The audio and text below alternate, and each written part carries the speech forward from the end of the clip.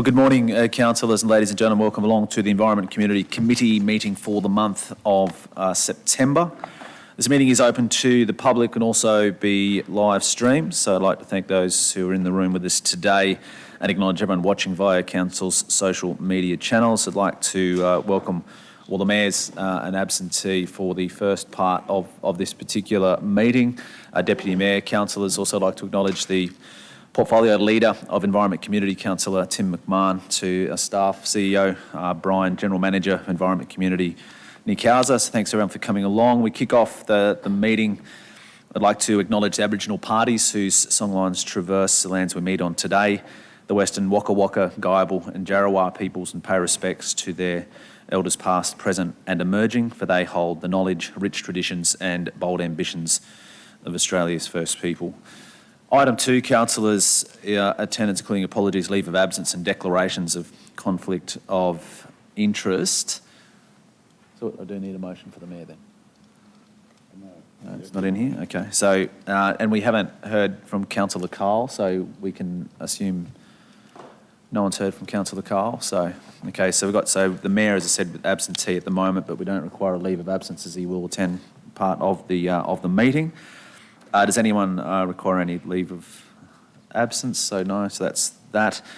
We go to the declarations. So councillors, there are a number of these that we will go through. Start with myself. For me, it is item number 4, Community Grants Program August 2021-22, Consolidated Approval Round 1, Declaration of Declarable Conflict of Interest. I inform this meeting that I have a declarable conflict of interest in this matter as defined in Section 150EN of the Local Government Act 2009. The nature of my interest is as follows. The declarable conflict of interest arises because A, I am an executive board member of the Brothers Toowoomba Rugby League Football Club Incorporated. Brothers Toowoomba Rugby League Football Club Incorporated is an applicant organisation, row 1. So I propose to leave and stay away from the place where the meeting is being held while this matter is discussed and voted on. And then the second that I have, also item 4, same community grants program. I inform this meeting that I have a prescribed conflict of interest in this matter as defined in Section 150I of the Local Government Act 2009. The nature of my interest is as follows. I'm an ambassador for Hope Horizons Incorporated, and whilst understanding the position with ambassadors regarding conflicts, I did withdraw from voting on this application through the assessment panel, so I'll be making the same declaration here. And Hope Horizons being an applicant in row 65. So in accordance with Section 150EM of the Local Government Act 2009, I will leave the meeting and stay away from the meeting while this matter is discussed and voted on. Councillor Von Hoff.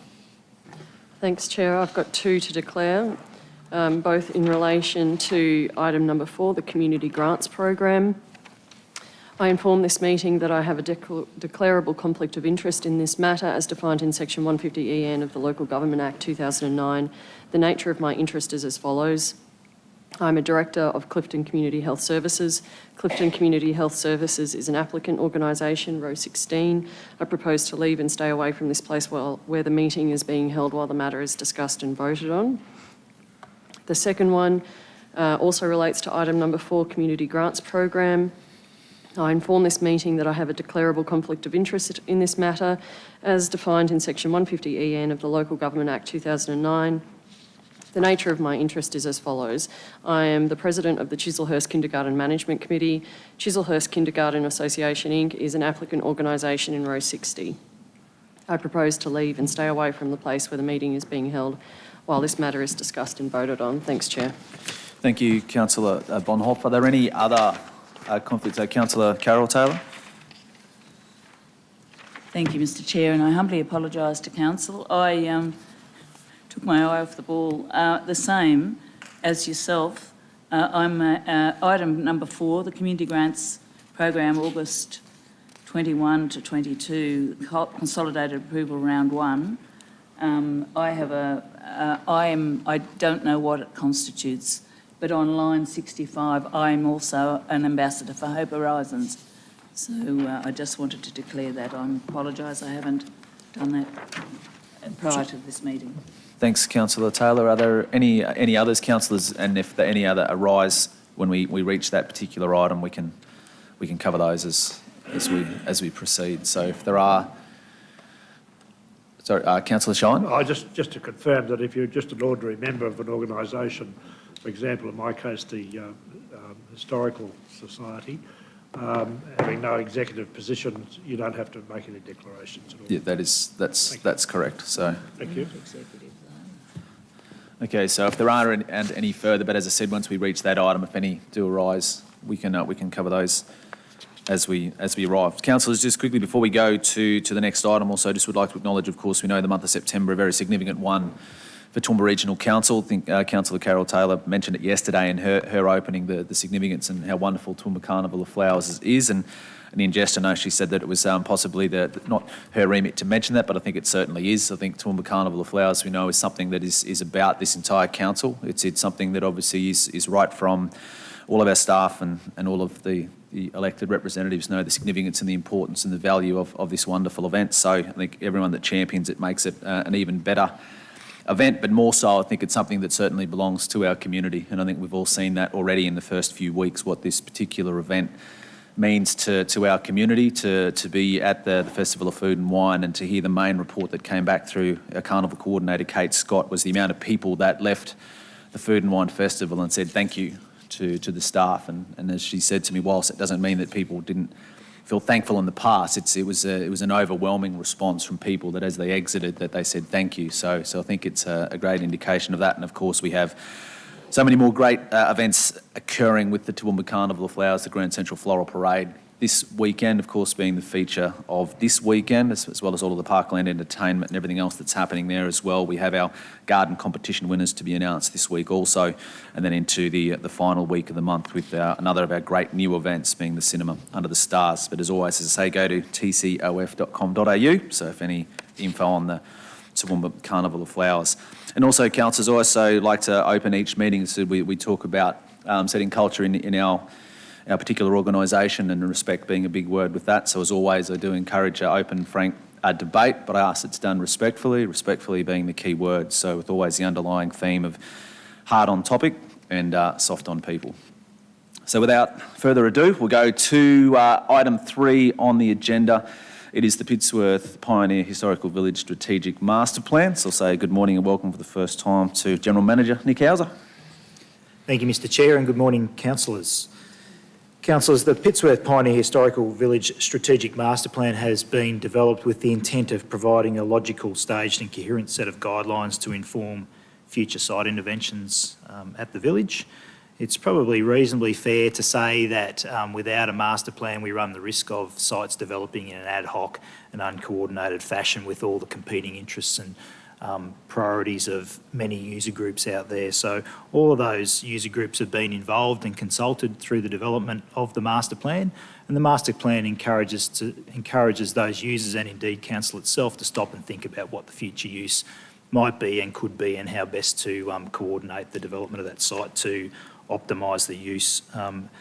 So that's about all I wanted to say by way of introduction. Thank you to the team who've been involved in that. Jade Bebbington, our Acting Manager, Regional Architecture and Heritage Branch, has driven this and taken it forward with plenty of assistance from the relevant branches in ECS, being Library and Cultural Services and Property Services, and Jade and the rest of the team are able to answer any questions that you might have, councillors. Thank you, Nick. Councillor Von Hoff, so questions, councillors? Thanks, Chair, through you. Morning, Jade. Would you be able to give us councillors an idea of how used the site has been historically and how used the projections are for it to going into the future? In terms of visitor numbers? Not just visitor numbers, sorry to cut you off, but also the community groups, so that I'm trying to get an idea of, we've got a budget allocation for this year.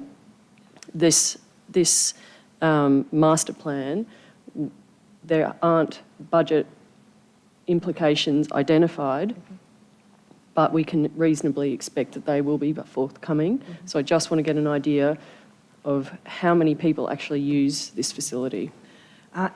Incredibly used by the user groups. That was probably a big eye-opener for me. I think that was something that really was surprising for me. when we started the exercise, the men's shed had in the vicinity of around 50 members and got to over 70 members within the timeframe that we were out there. The Woodcrafters in excess of 30 members. The RSL is more of a display on site, but come to site. That's a fluctuating membership. History Pitsworth is also a fluctuating membership, but they manage the site anywhere from 10 or more members. And of course, UA3, it depends on what courses are being offered or run, and that's subject to access. The challenge with UA3 has been that as the end user access needs have evolved, the site has become less usable. And so one of the expectations of the master plan has been to find ways to make the site more accessible so that it can continue to be used by those user groups. But certainly my estimates were in the vicinity of more than 100 users on the site, which I think was exceptional for a community facility in a regional town. And I think on top of that was the incredible passion and sense of ownership that those 5 key user groups had for the site. And then layered on top of that was the practice of attracting visitors to the site. So there was the targeted practice of schools and visitors from a variety of, for example, aged care facilities and that sort of thing coming to the site. And then there was also ways to attract the ad hoc visitor, so the grey nomad or the visitor. That side of it wasn't being well utilised, and that was something that needs a lot more work. For example, it wasn't even showing up on Google Maps. We've fixed that. That was a really simple fix that we could put on there. But, getting better signage out on the highway, that basic wayfinding was one of the things that we really wanted to fix so that we could actually show people that the site was there. And making the site available even when someone wasn't there to show them around. So that's one of the key things. We wanted to be able to make the site more available to visitors. Okay, that's excellent. Thanks so much, Jade. Thank you, Chair. Thanks, Councillor Von Hoff. Any other further questions? Councillor McDonald? Thanks, Mr Chair. Through you to Jade. From the outset, can I say how important this document is for not only for that centre but for the future of preserving some of the history that's out there and for the council to understand the enormity of it and the community, indeed, to understand it. And it'd be nice to duplicate this sort of a model through other areas of council's ownership at particular heritage sites. The caretaker's cottage is slated as being demolished this financial year. Is it actually being used at the moment? Yes. Yes, the caretaker's cottage is being utilised predominantly by the men's shed. The men's shed, in addition to using the site for the activities such as woodwork and metalwork within their sheds, they also provide a counselling service and a meeting space. So a large remit for the men's shed is about men coming together and, having some time away from home and having that mental health attended to. And so the caretaker's cottage is a really important part of that. And what we discussed with the men's shed was making sure that the function of the cottage was maintained throughout the master plan. So the intent of the master plan was to explore a community facility in place of that caretaker's cottage that would still provide them with the space for meeting, for gathering, but would also open up that space for the other user groups, because at the moment we've got 4 other user groups with very limited space to also meet and gather. And we've also got other user groups in the Pitsworth area, including UA3 members who would like to meet and gather, who can't physically access parts of the site due to stairs. So there is an idea that replacing that cottage with a facility that's very accessible would actually grow the use of the site. I certainly, at the moment, it's in the budget for demolition this year, but what we need to consider is when we would be able to replace it with a new facility and whether or not it should be demolished this year or whether we should be considering waiting until we're ready for replacement of that facility. Thanks, Jade. Just a follow-up with that. That was probably my level of concern through that. Just in regard to the new building or proposed new building, prior to that, would we do an audit of other facilities that University of Third Age particularly use in Pittsworth itself or other user groups to see what underutilised spaces we may or may not have? We could absolutely do that to understand whether there's other facilities, definitely. Thanks. Sorry, Councillor O'Hara Sullivan. Thanks so much, Jade. I thought the report was fantastic. I can't imagine how much time it's taken, and I know you haven't been very well, so welcome back.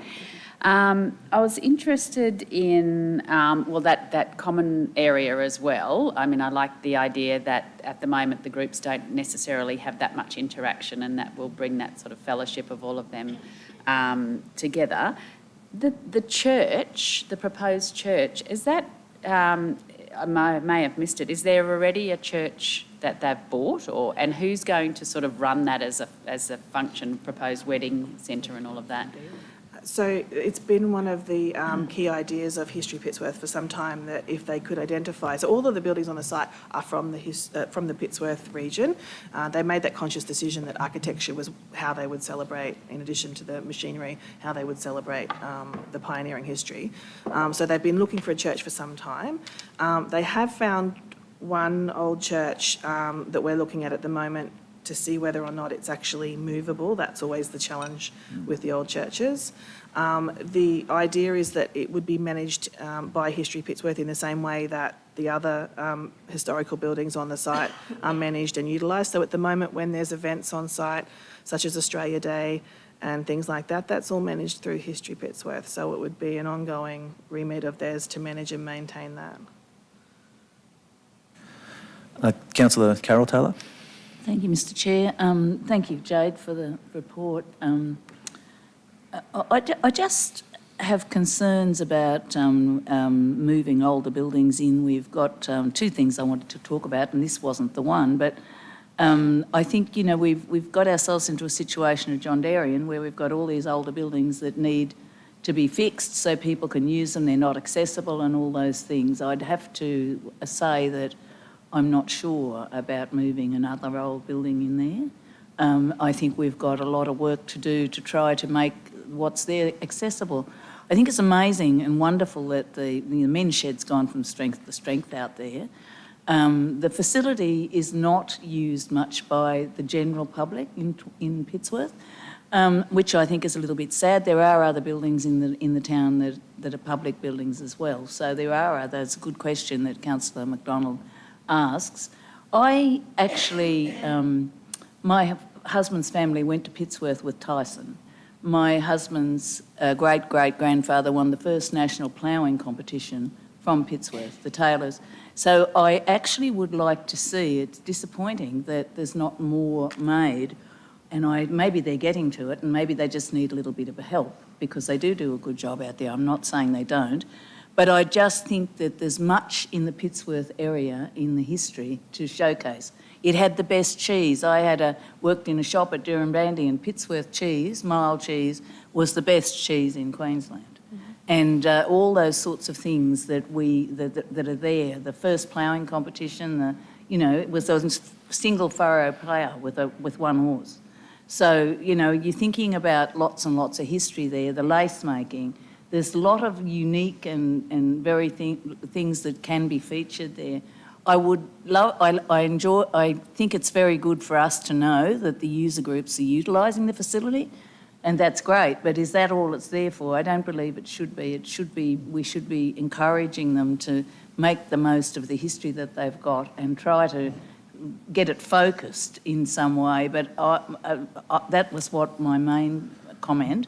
But I'm also very reticent to support older buildings being put in there because of the very reasons that you're talking about. It's not accessible, people who have difficulty walking around, and what is there probably needs a lot of work done on it. So are we creating another John Darien in this situation where the upkeep and the transformation of those buildings into being accessible are just going to be a millstone rather than... I reflect on and think it was a wonderful decision to stay with buildings from Pittsworth and reflect the early days through buildings. I think you can reflect the early days of of a community, but far better than with buildings. You've got photographs and live, you've got digital displays and different things that you can do that. So that's my concern, and it had alarm bells ringing for me. Thank you. I think absolutely agree with you in terms of the celebration of history, and that was certainly the main reason behind the master plan, was that we could see over time the reason that this site existed being diluted as more user groups moved to the site that weren't necessarily about the history of Pittsworth.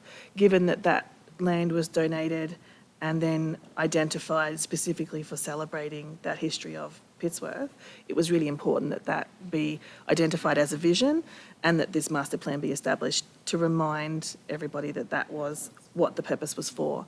And in terms of the building, I think any time a building is relocated, we need to go through some sort of assessment around the implications of that and the economic realities of it, and absolutely an assessment around whether it's viable for it to be utilised from an accessibility. And you're right, at the moment there's challenges in terms of accessibility for the buildings. One of the things we would like to be explored through the wayfinding strategy, because at the moment there's a level of exclusion because each of the buildings has stairs. But there's wonderful story boxes and different ways that you can actually put signage at the front of each of the buildings that would allow people that are less able-bodied to be able to move through the site and experience what's happening inside those buildings without actually physically going into the buildings. So there's a great layer of information that could be put into that site that's not there now that would really value add to the history and the story and the dialogue on that side, and would bring up information around things like the cheese, because they actually have all of that information there, but it's inside the building, so people aren't actually experiencing it. Sorry, the other thing there, unless there's someone there on the day that understands it, a visitor doesn't get that whole... I mean, it's wonderful to have displays, but you actually need to have someone there that understands that history, I guess, and, Absolutely, or if we could layer in some QR codes and some extra information. Anywhere I've been overseas, wonderful information. Click on a QR code and you've got the speaker in your phone and it takes you on that journey through the site. Someone telling you, I walked through Bath and it was telling me the story of the Roman baths just off my phone from a QR code. I mean, you don't have to go too far. You've only got to go to the World War I galleries down at the War Memorial, and that's been converted to that. So there's great really ways for us to Yeah. layer into that site without always having to have someone on the site. Yeah, which is more reasonable to expect. Yeah. Thanks, Councillor Taylor. Councillor Summerfield. Thank you, Chair. Thank you, Jade. Good report. I'm too looking at the buildings, and I notice we're removing one, but we're going to build 4 from what I could see in that, and that really concerns me. I think we're all feeling a little bit jaded or edgy around the JWS at the moment, and we don't want to see this to become a future one. I love the enthusiasm of our current users. I think they're fantastic. And my concern there also is that in a decade's time, will we still have an enthusiastic bunch of users out there, which I believe is the result of where we've landed with JWS, because you get enthusiasm and then people move on, people pass away, new people don't come on, whatever happens. And so you end up losing that enthusiasm. Not always. I mean, Pittsworth could go gangbusters and continue to grow, but I think we do have to be cautious, because at the end of the day, new buildings, old buildings, they all have to be maintained by council at our expense, and so or ratepayers' expense. So we need to make sure that that we're doing the right thing. So I really like Councillor Jeff's idea that we actually look at what else is around Pittsworth, where the other areas could be utilised. Yes. I think that's important. I do note 3 new toilets. That in itself stands out to me as something that I think should be considered. I think that the key thing to remember, the reason that we did the master plan, it started with the men's shed had the grant for putting the new shed on the site. And the question was, is that the right location for that shed to go? And so it came about, well, let's develop a blueprint so that as they get grants for the site and as they want to do more interventions for the site, there's a way forward. I guess at the end of the day, as much as we've developed this as a 10-year plan, or it may not be delivered. This is not about a commitment from council to go out there and deliver this as a project. And I guess this comes back to Councillor Von Hoff's question around this being in future budgets. This is about saying, as the community groups out there get grants and want to do additional interventions, this is the pathway forward for that to occur. As they get grants, there may be things where council has to help them along the way and to do things, and so there'll be a partnership and a collaboration through that.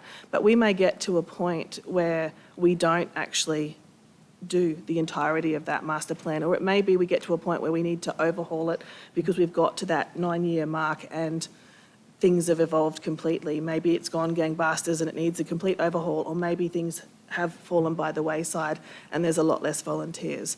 So I think the master plan at this is a snapshot in time of what might occur if things go well, but we need to know that it can be changed, it can be edited, it can evolve over time, and it may or may not be delivered. It's just a strategic master plan.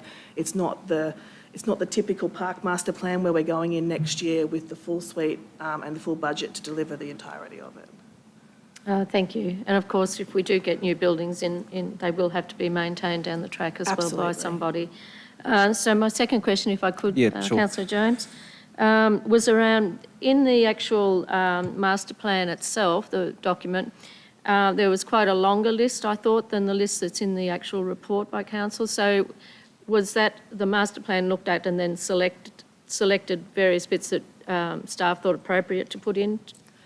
I just put some of the key items in the council report. In the larger master plan report, I had put effectively every possible intervention that may occur subject to grant funding or council intent to assist on the site, subject to review of that being identified as something that council would like to do, and what the implications of that were, and having conversations with various contractors and concreters, builders, toilet delivery companies, just to understand what the cost implications were that, so that there's a level of transparency in what the cost implications of that master plan was. Great, thanks, Jane. Thanks, Councillor Summerfield. Councillor McMahon. Chair, thanks, and through you to Jade, thanks for all your work on this. I have a few questions. The first one was pretty much the same thing as Councillor Carroll and Nancy said. I caution against this being we've got old buildings, let's put them there. And I know it's already happened, and old farming equipment as well, old, rusted farming things. That it's all through the picture essay in the report that may be ambition, but I don't want it to just kind of clutter a really good site. So I'll take that one as a comment. Second question, Councillor Nancy also alluded to it. You've got toilets in stage 1, 2 and 3 of this plan. I'm just wondering the toilet situation at present, if there's, is there adequate supply, if that's the right word? And I believe we pulled some down recently out there too, or was that the caretaker's cottage had some in? Or? No, we haven't actually demolished any on the site that I'm aware of, and what's there now isn't adequate or compliant is part of the issue. And it's particularly an issue when there are visitors to the site. It's also then particularly not compliant. So the challenge is, where do we put them so that they're usable? And while there's 3 buildings for the toilets, that was about saying, rather than building one large toilet facility that's very obvious on the site in amongst smaller pieces of architecture, we thought to break it up, which would also bring with it some cost savings because you could deliver it over a staged period. It also meant that if things changed, we hadn't delivered a very large toilet facility that may actually not be for several years' time because the number of users on site had actually downgraded. Yeah, sure. So it was about actually future-proofing the spend in that space, and also being able to put them one of the key feedback was that we needed them in various locations on the site because of the user groups need to be able to Accessibility. access them Absolutely. with a certain amount of speed at times. So having them strategically located was really important. So, but the third lot of toilets, which was over near the church, if a church is never found, if the church has never moved a site, if that's not something that's palatable, then they would never be built. So there's things like that. One thing leads to another with the master plan. And as to your first point, couldn't agree more. One of the key bits of feedback to the group is we just can't keep moving machinery to the site. We just can't keep moving things to the site. And part of the master plan is really to slow that down and to say, let's make some reasonable decisions here. Let's actually have a plan that helps you make a decision about whether you do actually need 5 pieces of the same machinery or whether one really good quality piece of that machinery with some wonderful signage will actually be sufficient to explain the history of that particular plough.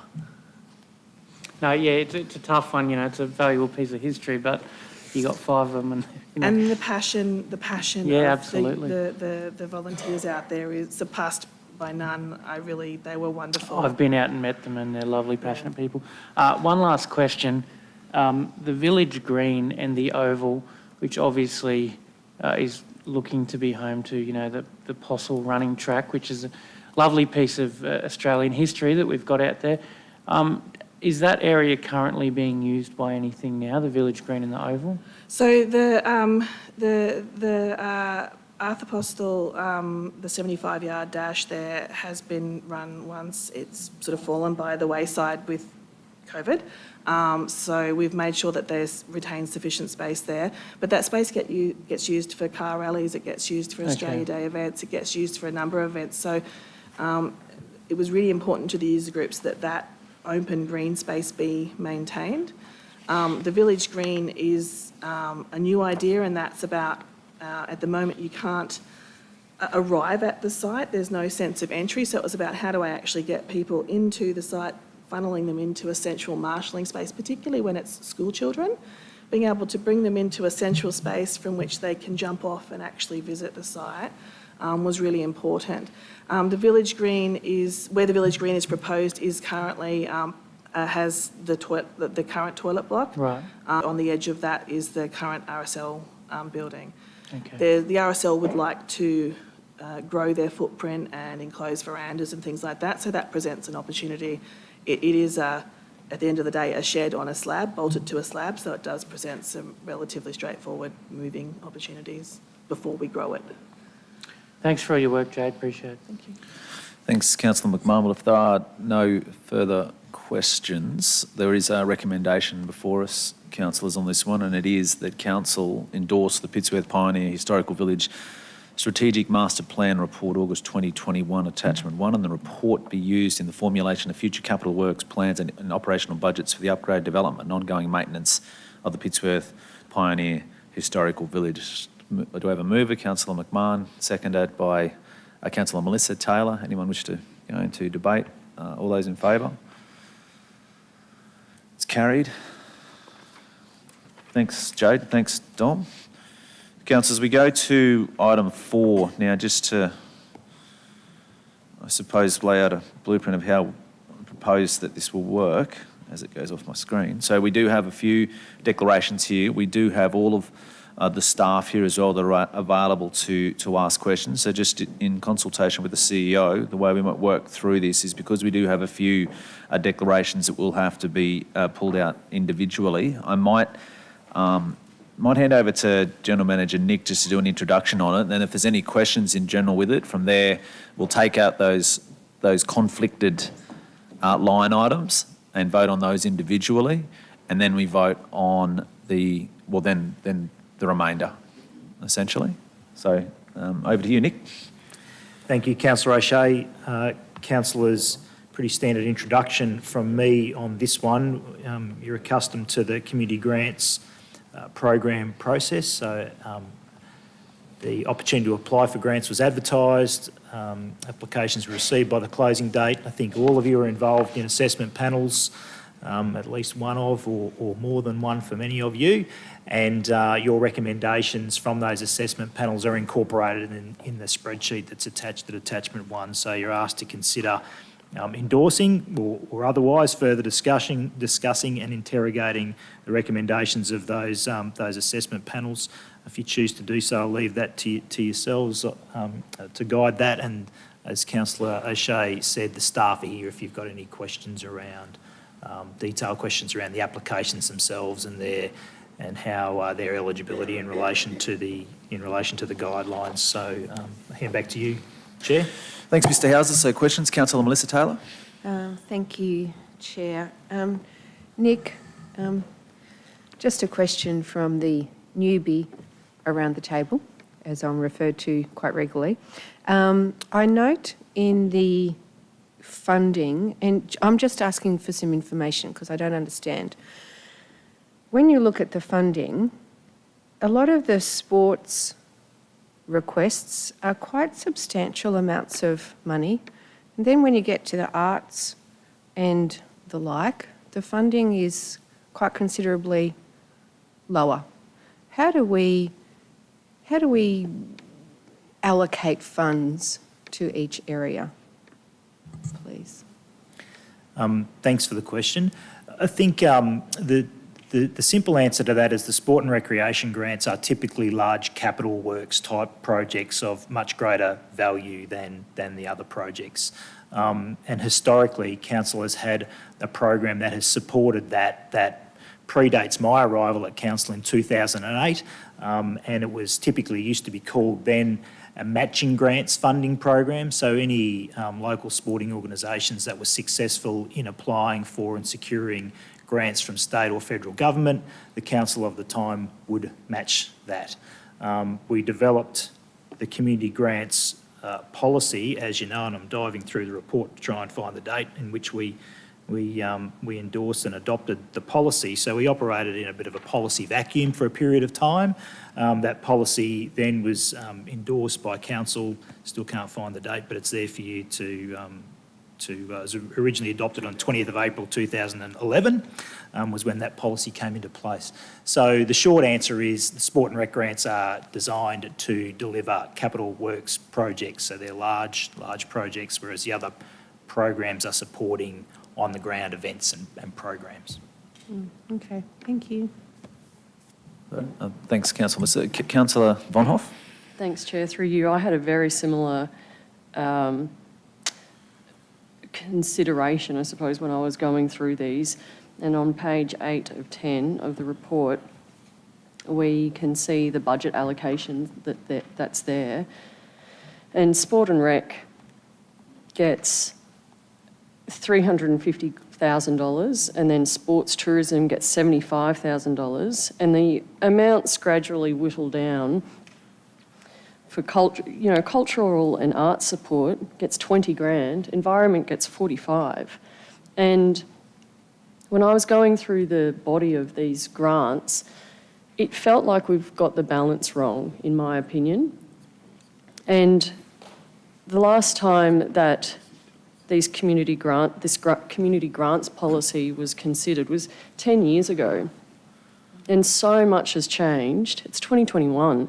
So much has changed in a decade, and I don't believe that we are getting the balance right, and I don't believe that we are encouraging all members of our community to benefit from these funding opportunities equally.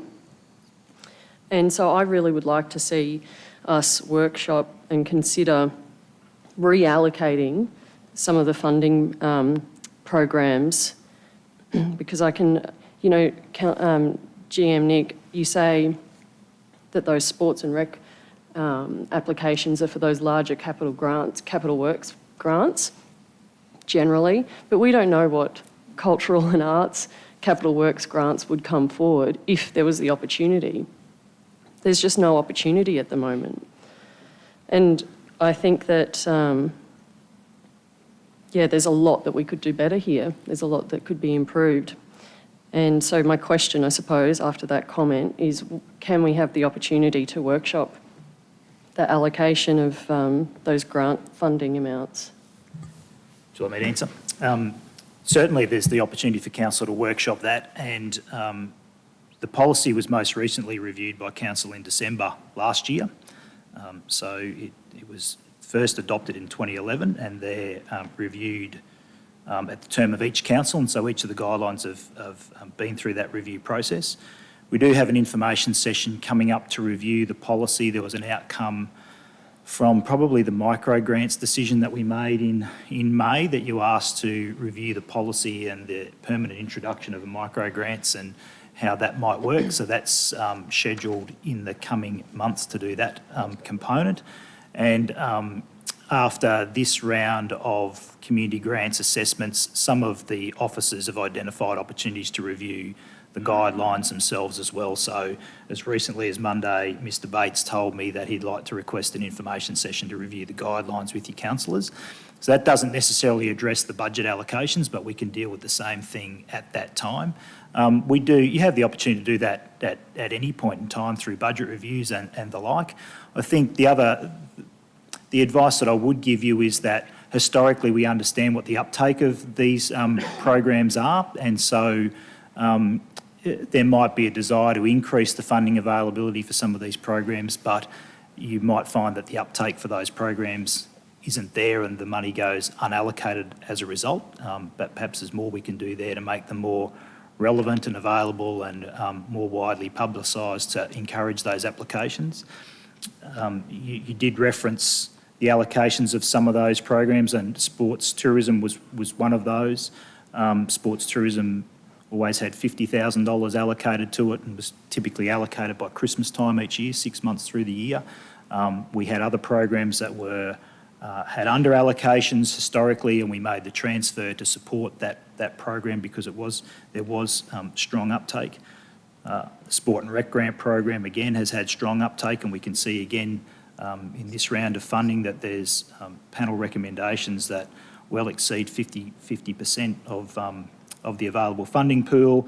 The event support is currently down, and that's as a result of COVID restrictions, and that's one that I look to Gary, and he would caution me against saying that there's potentially additional surplus funding there. It's probably an area we need to focus even harder on to re-engage and wake up the community and events sector, I suppose, to take advantage of that funding. But the answer to your question, yes, you can workshop it, and indeed we're planning to do so before the end of this calendar year. I think that would be good, because generally we've got a situation where sports gets close to $500,000, cultural and arts support gets 20 grand, environment gets 45,000.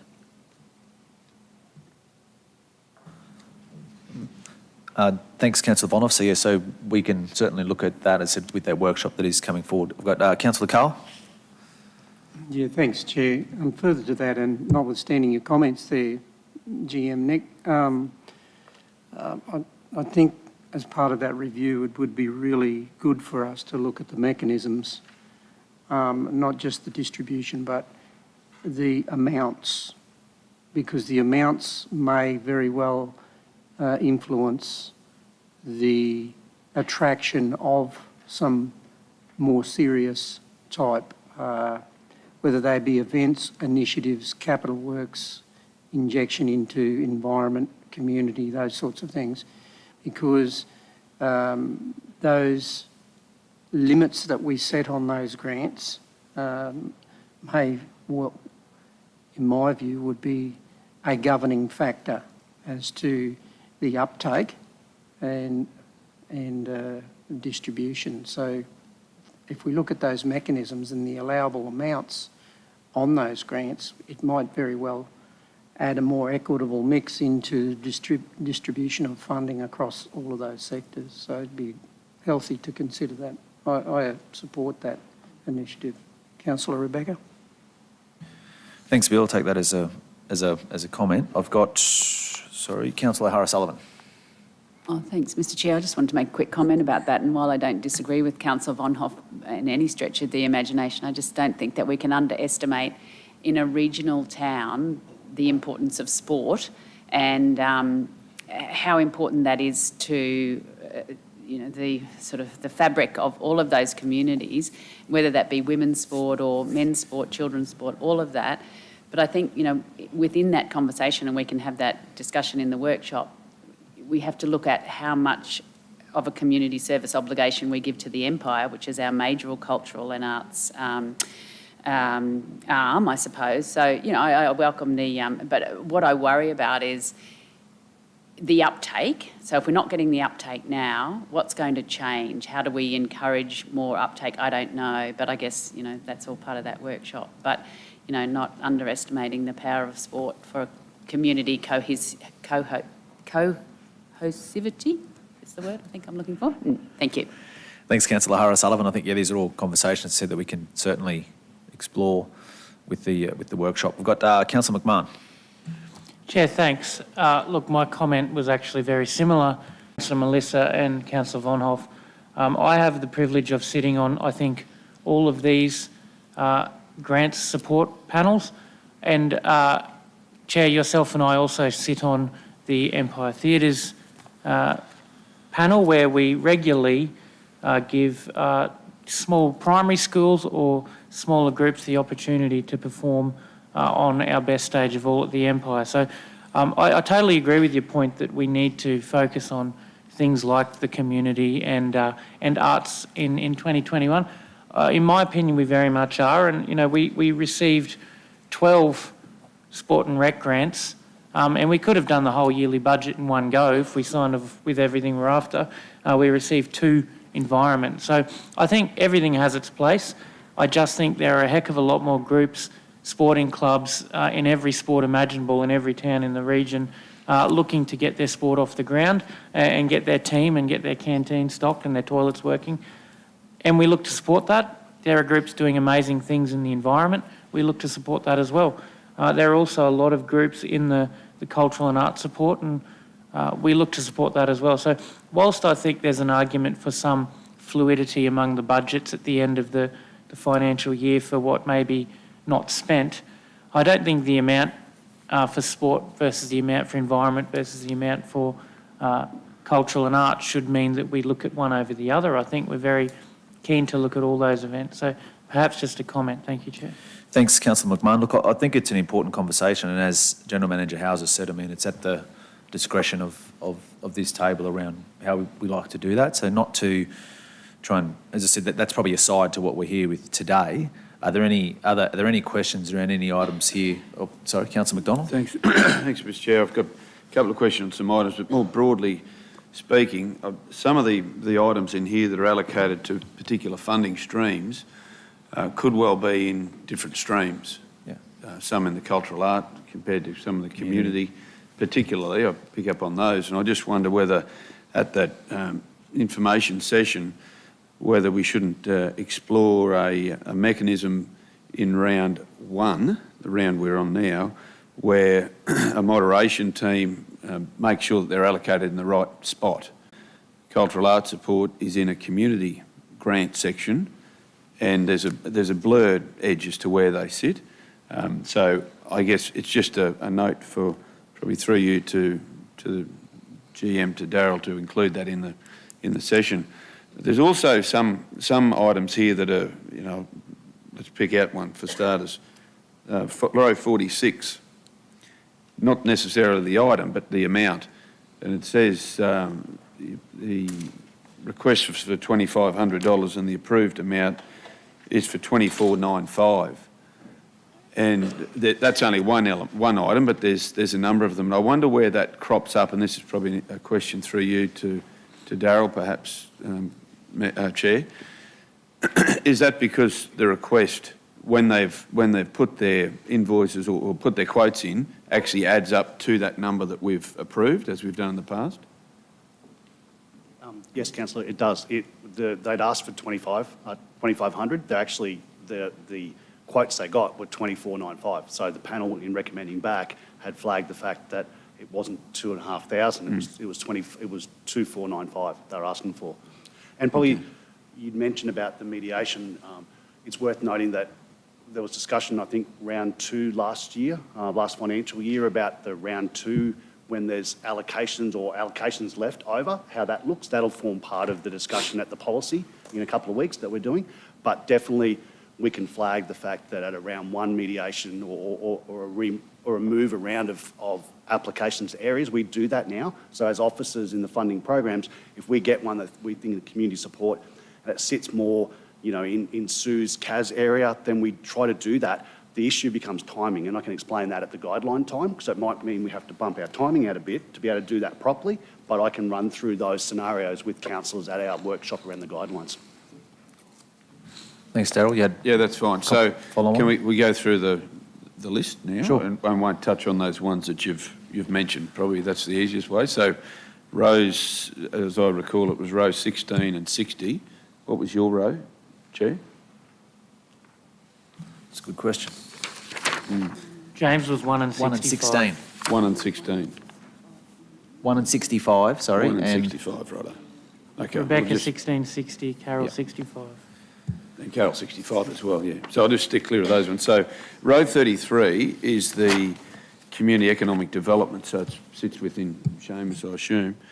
And I'll just query that one in the sense that it's a Crow's Nest Tourism and Progress Association, yet it's 5 locations in the Toowoomba region, and how that would actually function with that group being a volunteer organisation, or whether it's an outsourced model. Row 33, sorry, Councillor Carroll.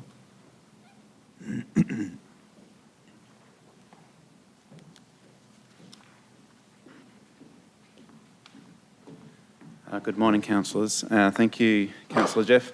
Yes, that particular project is being coordinated by the Crow's Nest Group. The delivery is being outsourced to a third party, to a business advisory organisation, and they will be delivering that in 5 locations, so 4 regional and 1 in Toowoomba. Okay, thanks. I don't have any more questions for Seamus, but others might, perhaps, while he's here. No? Does anyone have any other further questions that would relate to Seamus? Community development? Well, No. Chair, can we just get clarity? Are we going to deal with the items where there's a conflict first, and then? When we get to, Because yeah. I just worry that we're going to start to talk about things that we can't really quite talk about until those matters have been decided on. Okay, yeah, well, we can, I'll just sort of open up generally if there were questions, but yeah, when we come to the voting stage, we have to do these separately. But I mean, I'm happy to go with those items that we have declared straight away, if that's the preference of councillors. Chair, because in asking some of the questions, I particularly have a couple of questions I'd like to ask, but I don't want to conflict myself, so I need to probably have those dealt with before I can even ask the questions and Sure. get into the conversations. Sorry, Yeah. Chair, to be Yeah, difficult. no, I'm comfortable, happy to do that. I just sort of always looking if there was any generalised questions that people had. Sorry, Councillor Thank Taylor. you, Mr Chair. Look, I actually have, I'm pretty certain that I've come before council before. I don't believe being an ambassador for Hope Horizons No, precludes you from being present on anything that's voted with them.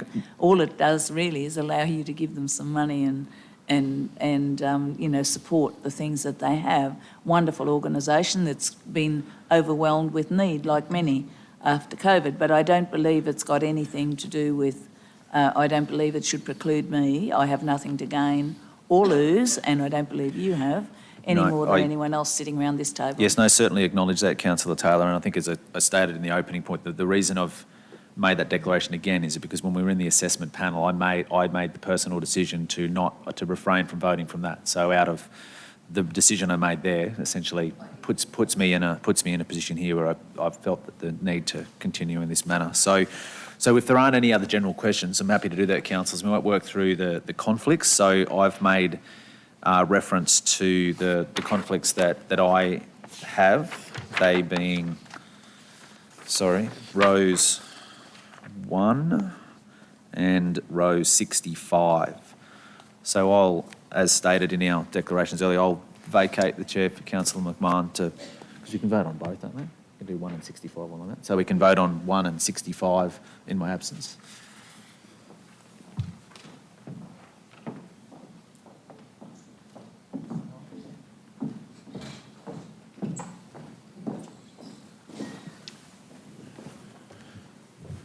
Thanks, Councillor James. So, councillors, row 1 and 65 concerning Brothers Rugby League and Hope Horizons.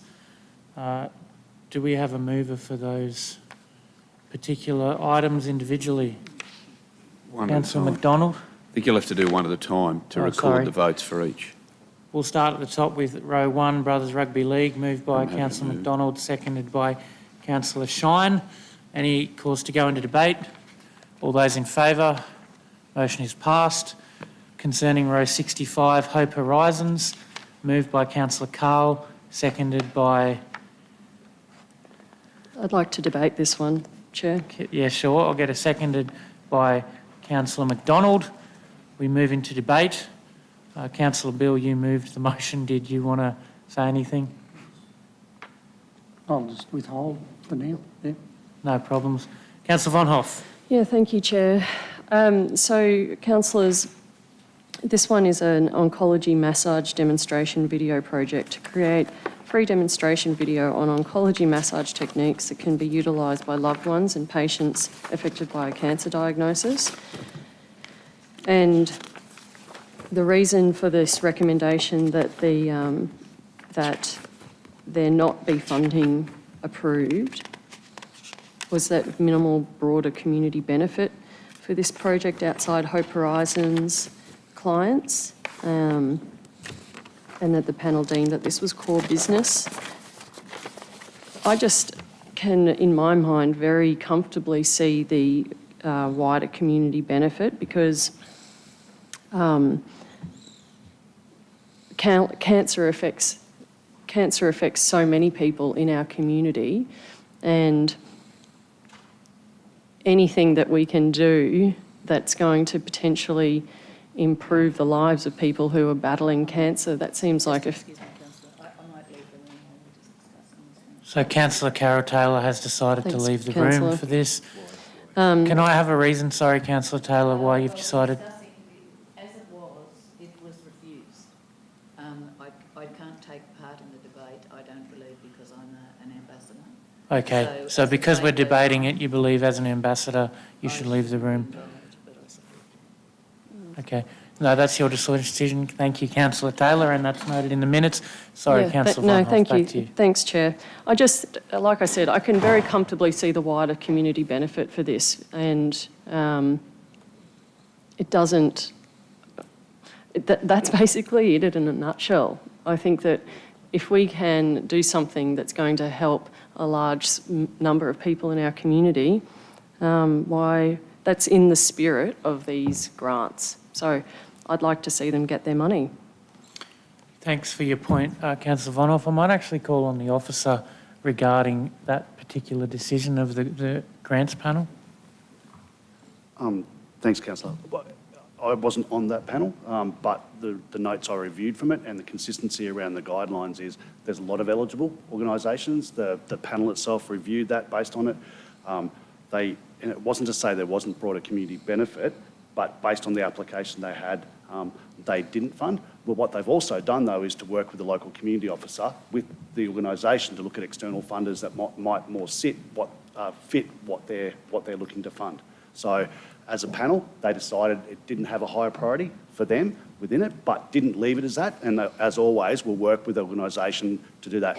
There's a good opportunity, and within the guidelines, it's quite specific about, that talks about broader community benefit and the interpretation of that. We're going to have an opportunity to come back to councillors on individual guidelines to flesh out a bit more of what that might look like. But as a panel, the members, and there was councillors and staff, didn't deem that as higher priority as some of the other ones.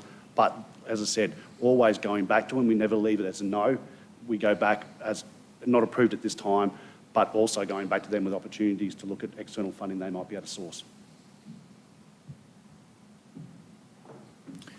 So, Councillor Von Hoff, where would you like to go from here? No, well, thank you, Chair, and thanks, Darryl, for that. I note the subjectivity of what you're talking about, and I still maintain that there's the wider community benefit there. So I have read the guidelines closely, and that's just my perspective on that. I think that the wider community benefit can be demonstrated with this project, so I would still like to see it funded. Councillor Summerfield, you had a comment regarding that? Probably more a question, really. Thank you, Chair.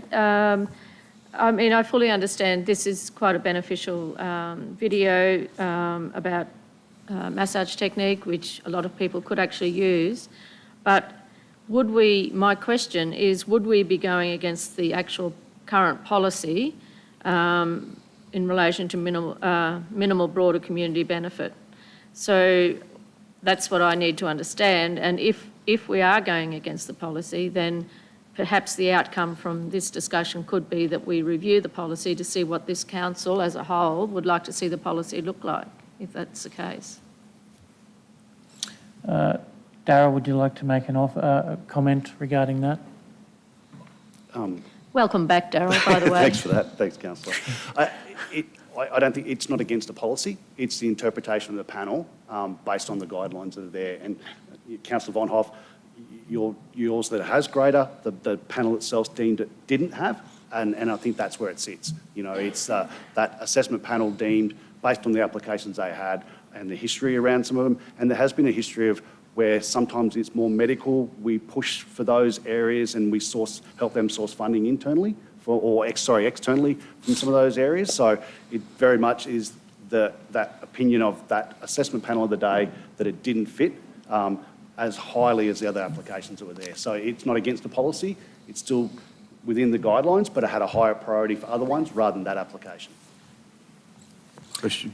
I'm just going to go to Councillor O'Hara-Sullivan, then Councillor Shine, then Councillor McDonald. Thanks, Mr Chair. I'm not sure whether this is for you, Darryl, or I guess just with this process, I think we go through this same sort of thing every year, and I mean, I welcome your questioning. I suppose we have that panel system so that not every single one of these is coming to council to be thrashed out. So we either let the panel do the job or we sit on every panel. So I guess my question is, can all councillors sit on every panel if that was what you wanted to do?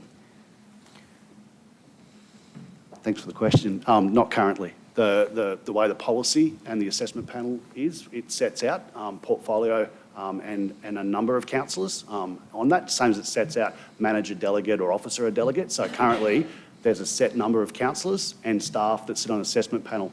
Ultimately, the report and the recommendations from those assessment panel come to full council for endorsement anyway. Can I just ask a second question there? Thank you, Darryl, Mr Chair, if you might. So I note in some of the other ones that part of the sort of criteria for approval or not approval comes from whether they've had funding previously. Yep. So do you know what the last funding that they had received was for, off the top of your head? Yeah, what it was for. No, I don't. It'll be the funding round and the amount. Yeah. I won't have in front of me, I but just I thought can you get might it through the GM It doesn't if you matter. require. Yeah, thank you, yeah. But they do, the panel, it's hard because like we've talked about in the past, like councils will get an Excel spreadsheet with, 10 lines kind of stuff. We do look, as an assessment panel, look at when they've previously received funding, and you'll see in there, I think we had one of the Koala ones not recommended because they've got funding round 2 last year. So as an assessment panel, we have not just their application, but a bigger history and snapshot of what's there, where they were funded, what that funding was for, if they've got a couple of years in a row. So it always makes it a bit more difficult to report in a more consolidated format to councillors on what's recommended, not recommended. Sure. Thank you. I might just, Councillor O'Hara-Sullivan, revert to General Manager Nick Hauser regarding those assessment panels. Thanks, Councillor McMahon. Councillor O'Hara-Sullivan, I just wanted to add to the advice of Mr Bates in relation to the construct of the assessment panels. So it's detailed in the overarching policy itself and not in the individual guidelines, and it's in section 3.5 assessment process. It's page 127 of 376 in your board books, towards the bottom of the page. The assessment panel for community support grants, cultural and art support grants, environment grants, event support grants, sport and recreation grants, or sports tourism events grants includes the following members. And it's the councillor responsible for the portfolio for the grant program and other councillors as agreed by council. So indeed, if you agreed, you certainly all could sit on an assessment panel. The agreement and the construct of those panels was determined in the middle of last year. There was some discussion around the formation of those panels and who's on those. They can be reviewed though. I think most councils don't even have councillors on the assessment panel, but it's another question. Councillor Shine. Thanks, Chair. Just in relation to this matter, obviously their primary purpose is cancer care, and it's hard to imagine, from my perspective, that that wouldn't have broad community benefit, bearing in mind the incidence of cancer in our community. But at the same time, the panel has information before it often that we don't have here today, and I'm loath to criticise any decision that they've made. But my question is, if we were to reverse that decision and approve what was sought, $1,980, would that necessitate a reduction from some other grant that's been made? Thanks, Councillor. Not currently. So it would be added on to the approved, and off list. We haven't used all the $40,000 we currently have in the community support funding. So it wouldn't take money away from another grant application. It would just reduce the next... Yep. Next round. For the round 2. Cool. Okay, thank you. Councillor McDonald. Thanks, Mr Chair. Just some clarification, so it's a question, really. Hope Horizons have auspiced row 50 as well in this, which is another grant which has been approved through community support. Because this is a different subject, because part of the guidelines is that you can't apply to two different streams. This is the same stream, same application, but a different project. So therefore, they're still eligible. That's correct. Okay. So yes, Councillor. So while you're there, Darryl, well, the question then to me lies around the distribution of this video that's being put together. Hope Horizons welcome anyone to come to them.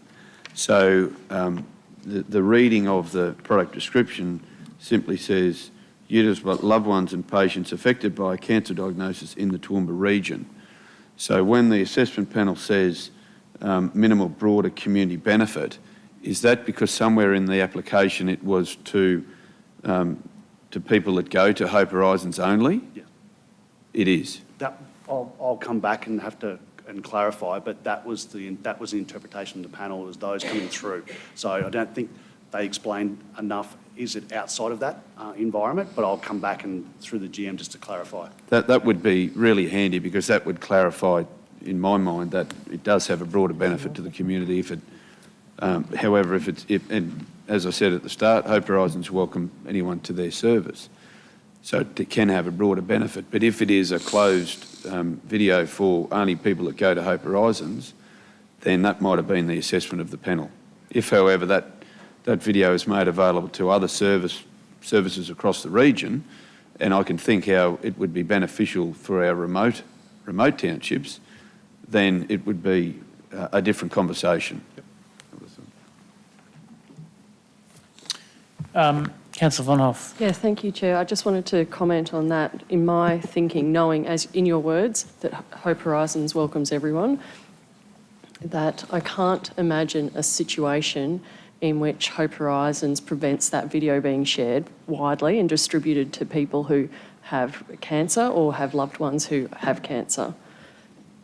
Yeah, well, and I guess that's an assumption, but that's where my thinking was. That's fine, and I have probably a similar thinking, but I don't have the information before me, so I can't. And if the assessment panel's gone on that it's for Hope Horizon people only, that would give rise to why the assessment panel's assessed it as it is. I'm just wondering if an officer who was on that particular panel may be able to fill us in with a bit more detail, or does that require a bit of time? Or? Okay. So I suppose I can speak from my experience being on that panel. It was kind of put to us that this kind of video may be done by someone else in the health department. That's a broader Queensland initiative. and probably the information was available elsewhere, rather than a specific Toowoomba region project by a Toowoomba region company. Certainly not detracting any of the good work that they do. Now, that was what was put to me. If council would like to overrule that, I think we're at the point where I'll go back to Councillor Von Hoff. I've said my piece, thanks, Chair. Did you want to? I'll just be voting in favour of that being approved. So if the motion still has the support for its approval, my vote will be in opposition. Sure. We have found the advice, and I might hand over to the officer. Thank you, Daryl. Sorry, so my apologies. In the application itself, the resource is available at no cost to anyone in the community and encourages interaction between allied health services and the community. So it is open to everyone. Thank you, Daryl. Appreciate that. So we have the motion before us that council not approve the application for funding by Hope Horizons as recommended in attachment 1, row 65, moved by Councillor Carl, second by Councillor McDonald. All those in favour? Motion is lost. I propose an alternative. Thanks, Chair. Chair. Thanks, Councillor Von Hoff. Thank you, Chair.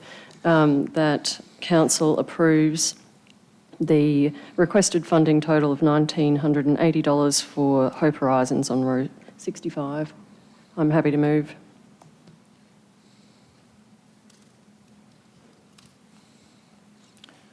And that's been moved by Councillor Shine. Seconded by Councillor Shine.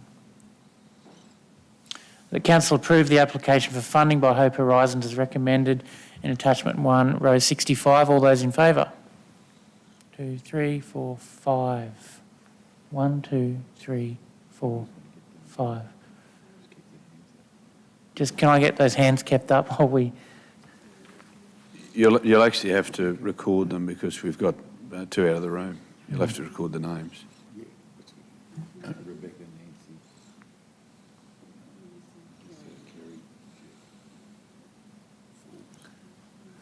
So is it half of 11 or half of who's here? No, half of who's here. Okay.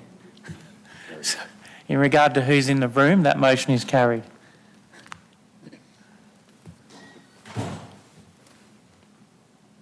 So that's done. Can I have Councillor O'Shea come and resume the role as chair? No, you might as well do 1 because James will be out for 1 as well. Haven't we done one? Oh, we did 1, did we? Yeah. Oh, perfect. Well done, Tim. So, Councillor O'Shea, did you... Hang on a sec. Row 50 is auspiced by Hope Horizons. I'm just wondering if you wanted to include that.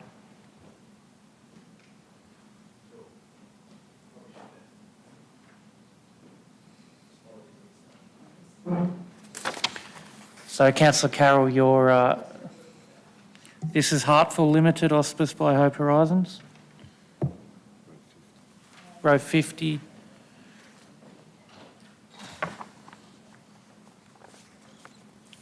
Councillor O'Shea and Councillor Carroll Taylor have left the room. Are we right to vote on that one separately? In regards to row 50, in the Community Support Grant, 2019-94 was approved. I'll just wait for the motion to be...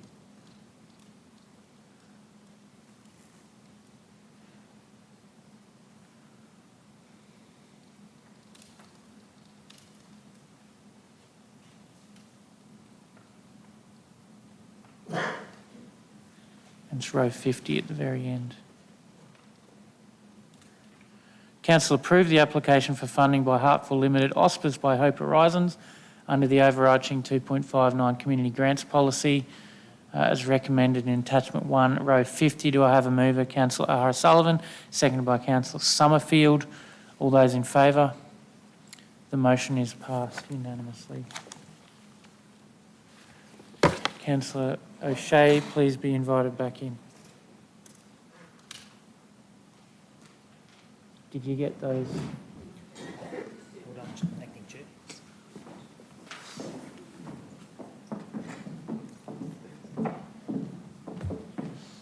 What are we up to? Councillor Vonhoff. Thanks, Councillor McMahon. So we move to Councillor Vonhoff. Thank you, Chair. So as I mentioned, two declarable conflicts of interest. The first relates to row 16. I have a declarable conflict of interest in this matter. As defined Section 150EN of the Local Government Act, I'm a Director of Clifton Community Health Services, and Clifton Community Health Services is an applicant organisation. I'll be leaving and staying away from the meeting while the voting is discussed and voted on. And then similarly, row 60, Chislehurst Kindergarten. I inform this meeting I've got a declarable conflict of interest in this matter. As defined in Section 150EN of Local Government Act 2019, I am a President of the Chislehurst Kindergarten Management Committee, and Chislehurst is the applicant organisation. In row 60, I propose to leave and stay away from here while you talk about it and vote on it. Thank you. Thanks, Councillor Vonhoff. So, councillors, we'll start with row 16, so of event support. So the panel recommendation there's for approval of $1,500. Does anyone have any questions or queries? Councillor Summerfield? Yeah, thank you, Chair. I've got a question in relation, is this for the event that's been or for one for next year? Is there going to be one next year? I think it's fine. It's been, one happened in March. I'm just wondering if this is for March 21 or March 22. I'll have to ask Ross. Don't sit on the event panel, councillor. I'll ask Ross to be able to make comment.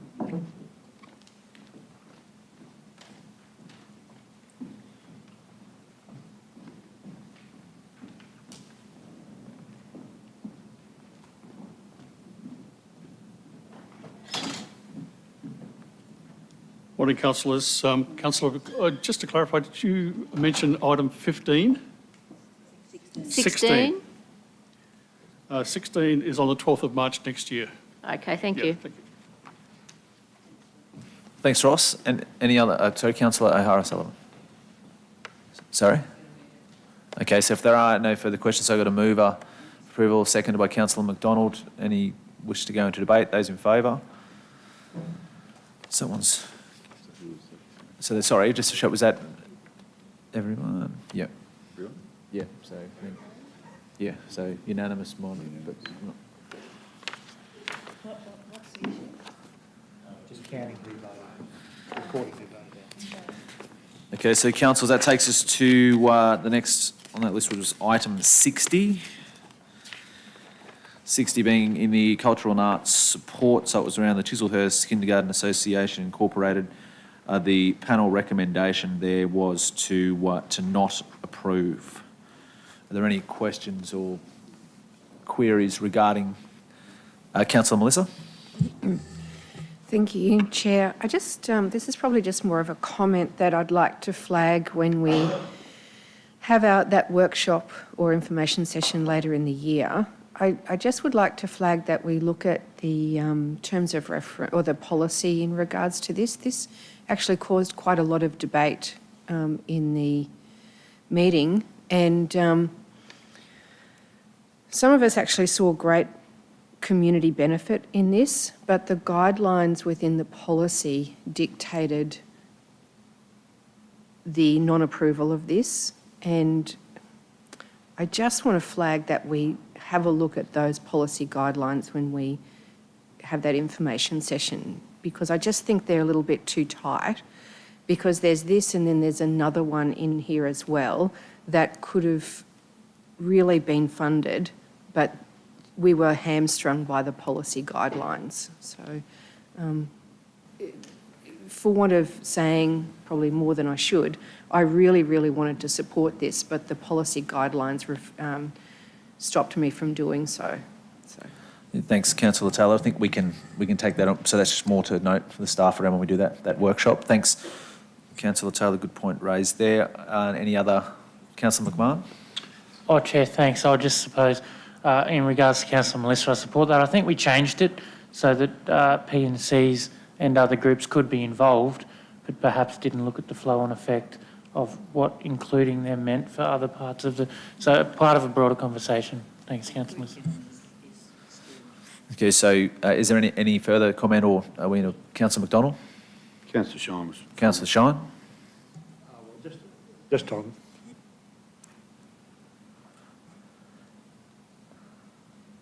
I have trouble with mine too, There we are. Sorry. You're on. Somebody moved it. Just on that one, that's the item row 60. I understand that it doesn't have broad community benefit, but when you look at the other applicants, a lot of the other applicants don't have broad community, sports clubs, etc., or other charitable organisations don't necessarily have, you have to be a member to get the benefit from it.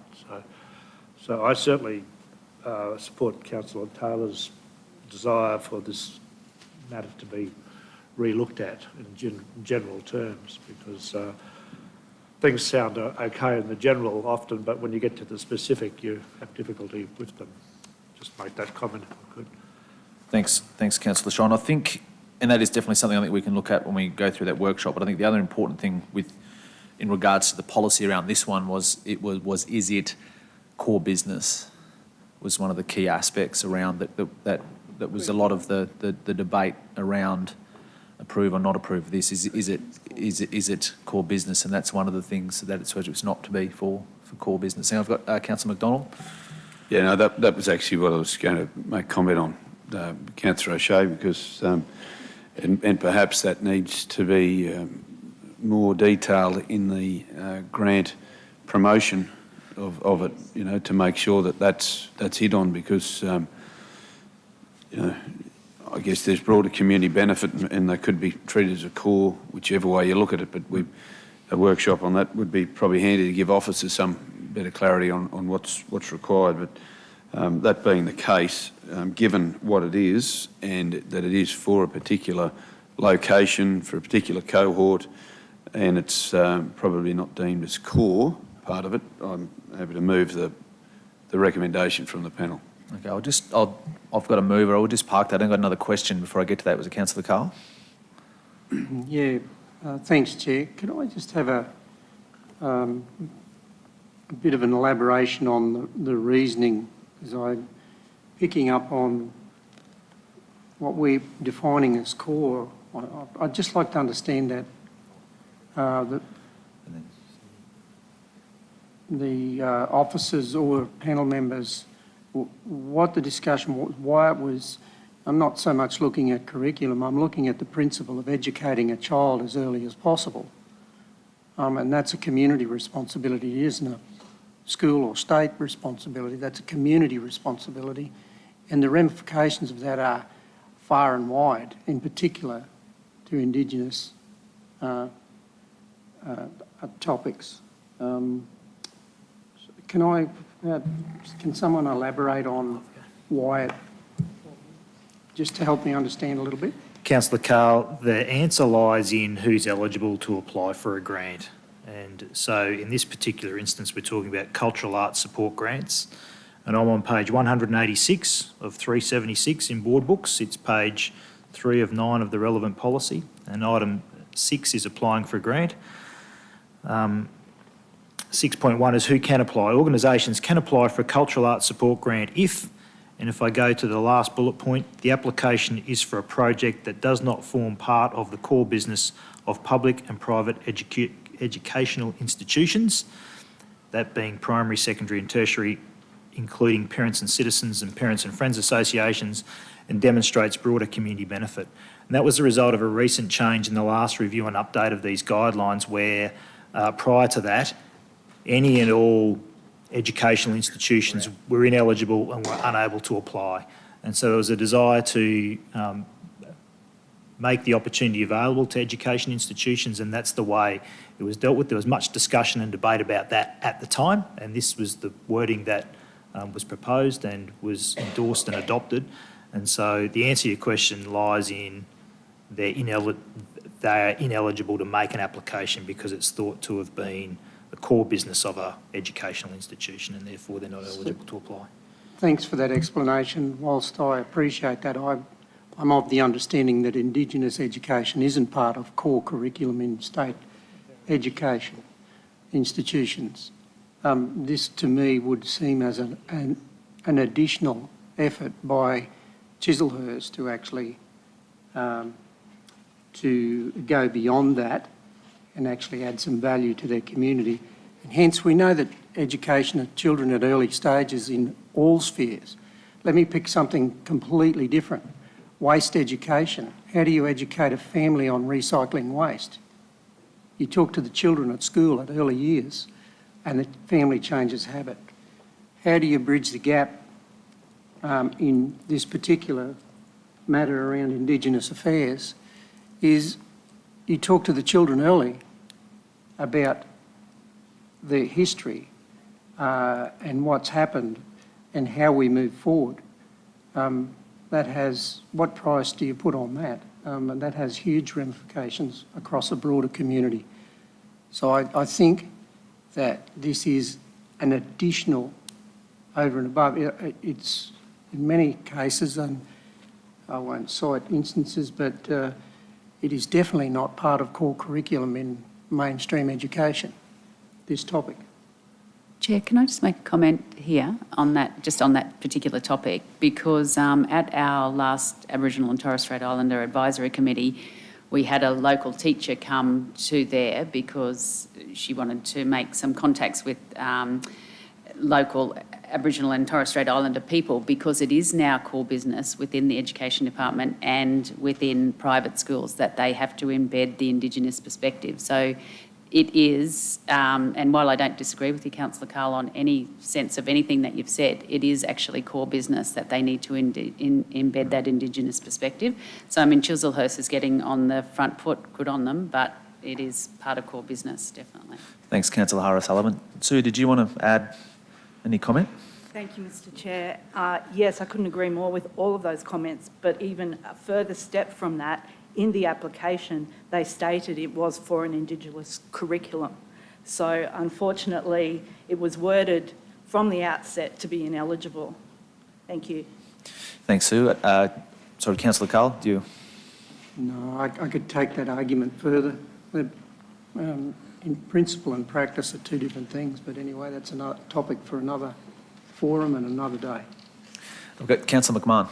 Thanks, Chair. Look, I don't think anyone's not going to say this isn't an honourable program, but I can very much tell you that any school from kindergarten to year 12 that has not embedded Indigenous curriculum perspectives as part of its core business simply loses its education licence. Like, this is very much the role of all schools and learning facilities to do this these days, very much part of core business. So it's not that it's not an honourable program that they're looking to do, but I think it's what every school and every learning institution in Toowoomba region has to be doing to keep their registration. Thanks.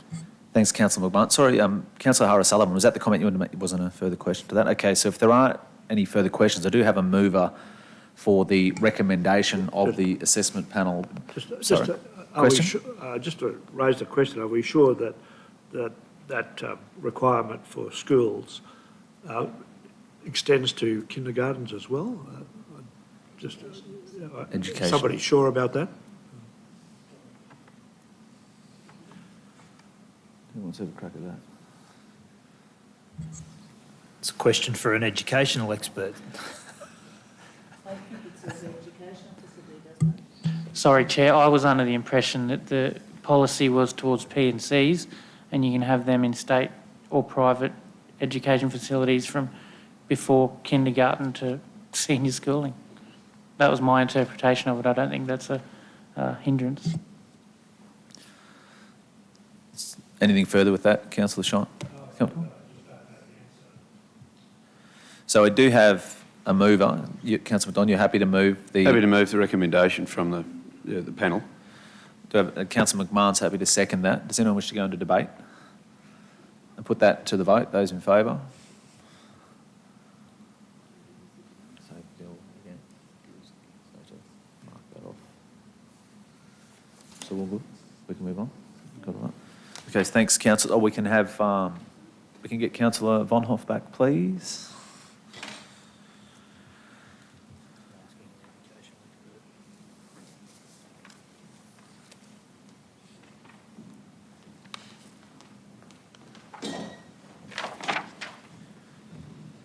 Thanks. Thanks, Councillor Von Hoff. So councillors, now we're dealing with the remaining items that are not 16, 61, 50 or 65. Are there any other further questions relating to any of those items? Councillor McDonald? Thanks. Thanks, Mr Chair. I just wanted to, given the conversation we've had, number 61, which was the Culture and Arts Support for John Darien State School song to commemorate the milestone of John Darien State School reaching 150 years of education to strengthen community involvement in bonds as the school plays such an important role in the community. And it talks about the panel don't see a broad community benefit with this project, and there's concern from the panel member that this state school, and as such funding is a state responsibility. The panel suggested that the applicant fund the school song themselves but consider eligibility to apply for an event grant for the actual 150th celebration. Do we know when that date is of the 150th celebration? Looking, who's with us that can answer that? It is next year. I want to say May, but I don't say that with confidence. I don't know if anyone else remembers from September, might have been. Yeah. And I note the comments, and perhaps it doesn't align with that particular state school song, but I would suggest to you that a 150-year milestone in a John Darien community is a broader benefit than just a John Darien State School. I would suggest it'd be a community benefit. Before, An event. just while Sue's coming to answer that, I'll, if I can answer that first of all, I suppose, as a part of that particular, the panel. This one was one that was also contained quite a lot of debate. It was actually quite split on the vote of which way it went. I think in the end it came back to, again, it was through the school. Is it the school's core business to have a school song, whilst it did have that extra community benefit, would be displayed through the community event, which does occur next year. So, but it was quite split, to be honest. Councillor Von Hoff, did you want to add anything further? Yeah, I did, because it was this one and 62, the next one that were also not approved, and to your comments, Chair. So when I was on this panel, and when we were considering them, there was a precedent set with the first item that was considered while I was out of the room, that then was, to be fair, applied across the others. And I am uncomfortable with where we landed as a panel on these two, because, in my opinion, the core business of, I think it needs to be clear that core business of a school is the absolute, the floor, and anything above that is not considered the core business. So a song isn't the core business. And I would say, especially in a community like John Darien, there is that wider community benefit.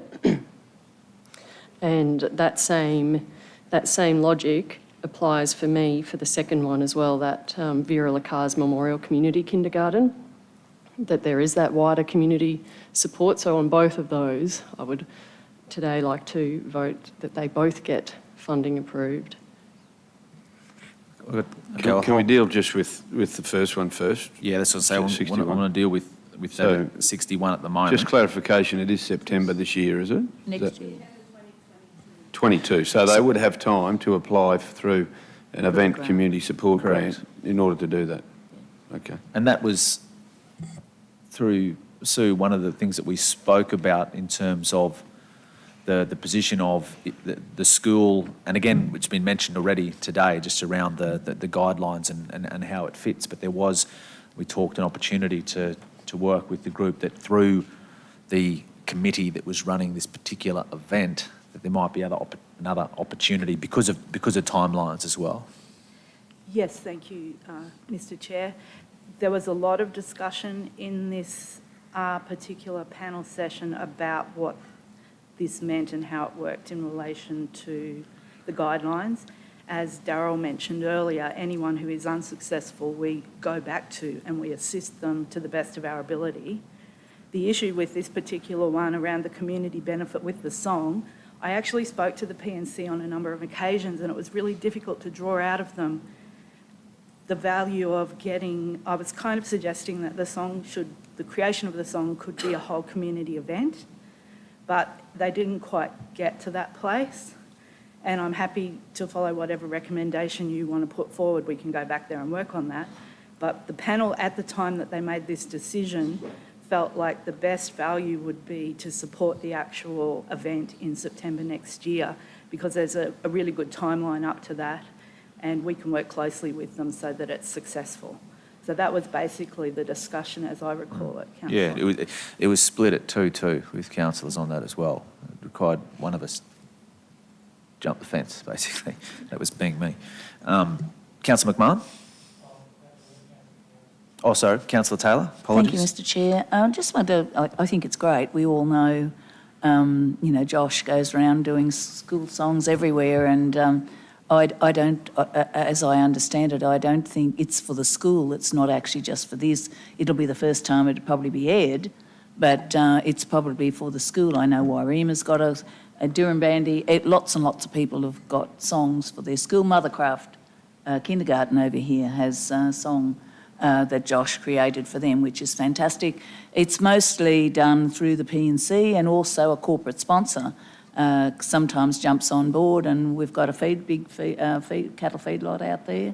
So just a suggestion, I would be more comfortable if they got events support for this rather than the school song. I love the school songs, and it actually does give that school that point. It's their very own. It's done especially for them, but I'm just not sure that it fits under here. That's not that I don't support it. And I think that there are other ways for them to fund that, because it won't be just for the centenary or the 150. It'll be for the school. And it's wonderful because they sing it on special assemblies and other things like that's quite stirring. So I support the PNC in their quest for the song, but I support also the panel's suggestion that perhaps there's more benefit for them to work through the event support for the 150. Yeah, thanks, Councillor Taylor. And I can tell you a lot of the things you've mentioned, a lot of things that were mentioned when we went through this one. So, Councillor McMahon? Chair, I just suppose I'd like to say on record, I personally can distinguish differences between this one that we're talking about, the 150-year school song, and the previous one, concerning one being core business, one not. I don't believe a song is a core business, and also community support or broader community interest. I can personally distinguish differences between the previous items, which to the panel's knowledge don't have community support, and this, which is for a small town, one school town, has the whole town involved. That's my position on this. Thank you. Okay, so any other questions around this Councillor Summerfield? Thank you, Chair. I just had a look on their they've actually got a Facebook page for their celebrations, and they're having a 150th year harvest banquet fundraiser dinner at the end of October. So they're obviously going to be doing some fundraising and profiling in the lead up to it, and it makes me think that maybe we could better support it with an event as well. But yeah. Yeah, yeah, exactly. It's one of those ones, as I said, the panel was quite divided on, because it's a great community outcome. No one argues that. And as you said, the timelines as well, I said, when the event's on, there's the possibility through Sue and that to work with them around event support, which incorporates something like this. So, what does that, Councillor McDonald? Yeah, I don't know if it's out of order here or not, but could we not suggest, given the timeframes and what have you to prepare and plan, that this actually is supported for the 150-year event, so that they've got surety, and I know it's a long time away, but our next grant's February, March next year, and if they've got a plan for, 150 years is a massive celebration for a community. It really is, and as I understand it, the event, will have gravitas to that community. It'll bring people from everywhere to be part of it. I'd be supportive of supporting it, but not specifically for the song. I know that sounds odd, but given what Councillor Summerfield said about the fact they're doing things, getting things happening, an amount now to get them going would actually help them give confidence to the fact they can have the event and do it. That $4,000 they could turn into $24,000 quite easily with other things, and they wouldn't be coming back for another grant. Just tossing it up there if it can be done or can't be. I don't think it can. I might get Officer comment on that, Mr. Bates. Thanks, Kaz. I would just caution it based on the fact they put in for a cultural and arts support, and going through the event grant program, depending on crowd size, depending on a whole range of things, dictates the funding they might get around it and what they're funded for. So, yes, we could allocate. Council could look at allocating, but it's a different form, different process, and different criteria to this one. Just to go blanket, that's money, this much money. Thank you, Darryl. I thought that'd be the answer. I was just going to say no. Okay, thanks, Councillor McDonald. Well, there is a recommend. Oh, I'm sorry. Does someone want to? Are we done with that one, or does someone want to move something alternatively to what's there, or are we comfortable to move past item 61? Okay, so I'm going to go to 62. So just because Councillor Von Hoff mentioned it, so would you like to speak to what you'd like to say around 62, Councillor Von Hoff? Thanks, Chair. I think that I've made the points that I had to make. It's just that there was a precedent. I disagreed with it. In the weeks that have passed, I now have my opportunity to vote in a different way to the decision of the panel of which I was a member. Thanks, Councillor Von Hoff. Any further comment or question around 62? Councillors, are there any other questions? Oh, sorry. Sorry. Mr. Chair, could I make... This is a really tricky part, because what happens here is that if Councillor Von Hoff sees fit to go against this recommendation, and it's all bundled as one recommendation, Correct. She has no choice but to vote against all of the grants, and I'm sure that she wouldn't. So my thought would be that you actually could separate it and do it in that fashion, because it's unfair on Councillor Von Hoff if 99% of the grants she agrees with, yet she's voted as voting against them. I would have just pulled both items out. That's what I figured. Yeah, sorry, Councillor Von Hoff, that was my understanding of what may occur, but there's the other option. That's why I sort of mentioned if anyone wants to put anything else further around 62, or if we're done with it for the moment. Are there any other questions around any other item existing on the list? Mr. Chair, thank you. I'd just like to make the comment that we all have our things that we support and passionate about, but I'd just make the comment that there's 23 applications in total that missed out.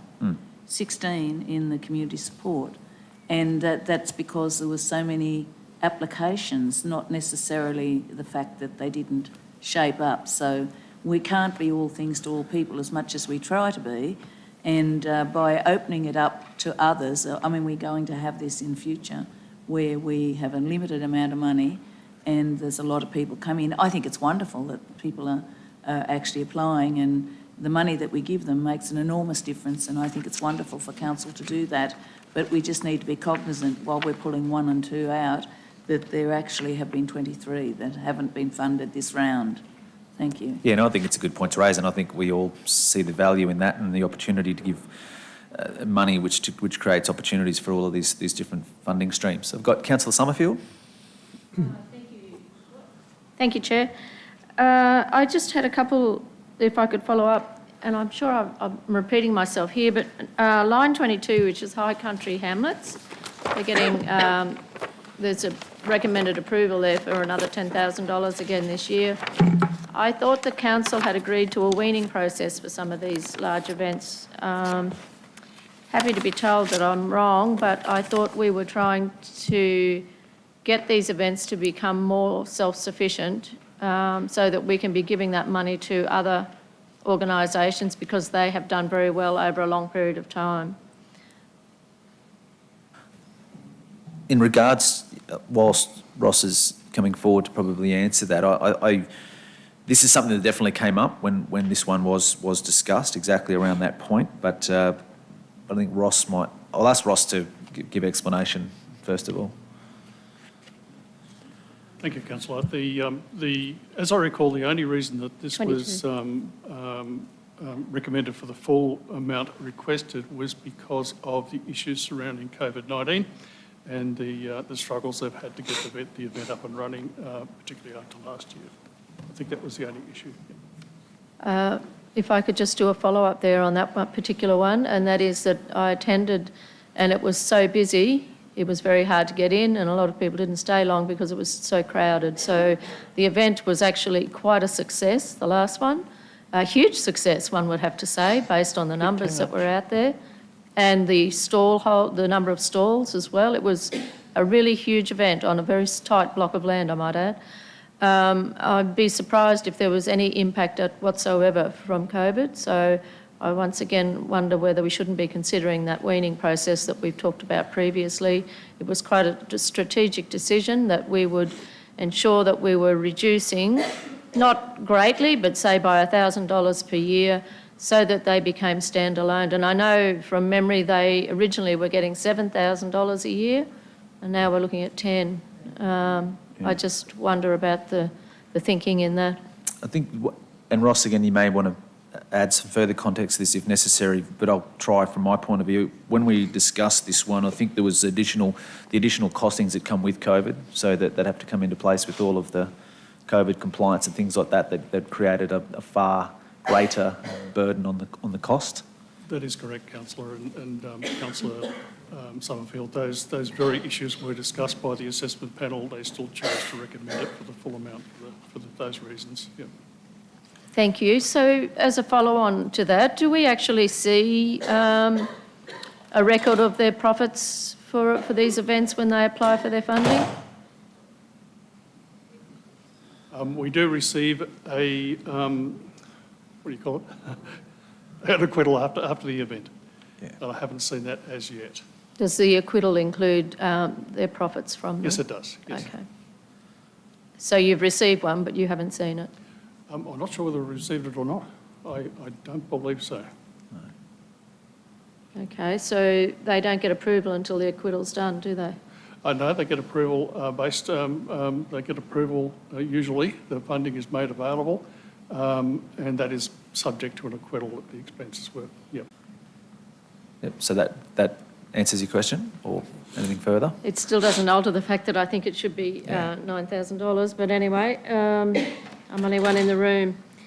I've got a second question, sure. if I could. Thank you. So just in relation to line 5, which is the North Toowoomba Bowls Club, I thought previously we had said they were ineligible because of poker machines or something. Is that right?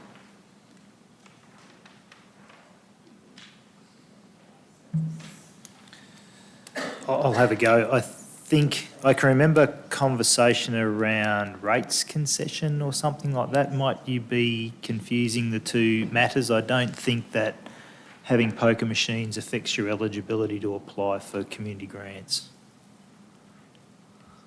No. Okay.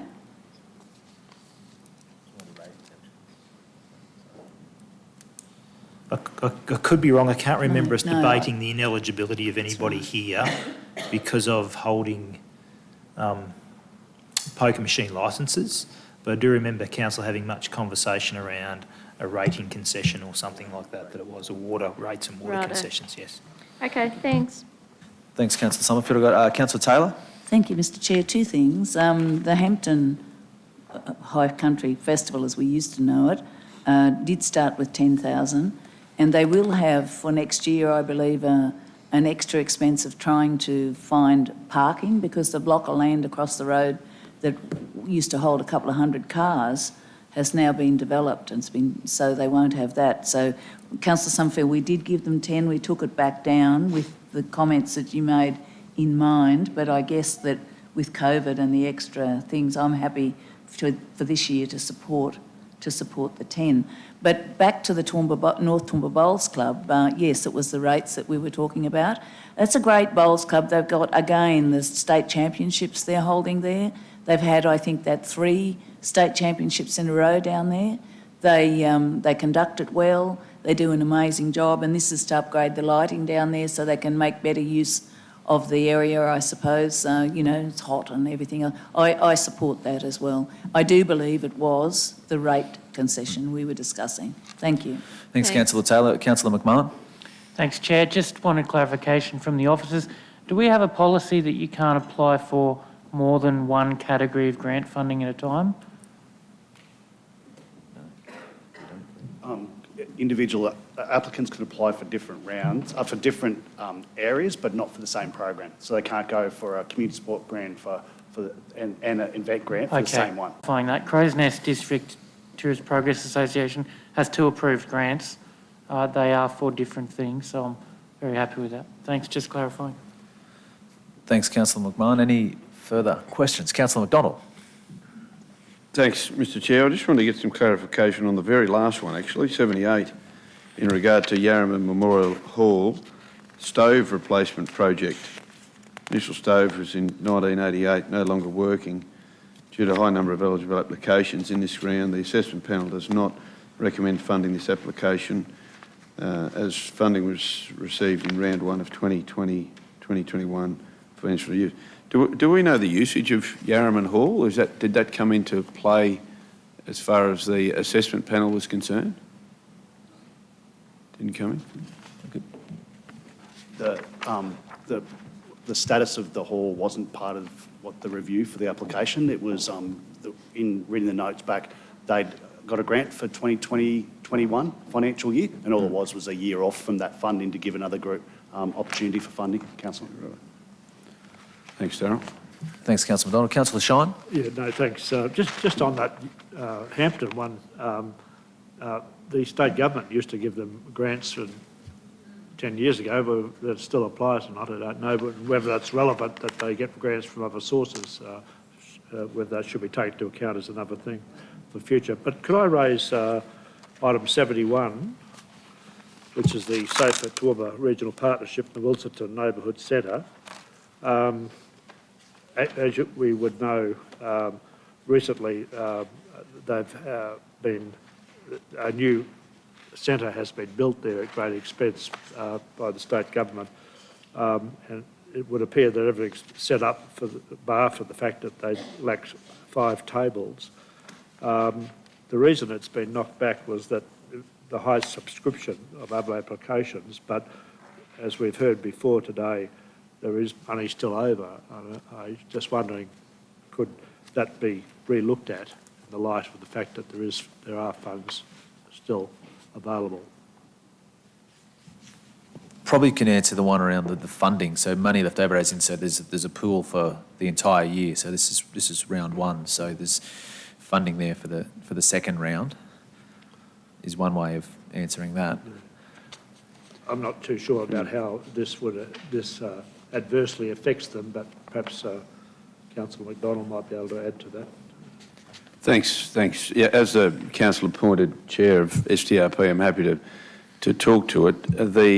You're right, Councillor Shine. There is a new building that's, in fact, it's very softly opening at the moment, delivering food parcels to that area, and including a women's group and men's group and children's section coming in at the moment, just in a staged approach until it's fully operational.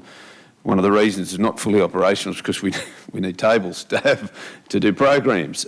So it's an interesting one when you get a large building, and this is some nearly $3.5 million state government investment into that area, which is tremendous in its own right and well and truly over needed. But it's enabling a multitude of outside groups to come in and deliver outreach services, financial services, etc.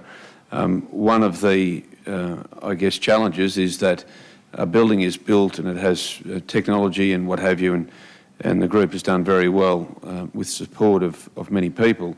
However, the tables is one of those areas that's a problem. And looking around this room here, these are exactly the sorts of tables that would be perfect for that group.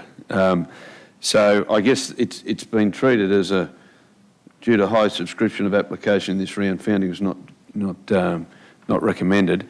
It is open and it is running, albeit without tables, which is a bit of a challenge. So that's obviously why that grant was put forward. I note that it's recommended that the CDO assist with the application to source other funds, and I'm aware that the group has funding applications for different items for the building. It's probably something that the grants for those particular builds should include some of this sort of soft furnishings when they're done, and that's always a bit of a challenge. But we're very, very grateful that we've got a centre there, and that was just in regard to some tables by the looks of it. Thanks for the context. So they are needed, but I understand the panel's decision as well. Thanks for the context with that, Councillor McDonald. Do you have anything further with that, Councillor Shine? Well, I'd like to see it approved, and would, for the reasons given by Councillor McDonald principally. The only other possibility that might exist within Council's resources, when I was able to, when I was shown the inside of the East Depot at Anzac Avenue, there was a large amount of furniture that was almost about to, couldn't be given away. Whether it included tables or not, I can't recall, to be honest. But that might be, there might be an officer here today who might be aware of the current contents of that building. You're going to jump up here. Sorry, Gary, do you want to? I've already had discussions with the principal of the community centre, and she's aware of those tables as well as some others that might be accessed within the council systems. I'm personally happy with that, if that's... So there was a question, so I missed some on this side. No? Oh, sorry, yeah, Councillor Von Hoff. I had a question about the underutilisation of a $3.5 million facility, but for 5 tables, but the problem solving that we've got to in the last minute has relayed my fears. Thanks. So, councillors, if there isn't any further questions or comments, Councillor Von Hoff. Yep, you betcha. Thanks, Chair. There was one further one, item 63. It was bats. It was a humidicribs for bats. And it wasn't approved, again, because there wasn't seen to be the broader community benefit. And I note Councillor Taylor's comments about there being, several that haven't been approved, and I appreciate that. There is some nuance in the reasons why each haven't been approved, though. And this one, the last time program funding was approved was back in 2015, 2016. Again, the conservation of nature is something really important to me, so I would like to see that one was approved as well. It wasn't that, and the comment that the CDO can go and assist to source suitable external funding. The hard thing with all of this, councillors, is that these community organisations come to us looking for funding, and it takes a lot to get these grant applications together. And while we can have our CDOs work with them, we don't know if there's other grant funding that's out there, but there is unallocated funding for that community support allocation. And I can see the wider community benefit, because everybody benefits when there is conservation of species. So again, I would like to see that one approved.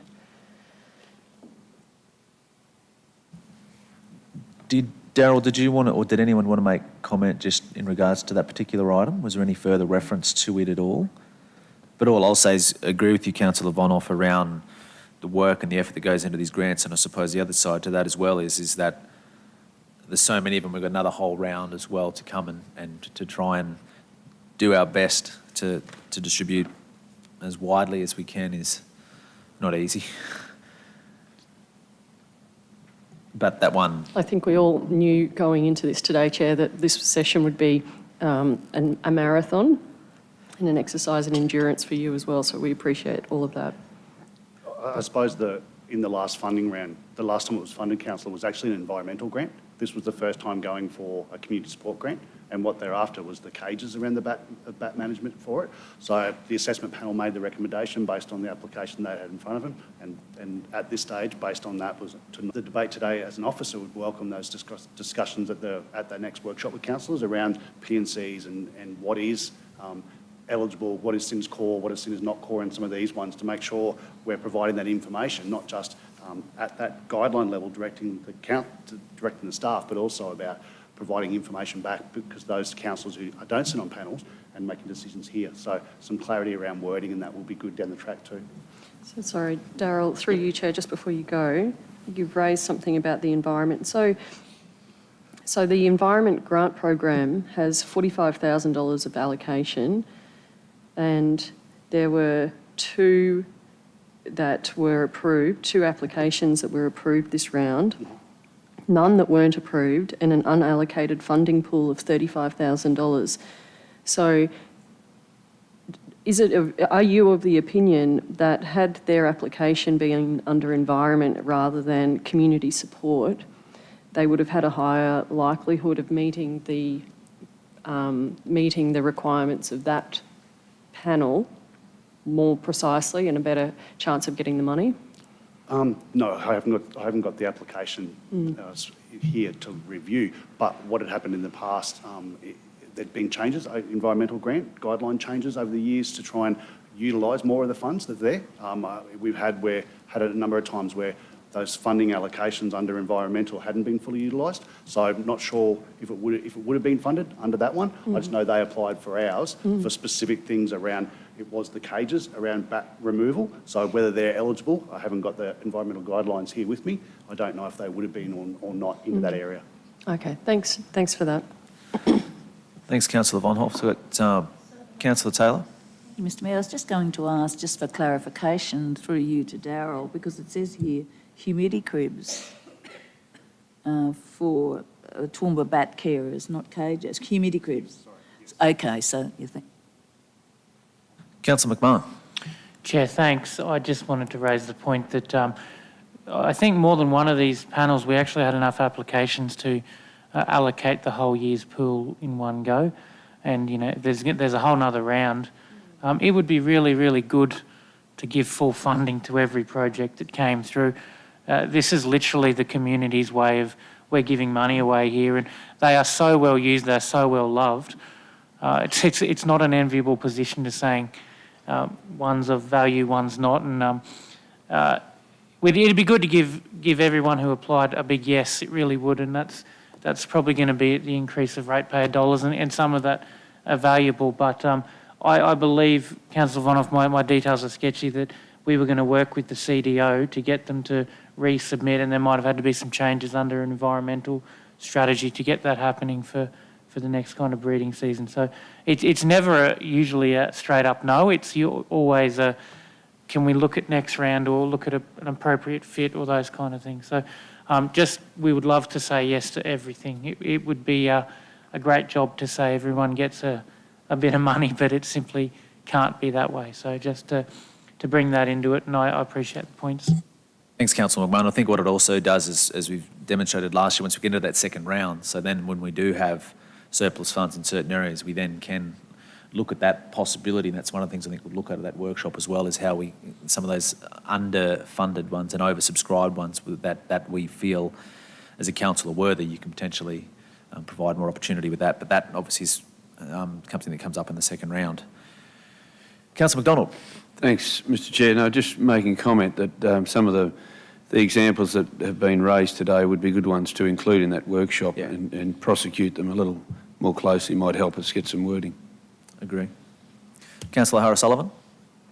Oh, thanks, Mr Chair. I was just going to ask a quick question. I was just looking at the program priorities for the environment grants, because I always thought that it was to do more with pest and weed, but that must have been when we broadened it out last time, was it, for land care activities? Yeah, okay, fantastic. Thank you. Thanks, Councillor Hara Sullivan. So any further questions? Or to be bold to go to, I'll take my... I just, Go.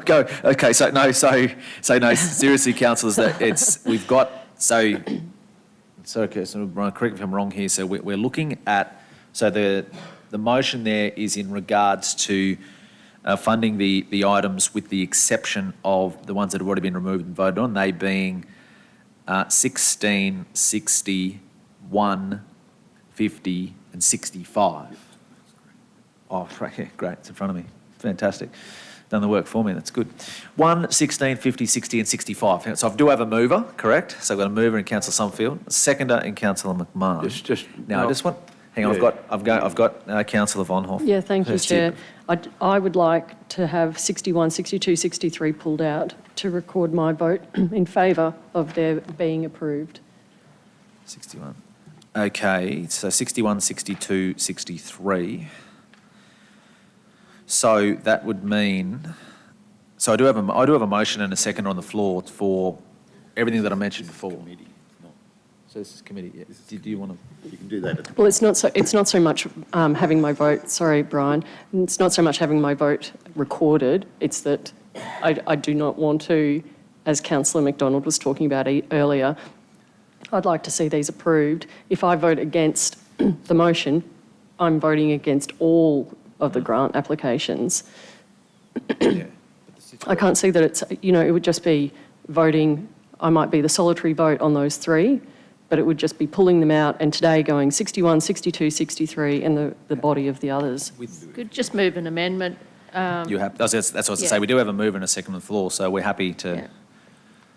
So we're moving an amendment that we're going to vote on everything, with the exception of 61, 62, Thank 63. Thank you, Councillor Summerfield. 150, and those ones that I mentioned before. So council, and seconders happy with that position. So councillors, the vote that we're on at the moment is for all items with the exception of 1, 16, 50, 60, 65, 61, 62 and 63. Correct? We're happy. Sorry, we'll just get our way through this.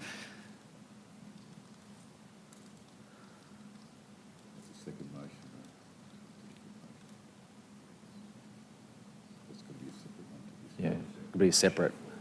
So there'll be one for 61, one for there'll be a motion for 61, 62 and 63, correct?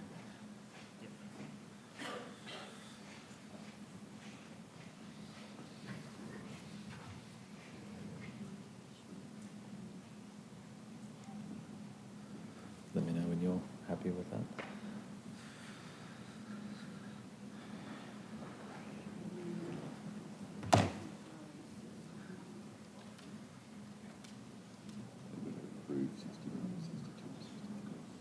So that'll be, that's the, yes. Which yeah, we'll get to that. We'll worry about this one, but yeah.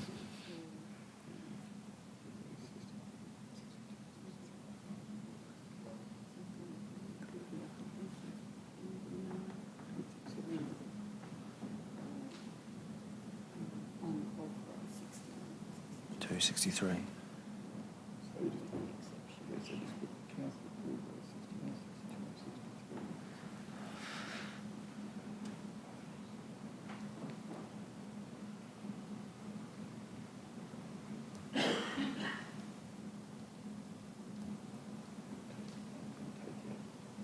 With the exception of.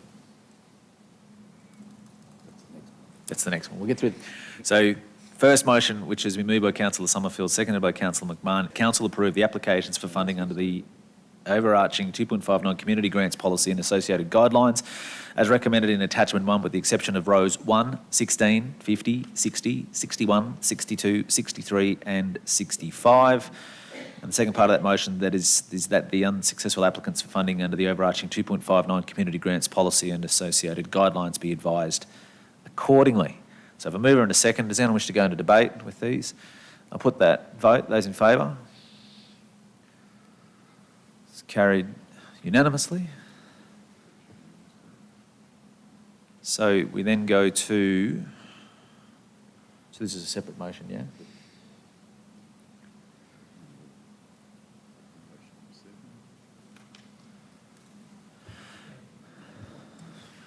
Sorry. This motion for those three, I know this might be a pain in the neck, but I'd feel more comfortable if they were done individually. Sorry, that's three motions, but I would highly prefer that. Thank you. Okay, so Yeah, so they're all. So we're looking at, I'll just fill whilst we're doing this. So 61 councillors we're referring to is the John Darien State School Parents Community Association, so that's around the state school song. 62 is Vera Lacar's Memorial Community Kindergarten in the Cultural and Arts support.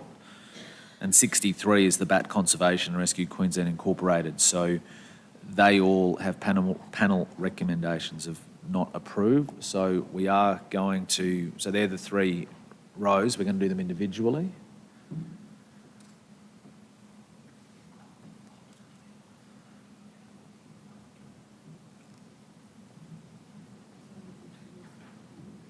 So there'll be one for 61, one for 62, one for 63. And then recommend. Yeah. Yep, so same one with 63. Committee recommendation 9.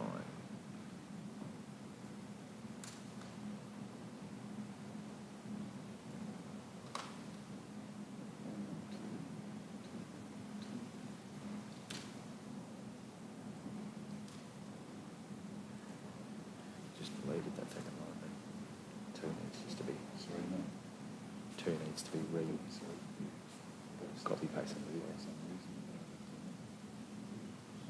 No. Yeah.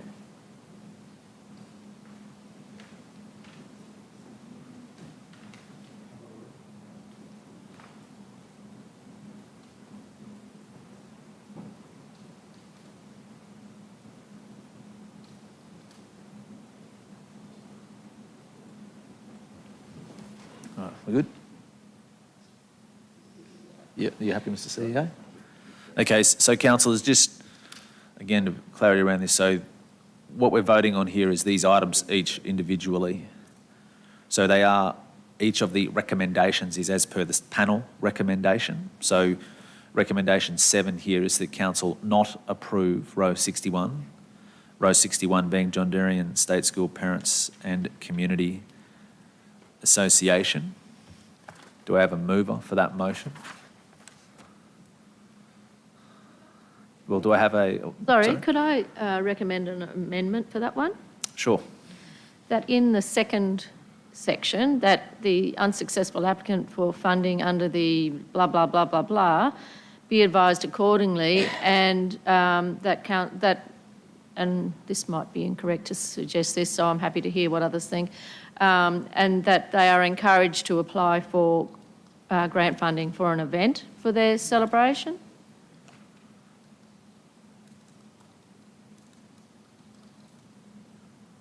To be advised accordingly that they could apply for grant funding through the event.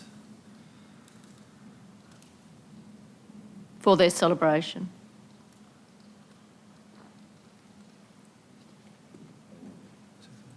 Is that inappropriate for us to put that in, Brian, please?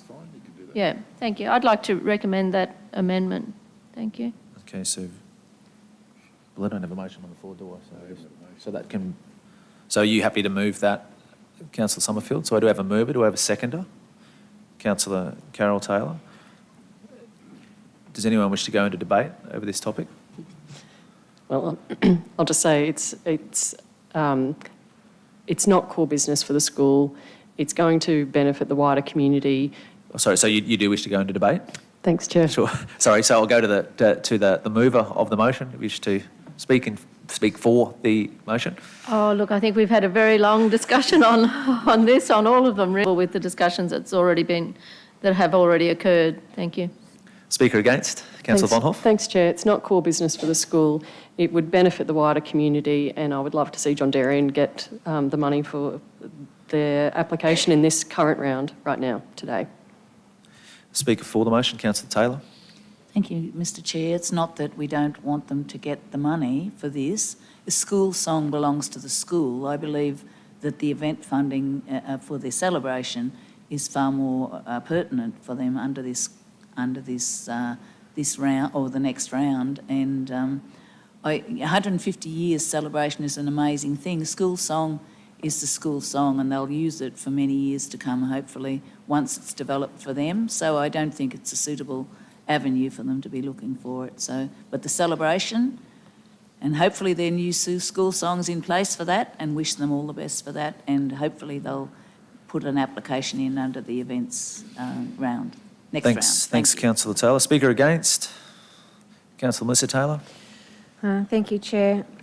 I believe that this is the correct place for the funding because it is for the cultural and arts support for the whole community. I think a school song for a community like John Darien is not just a school song. I believe that it actually encapsulates the history of John Darien and encapsulates the spirit of the community because it's a small community and the school would be very much an integral part of that community. So to me, a school song is not just a school song when you're talking about a community like John Darien, and it's not core school business. And so I think it's quintessential to 150th celebration for the community. It's not just a school celebration. So I think it should be funded as is today. Thanks, Councillor Taylor. Do I have a speaker for the motion? We'll close the debate. Would you like to sum up, Councillor Summerfield? No, thank you, it's fine. Can I make a general comment? Can you let that, Chair? Sure. Okay, don't worry. Don't worry. Yep, it's carnival time. Go for it. Look, we have the panel, support panel who does this. There's been differing opinions here raised in this chamber, then opposite was raised in the panel assessment, and I think we could have it out in there and agree in there and then come here and have a much more streamlining process than polar opposites in the two meetings. Thank you, Chair. I'll take that as a comment. So I've got a mover, I have a seconder for the motion that is before you, councillors. It is that council not approve row 61. I'll put that to the vote. Those in favour? 1, 2, 3, 4, 5, 6, 7. So those against? 3 against. So that one is carried. 3 members of the assessment. Committee, so to go to committee recommendation number 8, councillors, is that council not approve row 62. And this one is the Vera of the Cars Memorial Community Kindergarten Incorporated. So for the following reason we had before, Councillor McMahon, be happy to move. So Councillor McMahon is happy to move that recommendation. Do I have a seconder? Councillor Carl. So Councillor Carl seconds that motion. Does anyone wish to go into debate? So no debate, so I'll put that motion to the vote. Those in favour? So that is, those against? So that's carried. And that takes us to committee recommendation 9, that council not approve row 63, and row 63 being the Bat Conservation and Rescue Queensland Incorporated. I have a motion. Councillor McMahon, happy to move that recommendation. Moved by Councillor McMahon, seconded by Councillor Summerfield. Does anyone wish to go into debate? Yeah. Okay, so Councillor McMahon, would you like to speak to the motion as the mover? I reserve the right. Thanks, Chair. Speaker against? Thanks, Councillor Chair. Von Hoff. Thanks, Chair. I would like to just point out that in the conservation of nature, time is of the essence. And so while we say reapply in different rounds and come back, time is ticking away. So I will be voting against this because I'd like the humidity cribs for the bats. Thanks. Thank you, Councillor Von Hoff. Do I have a speaker for the motion? I close the debate. Would the mover like to sum up? Thanks, Chair. I'll just restate, it would be good to give everyone who applied full funding. We just don't have the budget. I believe the comment was we'll work with the CDO to get an appropriate funding source and help them out. Thank you. Thanks, Councillor McMahon. So I'll close the debate. So moved by Councillor McMahon, seconded by Councillor Summerfield. I put the vote. Those in favour? 1, 2, 3, 4, 5, 6, 7, 8. Those against? 2. Yeah. Got it? I think we're done. So that wraps up that item, I believe. No, haven't missed anything? CEO, there's nothing further? No? Done that item? Moved. Thanks to all of the staff as well that came along to assist with that one. It's, as you said, it's always one that creates a lot of interest, and it's great that there's so many people around the table that have a strong interest in ensuring that our community gets the best benefits out of these grants. So I think that's something that's really admirable. Councillors, I'll move to an adjournment. Can I ask Councillor Carol Taylor, seconded by Councillor Von Hoff. Can we adjourn for 10 minutes? Yeah, sure. So just That's add all that right, in yeah. there so that we know, otherwise we'll have to, Yeah, I'll have to start. sorry, so we finish. will, sorry, I was going to put a time on that. We will, so an adjournment for 10 minutes, those in favour?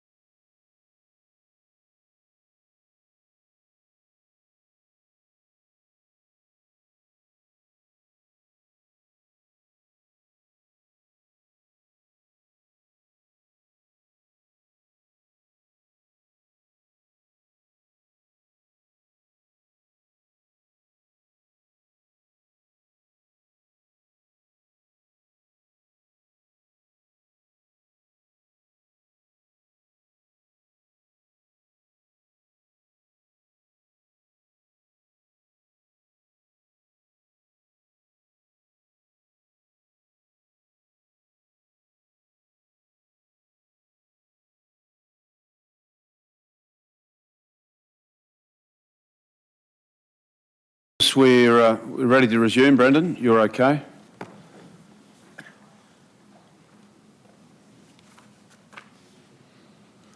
Welcome to the Finance and Business Strategy Committee for September, councillors. I welcome the Mayor, councillors, acknowledge Councillor Shine as Portfolio Lead for Finance and Business Strategy, and also welcome CEO Brian Pidgeon, Acting General Manager Anne-Marie Johnson, our many visitors in the gallery, and all of those multiple hundreds watching online. I appreciate your attendance today as well. Item number 1, councillors, is the opening of the meeting and acknowledgement of traditional owners. So at this point, I'd like to acknowledge the Aboriginal parties whose songlines traverse these lands we meet on today, the Western Waka Waka, Guyabal and Jarrawa peoples, and pay respects to their elders past, present and emerging, for they hold the knowledge, rich traditions and bold ambitions of Australia's first people. Item number 2 is attendance, including apologies, of which we are all in attendance. Any leave of absence, councillors, that you'd like recorded at this point? Being a no leave of absence, a declaration of conflict of interests. Does anyone have a conflict of interest other than me? Okay, well, I'll read my conflict of interest, councillors. I forwarded this through last night, or yesterday, to councillors. It's in regard to item number 5, which is the review of remuneration to the Empire Theatre's chairman and directors, a declaration of declarable conflict of interest. I inform the meeting that I have a declarable conflict of interest in this matter as defined in section 150 EN of the Local Government Act 2009. The nature of my interest is as follows. The declarable conflict of interest arises because the committee's recommendation is to consider the proposal for remuneration to the Empire Theatre's chairman and directors. Mr Andrew Violent is the chairman of Empire Theatres Pty Ltd and is a close personal friend which stemmed some 20 years ago from business dealings. Mr Violent, as a friend, volunteered to authorise some election material in 2012 and 2012 local government elections. I wish to participate in the decision in relation to this matter. I acknowledge that eligible councillors must now determine, pursuant to sections 150 ES of the Local Government Act 2009, whether I, 1, may participate in the decision about the matter, including by voting on the matter, 2, must leave the meeting, including any area set aside for the public, and stay away from the meeting while the eligible councillors discuss and vote on the matter, or 3, may participate in the decision about the matter subject to conditions. Now, should we be doing that now or wait till we get to item 5? We can do it now? Okay, so Councillor Shine, I might hand the chairmanship over to you, if you wouldn't mind. I'm happy to answer any questions. This is basically a replica of the last declaration that I made. However, this is a different subject, so I'm informed to make that declaration again because it's a different one. You can come up here, Kerry. I'll answer here. That way Kerry can go to there. Yeah, Councillor Jeff, in making your declaration, do you think that this will have any effect on your impartiality on a vote? Do you think it'll? It's a great question, Councillor Carlin, and I don't. And the reason I don't is because the report is actually about the position, not the person. This is about the board position and chair. So irrespective of who that person may or may not be at that time, this is a decision for council being made upon the broader control entity of the Empire Theatre. So in short, no, I don't. I'm happy to leave the room. You can vote. If there's no other questions, councillors. Any other questions at all?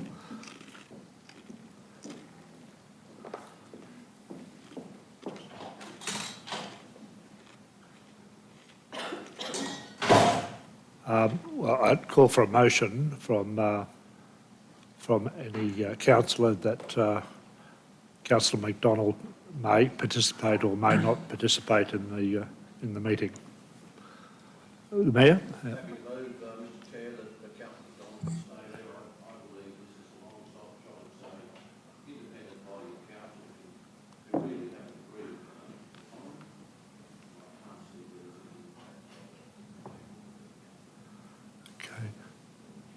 Do we have a seconder? Councillor Carl, seconds.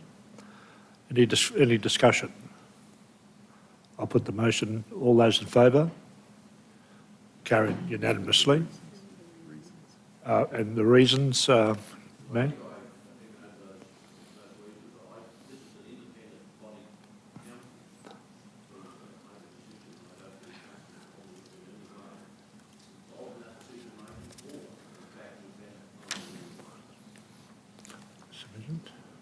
Yeah, thank you. If I can ask Councillor McDonald come back. Yeah, and with your permission, Mayor, additionally to that, that it's about the position of the organisation rather than the individual, and it's in the interests of the broader community that this organisation function appropriately with the appropriate appointments and delegations. Thank you. I don't know how you squeeze that down, but... Yeah.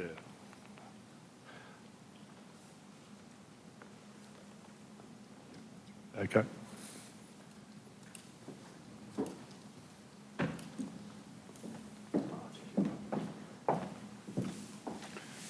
Thank you, Councillor Shine. Appreciate you taking over the chair at that time. Are there any other declarations, councillors, before we move on? And if something crops up, we can deal with that at the time. Therefore, we move, councillors, to item number 3, which is the review of council representation on advisory committees. And I might hand over to Anne-Marie first, if that's okay. Thank you. Good morning, councillors.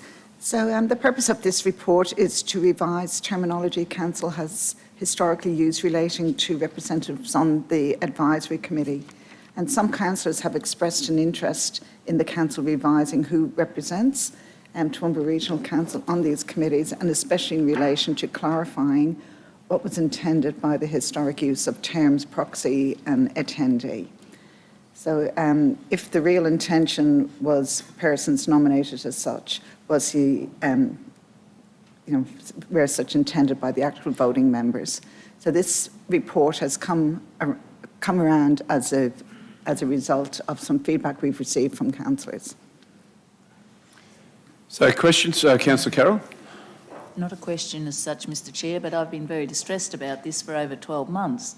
And when we decided a representation on these committees, it was never mentioned, as had been the previous case, that in our portfolio, for instance, we were chair and deputy chair. And what then came about, and I even had a couple of emails from a particular staff member saying, no need for you to be anywhere, you're only a spare, so you don't need to be there. And I think I mentioned that to my general manager. I mean, the interesting thing is if it's in your portfolio and you need to chair, then you need to know what has happened in that meeting. So I think the terminology has been, and it's only this term that it's come in, it wasn't before. It was as we're looking to go forward to now. So I think it's very confusing, and you're either on the committee or you're not on the committee. And, there'll be times when you can't get to something, but I think this is timely. Thank you. So Councillor Carroll, you're comfortable now with the recommendation that we've removed the words proxy and attendees? I'm absolutely comfortable. I went to the CEO about it, I went to my general manager about it, and I went to our legal person about it, and I've had no joy about it for 12 months. And at times I've had to sit and think to myself, is it worth my time when I've been told that I'm only the spare chair, so I don't need to be there? And that's actually was said to me. So I think that if we need council representation on these advisory committees, and I believe we do, then it's a two-way street, as it's mentioned in here, for councillors to hear what the advisory committee is saying, but it's also for our councillors to hear the balance of what our staff might have to say in relation to comments, recommendations and other things. So I think, I think it's been an abomination, to be honest. And I wondered where it came from, but in there it says it's been plucked from some type of legislation or something. So that's the first time I've seen. Nobody's spoken to me about it, despite the fact I've made complaints about it. So I'm very happy to see the matter being addressed. Thank you. Okay, I've got questions or comments from Councillor Tim and then Councillor Nancy. Thanks very much, Chair. Look, can I just say I agree with Councillor Carroll-Taylor. It's been a learning curve, I must say, over the last year of you're on the committee, but you're proxy, or you're not a voting member, but you're vice chair. And a lot of that red tape that I don't think needs to be there, and I certainly welcome this, the abolition of all those interesting words. And I was the same, getting emails saying, oh, you don't need to come, but you're on it, but I struggle to understand it. So I welcome this. I'll be happy to move at the appropriate time. Thanks, Chair. Thanks, Councillor Tim. Councillor Nancy? Yeah, thanks, Councillor Jeff. And to be quite frank, I was quite surprised when I saw this and to hear that some of our councillors have been told you needn't bother turning up, I'm just gobsmacked at that, I have to say. Very disappointing. But the thing that it highlighted to me was we've got so many on a couple of them. I thought the idea and using the terms of reference of our advisory committees was generally there were only 2 or 3 on them, and some of them have got 5. And to have 5 councillors on an advisory committee, you know, that's sort of making it very council heavy instead of actually being able to hear from the community, which is the reason why we have these advisory committees. And I'm just surprised that we've gone to that length. But anyway, just thought I'd make that comment. Yep, we'll take it as a comment. I recall how we certainly went through a fairly lengthy process on particularly a couple of those where we have got more than 2 or 3, but we've landed where we were. Are there any other questions or comments, councillors? Sorry, CEO O'Brien, comment? Councillor, I just want to reiterate that council made these decisions in relation to who's on the committees, and by that change that you're talking about proposing now, you are actually, say, for the Regional Active and Public Transport Advisory Committee, if you just want to have a quick look at that one, you're going from 1 councillor having a vote in there to 4 councillors having a vote by making that decision. So the issue that was raised by Councillor Summerfield just then, by doing that, the previous decisions were there was 1 voting councillor there. The proxy was the person who had that vote if that person didn't attend, and the attendees were allowed to attend but not have voting rights.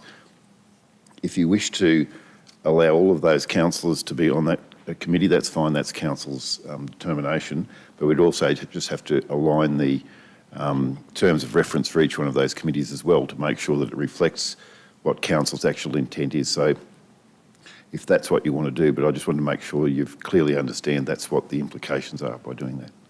Jeff, can I make a comment? Councillor Carroll? Thank you, Brian, for clarifying that. In previous times, that is actually what has happened. There have been 4, most of these advisory committees and all the ones that I've been on work on consensus, not on an actual vote. You know, I don't know how others work, but I can only speak on the ones that I'm involved with. And we don't actually, you know, have a formal vote as such. But in past, and there have been since 2012, there's been a RAPTAC, and the reason the other 2 councillors are on there, besides Councillor Melissa and myself, is because Councillor O'Shea's Environment and Community, and that's cycling and walking, you know, as part of that, and Councillor Megan O'Hara-Sullivan's on there because of the planning aspects of it and the land use. So I think that the 4 councillors there, I don't believe it's top-heavy, it's quite a large committee, and it's not actually like council a formal vote. So that's one I can comment on, and it has always been that way up until the election last year and the forming of these committees. So, you know, I mean, I've just been quite almost felt not wanted for any of it. So I don't know how the others work, but I'm putting forward the fact that the committees that I'm on, if I'm going to be involved with them, I want to be involved with them so I know what's happening.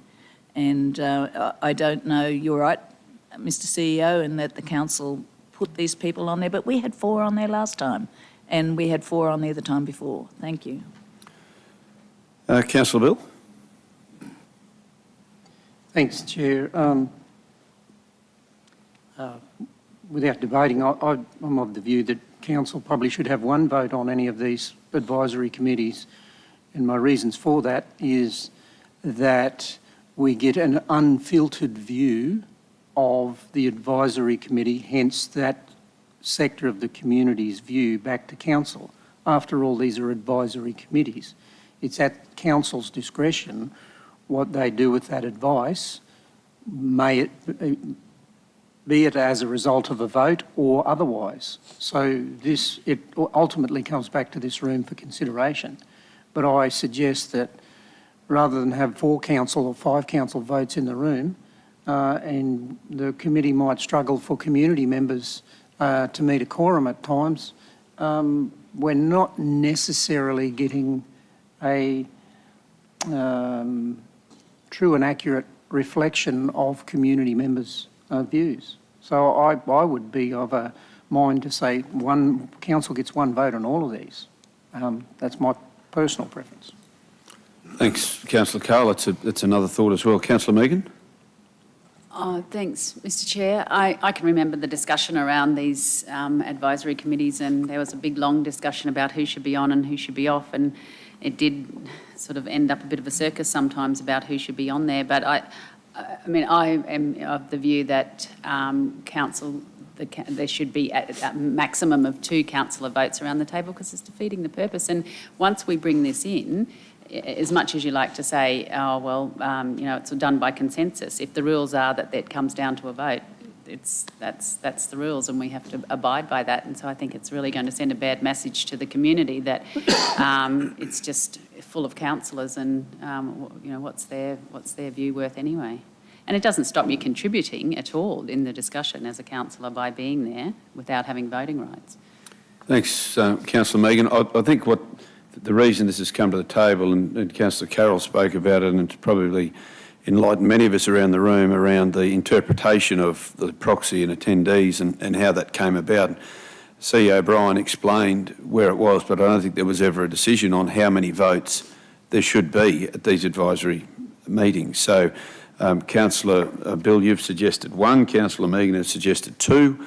At the moment, we sit that anyone who is there votes, and if by way of moving this, and Councillor Tim's indicated that he's happy to move it, by voting on this, all those who are in attendance can vote. All those councillors who are there can vote.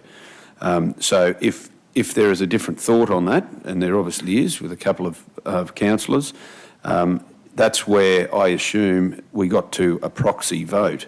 However, if it was 2 councillors on there, one couldn't stay away, one was enabled to get there, the proxy then could be held, so that person would have 2 votes. That's how that was determined at the time, I would assume. That's how it works. So it would give a minimum of 2 votes at each of those to council.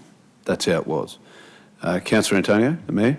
It might be a good idea to examine the purpose of an advisory committee. To me, an advisory committee is a committee, public committee, to advise us. And so the less say we have at that particular venue, and the more that we are prepared to pick up what the public opinion is to advise us on whatever area it is, I think is the most important thing to me. They are advisory committees. So therefore, we open up that opportunity to Councillor Carl. You'd like to make a suggestion? Yes, and if I could have move an amendment to that further dot point that council has 1 vote because not in these words, but the reason for is that the councillor represents the council at those advisory meetings, not themselves as an individual. So I suggest we have an amendment that council has a vote at an advisory committee meeting forum. So what you're suggesting there is that of all of those councillors who attend, there is 1 vote that can be made. If a decision making, and I concur with Councillor Carroll, that it's more a consensus than it is anything else, but it is a fair point that's been made by a couple of councillors now in regard to overreach from representation of councillors voting on a particular item. So, Councillor Carl, we're just finalising the wording there, and if you're happy with that wording, and I'm more than happy to go for questions if others have that, but effectively what we're saying is the status quo with the councillors who are included in there contributing to it. However, if there becomes a vote, there's only 1 vote from a councillor. That's your intent? Yes, and that would be the chair, obviously, as representing the council, the whole of council. And I can give an example. Councillor Megan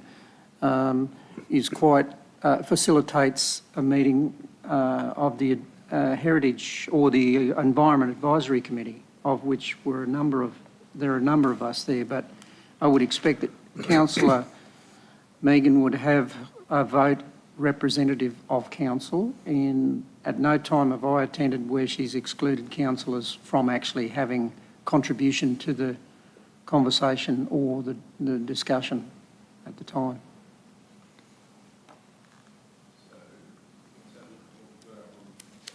Let's have a look at what we've got up on screen there. So the first one is as per, with proxy and attendee taken off. So all councillors are represented who were in there, and that the terms of reference of all advice be amended to ensure council has only one vote, regardless of the numbers of councillors included in the advisory committee.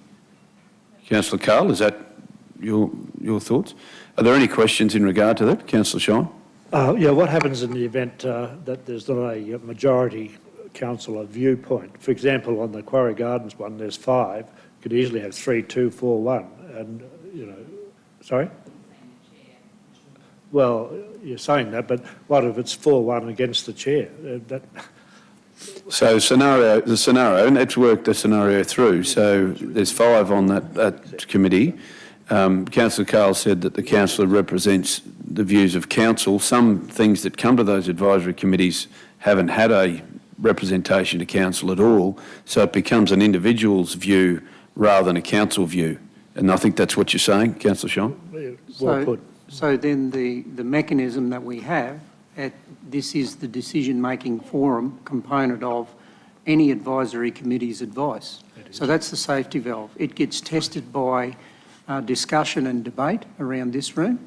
And then the second bite of the cherry that you have is at the statutory meeting, you can then pull that out and have a subsequent go at debate, and then the formal vote is taken. So I think there's a normal safety valve around, and as a chair, it would be advisable that the chair ensures that not just councillors in their portfolio, but councillors in general on topics that are likely to be contentious or of broader public interest, that council would know about these subjects or topics prior to a formal vote or a statutory meeting forum. I've got a couple more hands. Councillor Megan, did you have your... Yes, I was just wanting to clarify that Councillor Carl said it was the chair's vote. Okay. Sorry. Councillor Nancy and then Councillor Carroll. Thanks, Chair. And I agree with Councillor Bill. This is the final decision-making area from the advisory committee, because as Councillor Paul just said, it's an advisory committee. They recommend things to us and we decide then whether we want to do it or not. And it's not because it's been decided at an advisory committee, it doesn't mean it's going to happen. But that also raised in my mind the question, do all of those actions actually come to council for decision making? Or do they just go within the organisation and we not necessarily know? I'll just hand over to the CEO to make comment operational on that. Councillors, generally the advisory committees haven't got the power to actually determine actions that have to be taken by council staff.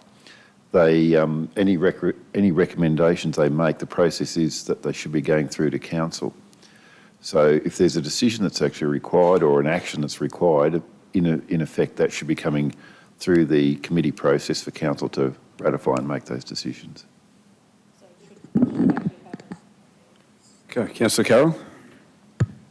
Thank you, Mr Chair. I don't know how other advisory committees work. We have lots of presentations where we decide, if we're looking and building up towards something. There's very few decisions that come forward, but when council is making a decision in the space of where that advisory committee sits, then that is run before the advisory committee and the views of that committee are then put forward to council. It's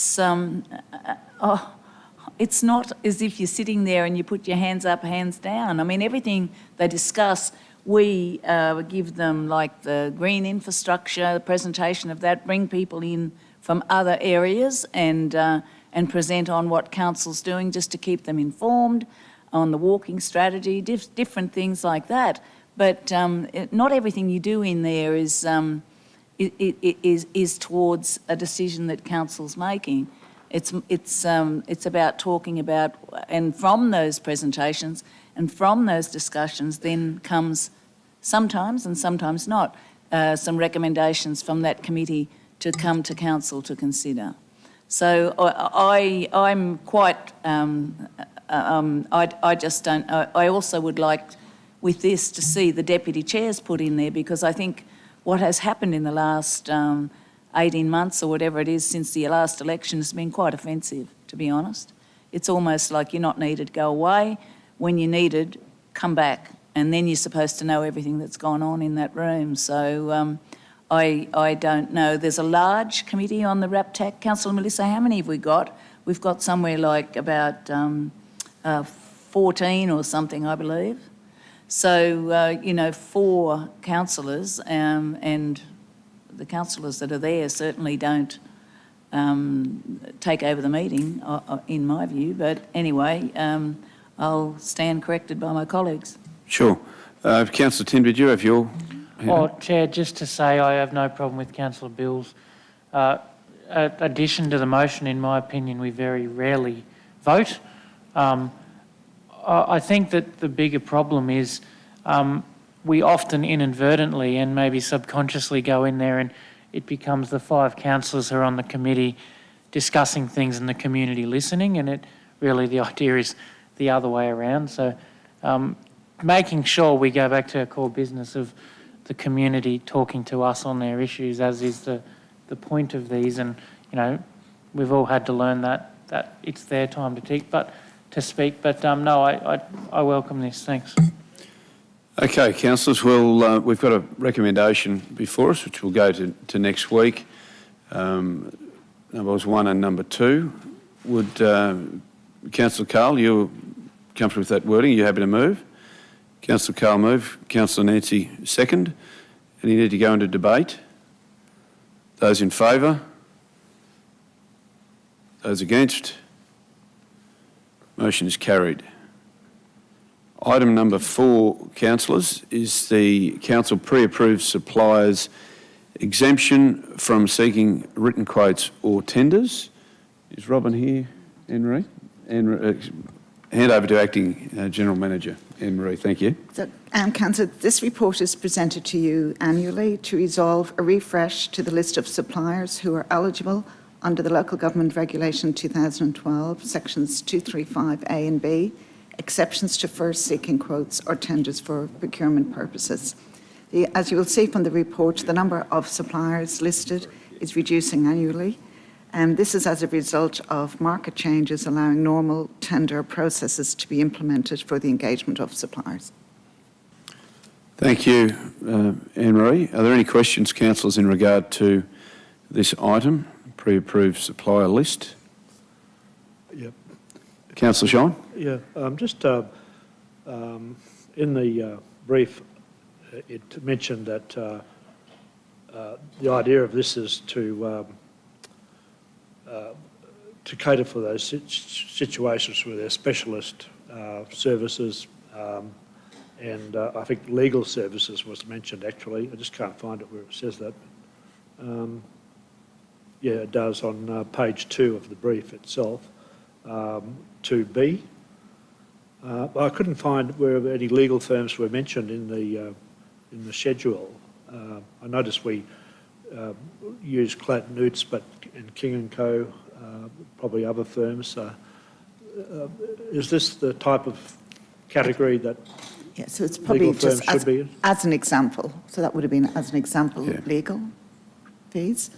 But there's none. There's none. None in the schedule that I could see quickly anyway. I'd have to double check that one. Yeah. Can I I've take got that no one? objection to the current legal advisors, I might add, but I just, wondered why it was mentioned in the brief but not in the schedule at all. It may well be from a previous report when legals were in there, and there may well be now more providers other than those that were pre-approved. That's how that can happen. And I guess that's... Sorry, Nancy, did you have your hand up? Oh, yeah, just for when you finish. Okay. Does that clarify that at the moment? There's none in the list, but that doesn't mean to say that we're not using. No, well, we are using them, but I'm just wondering if they're not on the list, then are you not obliged to put it out for tender? Well, that's the idea of the list, isn't it? Yes, that's correct. If they're not on the list, we are advised, but there is a quote process as well. And we have taken, and there's one later on in today's reports, where we have taken reports to council for quote and tender consideration plan. I don't want to press it, but... yeah, or through local buy as well. So these are specific for, yeah, you know, specific services, yeah. Councillor Nancy? Thanks, Chair. So and thanks, Anne-Marie. I just wondered, and I may have missed it, but is there a review date for these? Because I would hate to see us limiting ourselves with a constantly changing market. It's every Excuse year. me. Every year. Excellent, thank you. Any other questions, councillors, or comments? Just a comment, if I could, an observation, Anne-Marie, on page 2 of the report, where we talk about the history of pre-approved suppliers and the process going from, particularly if we look at 2019 to 2021, the reduction in those, which would mean there's more people in the marketplace offering those services, I would assume. And I guess if we look at our commitment as a council to reach the 60% target, of which we've done for local procurement, a lot of what's listed in these in the pre-approved are in fact outside of this region. So of the 40% of spend that we do have, it'd be interesting to know of the pre-approved, how much of that 40% spend is actually happening in that area. And there too, commentary perhaps from council in regard to those services more broadly for our business community to actually identify perhaps more skill set, capacity building, new services they provide that are currently being done externally or outside of our region, which could help us even grow that 60% to higher. What may well be something that we can work with the likes of the Chambers of Commerce and others to assist that area. Do you want to make a comment on that? I'm happy to take that one on notice and provide some information back to councillors. Thanks very much, Anne-Marie. If I might ask another question. In the brief it says that under section 20 that the local government resolves it is satisfied that there is only one supplier who's reasonably available. If you look at page, I'll get it in a second. Yeah, page 12 of 16 of the schedule,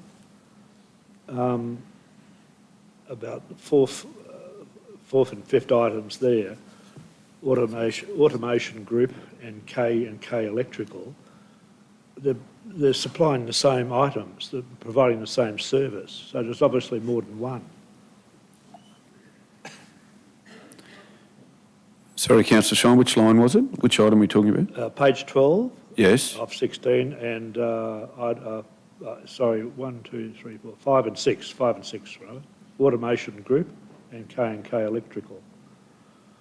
The service provider is exactly the same, it would seem. And the difference there, councillor, is the location. So one is for the southern districts and one is for the Gumwanji area. So that's a So it significant is. So difference, you're correct, they are providing the same electrical components, but just in different areas. And it sort of assists our regional support. And we're supporting regional suppliers. Okay, fair enough. There's also... Councillor Nancy? Yeah, sorry, Councillor Kerry, there's also challenges around SCADA because of companies no longer providing that supporting that particular program. Right. So we have difficulties in ensuring that we can continue to do the SCADA, but it's very embedded in our organisation, and so we need to continue. So if you've got two, it's more of an assurance for the future sort of thing. Thank you. Yeah, and it's also under the section which you've pulled out there, Councillor Shine, 235A, 235B would also cover off on that area as well, so it covers both those. Thank you. That being the case, councillors, we've got a motion there before us, a recommendation. The council adopts the suppliers list in attachment 1 to this report as being compliant with the applications of section 235A or B of the Local Government Regulation 2012 for contract purposes. That's a recommendation. I have someone to move that recommendation. Moved by Councillor Antonio, seconded by Councillor Melissa Taylor. Anyone would like to debate that item? No debate required. Those in favour? Motion's carried unanimously. Item number 5, councillors. Just confirming with the CEO that it's been declared and I'm right to stay in the room. Thank you. Item number 5, councillors, is review of remuneration of the Empire Theatre's chairman and directors. I acknowledge the chair in the room, Andrew Violent, and Director Bill Armanack as well in the room as authors of what was provided to Mr Grant Wilson, the legal services team as well. Welcome to you, gentlemen in the room. Anne-Marie, would you like to make a comment? Thank you. So, councillors, the purpose of the report is to consider a proposal from the Empire Theatre to increase the remuneration for the chairman and directors. And I should point out that there will be no increase. This increase is proposed to be funded from the existing community service obligation paid to the Empire Theatre with no increase to the annual budget. Questions? Councillor Von Hoff? Thanks very much, Chair. A couple of comments. I think the first is to say, in my opinion, what we do here with this entity would have to be done across the board at Council's other controlled entities, and that's for consistency. The questions that I have relate to the proposal that was provided to councillors, and really it comes down to, in my opinion, and from the outset I'll say that I don't have a problem with boards being paid because it does take a lot of time and effort and work from the boards, but what comes with that payment is an expectation of accountability and responsibilities. So what wasn't in that proposal that came from the Empire Theatres was an idea of how the board's performance is currently measured, and if it's not currently measured, how it's proposed that the board's effectiveness would be measured. And that I'd like to understand the actual metrics that are attached to that, please. And then the second question is a legal question. And with most boards, the chair and the directors take on legal responsibilities, and they're very serious legal responsibilities. They're financial, but they're also criminal. So if there's failures on the board level to uphold workplace health and safety standards, for instance, industrial manslaughter charges can be levelled against those board members. It's really serious stuff. So I want to understand and it's not in the report at the moment under the legal considerations, the legal advice. What legal responsibilities do the chair and the directors carry? So two questions. Thanks. How are we measuring board effectiveness? Sure. What's the legal responsibility of the chair and the directors, please? We'll take them in that order, Councillor Rebecca. So, Anne-Marie, would you like to talk about the first one, which is around the board effectiveness, and then perhaps John talks about the legal side of things. John, if that's okay. I suppose a measurement of the board effectiveness. I'm happy to hand over to the chair and the directors who could speak further. But from council's point of view, the annual audit is a significant part of that. And we know that Queensland Audit Office report is delivered to councillors with details of each of the controlled entities, and any issues or any outstanding issues are reported on a regular basis to council.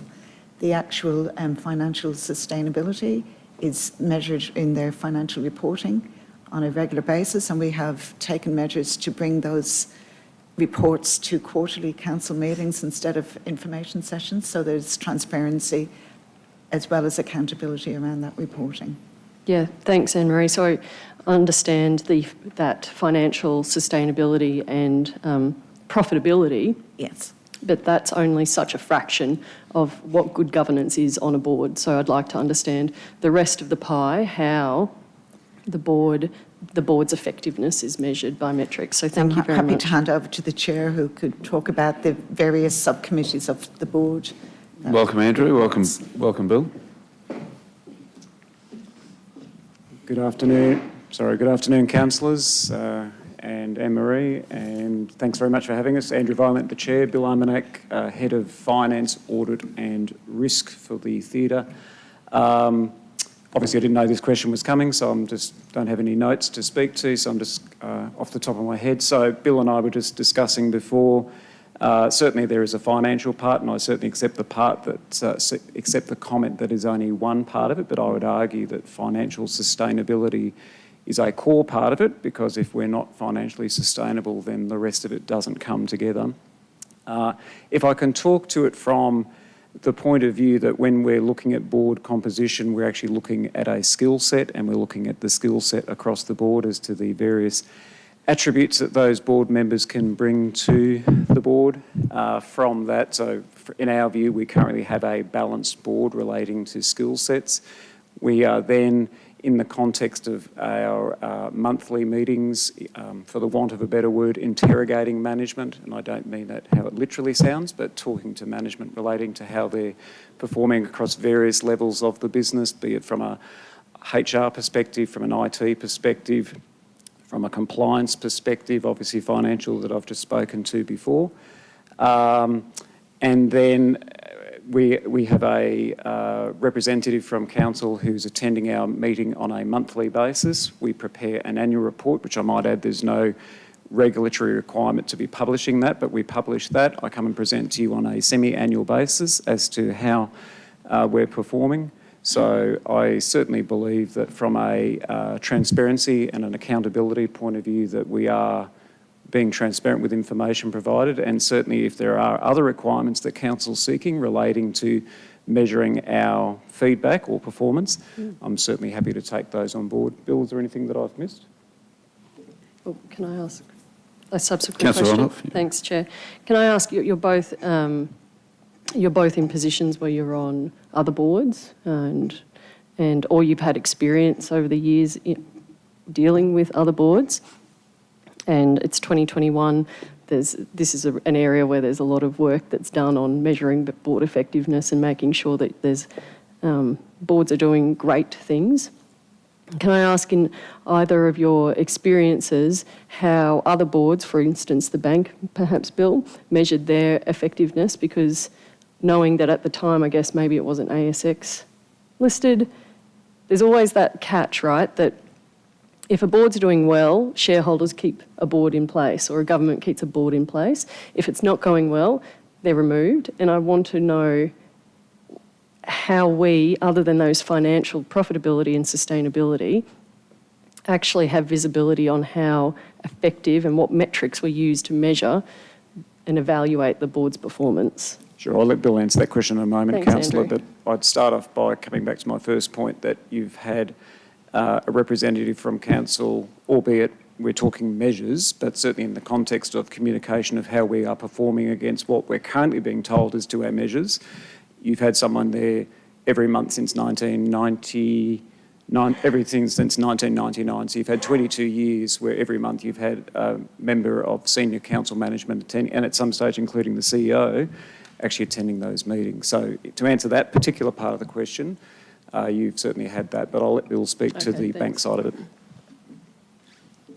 Morning. Good morning, Welcome, Bill. councillors. We don't have a formal process in place. As you probably alluded to, Councillor Von Hoff, a lot of the public companies have had systems in place for many, many years. In a banking environment, there are certain requirements that have to be met in a banking environment. And I think those that are non-listed, they're on a bit of a journey of catching up with everyone. A couple of other boards I sit on now, we will have the opportunity each board meeting to assess performance, and that's done in camera. It's not necessarily done each meeting. One of those at least, we have an external facilitator at strategy days and have that facilitator assist with that process. And one I've only joined this year, we've got a similar process in place. So there's continuing education, which is sort of part of the requirement of director. Yep. So again, the Empire is a bit of a small organisation and we don't have budgets to do that continuing education. Other boards I'm on, membership of the AICD, for example, is paid. You're sent along to courses and like that. That doesn't happen with the Empire. We do assess each other, assess the performance. I think it's not I suppose, a structured approach. Andrew certainly gets a lot of feedback from people. And I might be one of those people who does give him some feedback. So I think each of us is assessing our performance as a board and what we should be expecting of management on a regular basis. And we all appreciate our legal obligations, and you mentioned workplace health and safety, and there's a whole range of other things which we can be caught on, and there's a continuing focus to try and improve what we do in terms of those requirements. Yeah, thank you, Bill. That's exactly the sort of information I was after. I appreciate that. Sorry, that was great, Bill. Thank you. One, you just asked about experience with boards, and I, of course, just had the epiphany about the Toowoomba Hospital Foundation, which may also be useful to this conversation. Similar type of conversations as to what Bill was just saying. Again, smaller organisations, so there is no budget relating to AICD membership, not that we would certainly turn down an opportunity to look at that. But I think probably, and it sort of links into your second question, directors are incredibly mindful of our civil and criminal liability under the Corps law. And we take it very, very, very seriously. And certainly relating to how this board was constituted back in 1997 and relative to its obligations now, they are incredibly different. So as a consequence, sorry, I've almost finished. So as a consequence, we're also incredibly mindful of the reputational risk relating to the council, but also to ourselves personally as well. So thank you. Through you, Chair. So that answers my second question. You are deemed to be fall under the Corporations Act. Lovely. Thank you.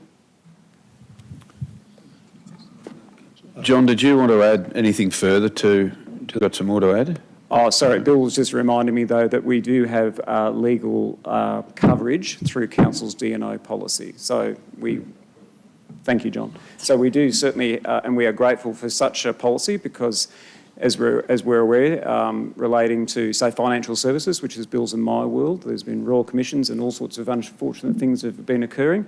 And as a consequence, the cost of directors' insurance has just gone up fivefold, sixfold, some crazy number. So certainly having the comfort there relating to, but again, I'm sure John could speak to this as well, if we are doing anything that is inappropriate or illegal, that D&O policy has no effect and we are personally liable. Thank you. Exactly. Did you want to add anything further, John? That's covered? I thought you'd talk about the D&O, that's fine. What I just clarify is one of the director responsibilities is to ensure that the organisation is financially sustainable. So one of the requirements is that they will not trade whilst insolvent. So that actually they've already covered that. And the D&O cover is what you as councillors also have, that same coverage. Thanks, John. CEO might just make a quick comment. Just further to Councillor Von Hoff's inquiry, councillors may recall that there was a draft beneficial enterprises and controlled entities policy that was presented to council a little while back. And I think there was further work required. It wasn't adopted at that point in time, but some of those metrics, I think, intended or the reporting obligations are supposed to be picked up within that policy itself. So we'll just revisit that just to make sure it's there for you. Thanks, Ryan. Councillor Megan and then Councillor Kerry. Oh, thanks, Mr Chair. I wanted to speak in favour of increasing remuneration to the directors, not because I don't think there should be any more scrutiny on them because they're getting paid this amount or that amount. I think the responsibility and the work involved, and particularly during the COVID when you all agreed to take no pay then, when probably responsibilities were even greater. I remember having that conversation when that came last time that CEO was just talking about, and I think around the room there was this feeling that that the directors did it out of the love of doing it and they should be honoured to do that, and I think those days are gone. It takes a lot of time. We're relying on you to run this premium venue for us, so I'm just in favour of finding some ground where we reward you for what you're doing. Thanks, Councillor Harris. Councillor Kerry. Yeah, just while Andrew's there, just looking at your submission that you made, you mentioned, if I'm reading it correctly, that a comparison or appropriate comparison was with the Darling Downs and Moreton Bay Rabbit Board. I just query that. I would have thought your duties and responsibilities and the work involved was considerably more than what I imagine are the duties of people on the Rabbit Board. Careful. Without realising that we had Rabbit Board representatives here, Councillor Tim. The brief that Legal and Governance presented us with was to try and find something comparatively local. I understand that subsequently Legal and Governance, without trying to speak for John, has subsequently done a search relating to a more appropriate proxy, that appropriate proxy being the Gold Coast Arts Centre, HOTA. And I think that might be in your papers, but just for a brief refreshment, the chair there receives $25,000 per annum and directors there receive $10,000 per annum. So I agree. I think the Rabbit Board does an amazing job, but may not be an appropriate measure for us. Thank you. But, thanks, Councillor Shine. Could I just foreshadow that I intend to move a motion that I've given to Kirsten earlier as well. Right, we might, do you want to put that up first, and then I'll go to questions if it's not much different to what there was there, is there? So effectively you've put in the amounts, whereas the recommendation didn't have any figures to it. Okay, Councillor Antonio. Mr Chair and councillors, it certainly opens up an area for us to give some consideration to.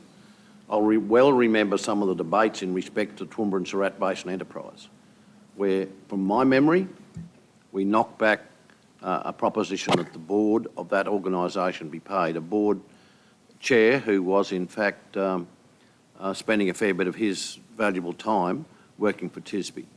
Now, I think we better have that discussion in the not too distant future, quite frankly. Why would TSBE be different to this? It's a question that I think has to be asked.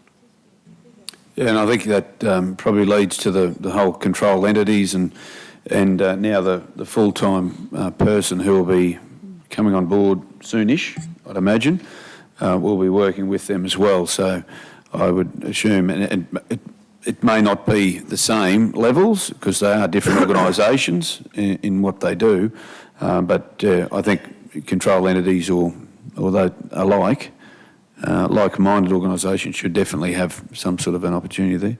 So, Councillor Shine, is that what you've sent through to Kirsten?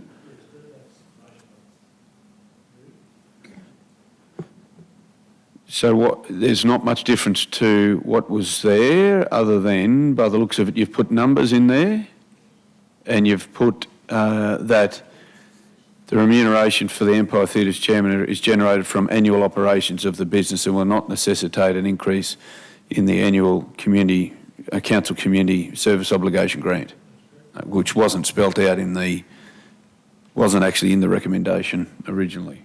That's right. Any questions in regard to that, Councillor Tim? Thanks, Chair, and thanks, Councillor Shiner. The original motion where we consider it, I felt a little bit ambiguous with the wording, but Thanks for the clarification there.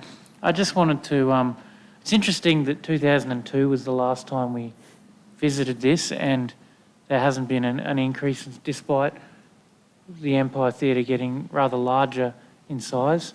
Is that correct? Yeah, Tim. Yes, Tim. And that's on us. I want to be very clear that, you know, you talk about governance and so forth, and that's certainly one thing that Bill and I are very keen on. Not this particular issue because we're addressing this issue now, but in the context of, so when Bill and I assumed the audit and finance capability, one thing was a complete review of all the policies and in particular putting review dates on them on an annual or biannual basis. So certainly that would be one thing that we would be looking at doing as well, making sure that these things like this aren't sort of 20 years before we come across it. Thanks very much. And Chair, if I could also make another comment, I agree with the comments made on all council entities, TISB and the board of the John Darren Woolshed, that we certainly need to have that conversation around them. My question was, in the report, it says that even the board of directors of the Empire don't get free entry to the Empire. I certainly know that there's a lot of public scrutiny. We don't want to look at favours. We all got to pay our way, as we do, to go to the Empire. But does council have a policy concerning, or does the board of directors have a proposal concerning a fund per year of free entry for their board work that may be appropriate for our circumstances? So I may be mistaken, but I think my report mentions that up until super recently that was the case, but we're now instigating a policy whereby if it's an Empire-produced show, then there'll be some form of reduced admission, and in some cases it may be free, subject to what it is, but certainly relating to other things, then no, that's not the case. It'll be full fare. But we're sort of mindful that councillors in the past have had the opportunity to come along to shows and, you know, like who comes and who doesn't and so forth, so being quite clear relating to that side, equally so from directors as well, ensuring that if we get to that point it's not being abused. So there's a monitoring process that would go with that as well. Oh, thanks for that clarification. Oh, that's great. That's all my questions. Sorry, and Bill's got something? Directors only. Yeah, not family and friends or staff, it's simply relating to directors. It wouldn't be a material sum of money, Councillor Tim. Could I just ask Andrew, just to clarify that, I would have thought it was a director's duty in the nature of this business for you to be aware of what does go on and how well or bad the performance might be, and you should be there, even if you don't want to be there, but you should be there and you should be therefore paid or allowed in for free. You're spot on, Kerry, and thankfully the Empire doesn't look to me for artistic guidance. Maybe more so on the governance and the financial side, but thankfully Kerry doesn't pay attention to any creative feedback that I might have. But having said that, I believe it is important that directors do attend performances. I do remember, and of course you'd all remember the former Chair Peter Swannell, his view was that directors' fees, in part, you were being paid a director's fee to put it back into the theatre, and I don't believe that's changed at all. I still believe that that is part of what is going to be occurring regardless of whether you agree to this proposal or not. But to me it's, yes, being in the theatre is part of it, but there's other parts to it as well, and so that's just one part of the puzzle. It's not the only measure that we would be using to see how the business is performing. Okay, councillors, any other questions, comments at this point in time? So we have a recommendation there before you that council adopts the following remuneration for the Empire Theatre's chairman and directors. Chairman up to $10,000 per annum at the board's discretion, increased, and I guess that's at the board's discretion. Councillor O'Hara-Sullivan made the comment about no directors' fees were paid during COVID, so that would cover that. Discretion increased over 2 years from the current level of $3,440 per annum. Directors up to $5,000 per annum at the board's discretion, increased over 2 years from the current level of $2,400 per annum. that remuneration for the Empire Theatre's chairman and directors is generated from annual operations of the business and will not necessitate an increase in the annual council community service obligation grant. Moved by Councillor Shine, seconded by Councillor Summerfield. Those in favour? Carried unanimously. Thank you, Andrew. Thank you, Bill. And thank you for all your efforts for the Empire Theatre and the board as well. Thank you, Chair, and thank you, councillors, and in particular Anne-Marie as well. We really appreciate everything you do for us as well. Thank you. Councillors, we move then. Anne-Marie, would you like to jump an item? You're happy to go to item 6? Okay, very good. Item number 6, councillors, the quote or tender consideration plan for the dam upgrade project, engagement of independent expert review panel members, and the author is Shane Hoffman. Shane is here in the room. Keeping in mind, councillors, that there are a couple of items that are in confidential, so if there's any conversation or questions in regard to those attachments 2 or 3, we will go into a closed session if that's required. So Anne-Marie, would you like to introduce this one? Yes, Councillor. So that first section shouldn't actually be there. So the purpose of this report is for councillors to consider the preparation and adoption of a quota tender consideration plan in compliance with Section 230 of the Local Government Regulation to permit the engagement of independent expert review panel members for the dam upgrade project. The councillors, you would be aware of this significant programme of works that we've got in the 10-year capital works programme to deliver these dam spillway upgrades. And we have adopted plans similar to this, so it's a 2-stage process. So we're seeking to adopt the quota tender consideration plan, which will allow flexibility and timely engagement of expert advice for the Water and Waste Services team. Thank you, Anne-Marie. Are there any questions? We have not only got Anne-Marie here, obviously, from this area of finance, but we've got Shane here as well. If there's any questions technically. Any questions, councillors? Councillor Shine? I may have missed this but at the early hours of the morning when I was reading it, but is Perseverance Dam mentioned here? It does say the 3 dams, but then it seems to only refer to Crestbrook and Kubi in the background, for example, of the brief. Only 2 dams for the spillway upgrade. Only 2 have to be... Crestbrook and Kubi, that's correct. Perseverance is not... it is a referable dam, but it's not affected by this. I'm handing over to the engineer. All right. Welcome, Shane. Yeah, welcome. Councillors, yeah, Perseverance is a referable dam. All councils, 3 dams, Kubi, Crestbrook and Perseverance are referable, but the upgrade works are only required at Kubi and Crestbrook by 2035, which, well, it's a staged upgrade and we're meeting the 2025 milestone, which will be the full upgrade. Well, bear in mind the cost of doing this work. I'm not suggesting we include another one, but yeah, no, thank you. It's Perseverance Spillway is of sufficient capacity, and it all becomes, and it's also sufficient capacity, and it's an engineering turn as low as risk as possible. So there's no upgrade works required at Perseverance Dam. Good to hear. Thank you. Yeah, so the background just stated that council owns 3 dams that are referable. Okay, let's clarify that, Councillor Shine. Mayor? Probably going off track a little bit, Mr Chairman, but there have been discussions, and some of my colleagues were in the room when I had a discussion. We asked the question of Minister Glenn Butcher, State Member, about State Minister in regard to support, financial support for this. And it didn't take him too long just to put out that word no, not interested. But it's interesting, I had a phone call yesterday from Brent Finlay, who does a lot of work in advocacy around dams and telling me of where he's been and what he's done. We were having some preliminary conversations with the former Deputy Prime Minister, and he has taken the subject up with the current Deputy Prime Minister, and he will report back to me. These dams were built in an environment where they actually met all the requirements of ANCOL. Is it ANCOL? The standards, yeah. ANCOL standard, yeah. Yeah, where they met the ANCOL standards.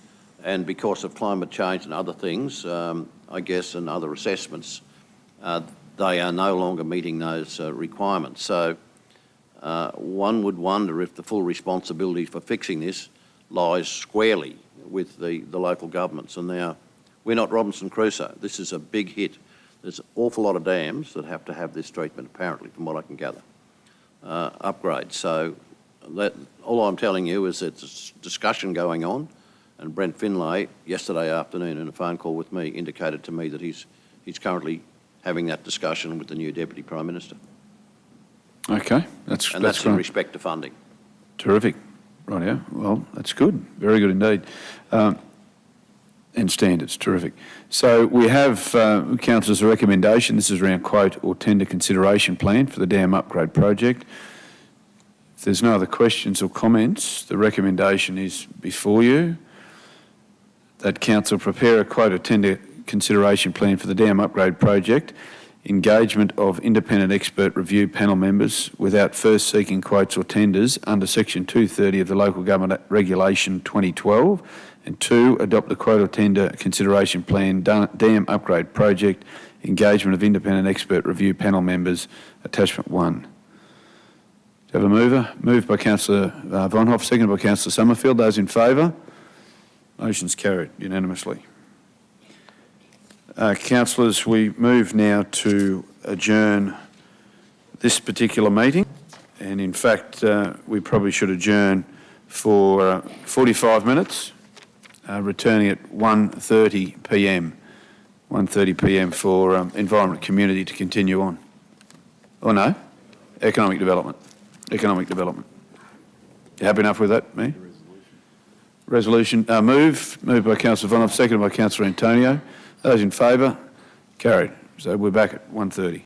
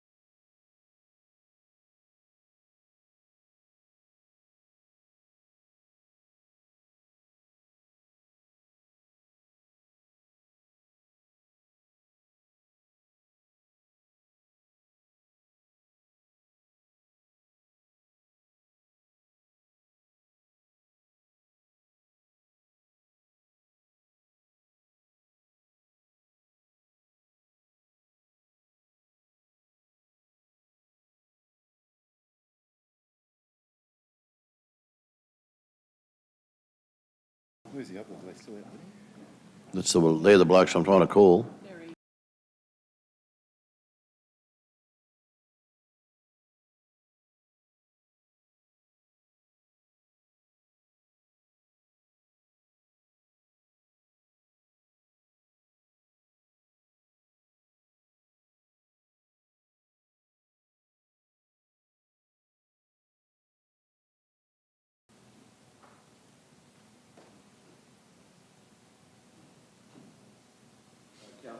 Councillors, I'll declare the meeting open, and can I begin with acknowledging the Aboriginal parties whose song lines traverse these lands we meet on today, the Western Waka Waka, the Guyabul, the Jarawar and the Bigambul peoples, and can I pay my respects to the rich, and I particularly welcome our Economic Development Guru Seamus, General Manager Stuart, Brian, Kirsten. Thank you very much for your presence here today. I understand there may be some declarations. Councillor Melissa. Thank you, Chair. Nearly pulled the microphone out. I inform this meeting that I have a declarable, haven't had coffee yet, conflict of interest in this matter as defined in section 150EN of the Local Government Act 2009. The nature of my interest is as follows. This declarable conflict of interest arises because my sister, Christine Taylor, owns the property at Suite 6 in the Old Chronicle Arcade in the Toowoomba CBD, which is located in the Creative CBD Trial Project area, Toowoomba CBD. I wish to participate in the decision in relation to this matter. I acknowledge that eligible councillors must now determine, pursuant to section 150ES of the Local Government Act 2009, whether I 1, participate in the decision about the matter, including by voting on the matter. 2, must leave the meeting, including any area set outside for the public, stay away from the meeting while the eligible councillors discuss and vote on the matter. Or 3, may participate in the decision about the matter, subject to conditions.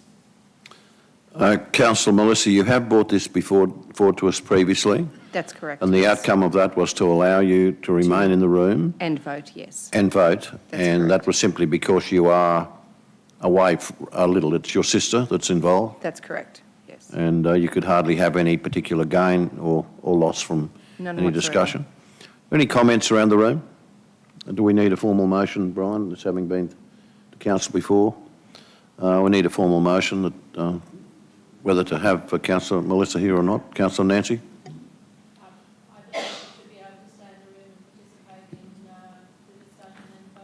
Thank you. Councillor Summerfield. Councillor Shine, you've seconded that. Any comments? Any questions for Councillor Melissa? Not, I'll put that to the vote. Those in favour? That's carried. Thank you. Councillor McDonald. Thanks, Mr Mayor. I inform the meeting that I have a declarable conflict of interest in this matter as defined in section 150EN of the Local Government Act 2009. The nature of my interest is as follows. The declarable conflict of interest arises because I own land at 435 Ruthven Street and 2 Club Lane, Toowoomba, both of which properties are located in the Central CBD Trial Project area, Toowoomba CBD. As I've done previously, I propose to leave and stay away from the meeting place where the meeting's being held while the matter is discussed and voted on. Okay. Any comments around the room? I think it's a bit of a tough call, but anyhow, that's entirely up to you, Councillor McDonald. Okay. If that's the case, Councillor McDonald has left the room. We'll move then to item 3, which is the Creative CBD Trial Project Outcomes. Seamus, over to you. Thank you, Chair, and good afternoon, councillors.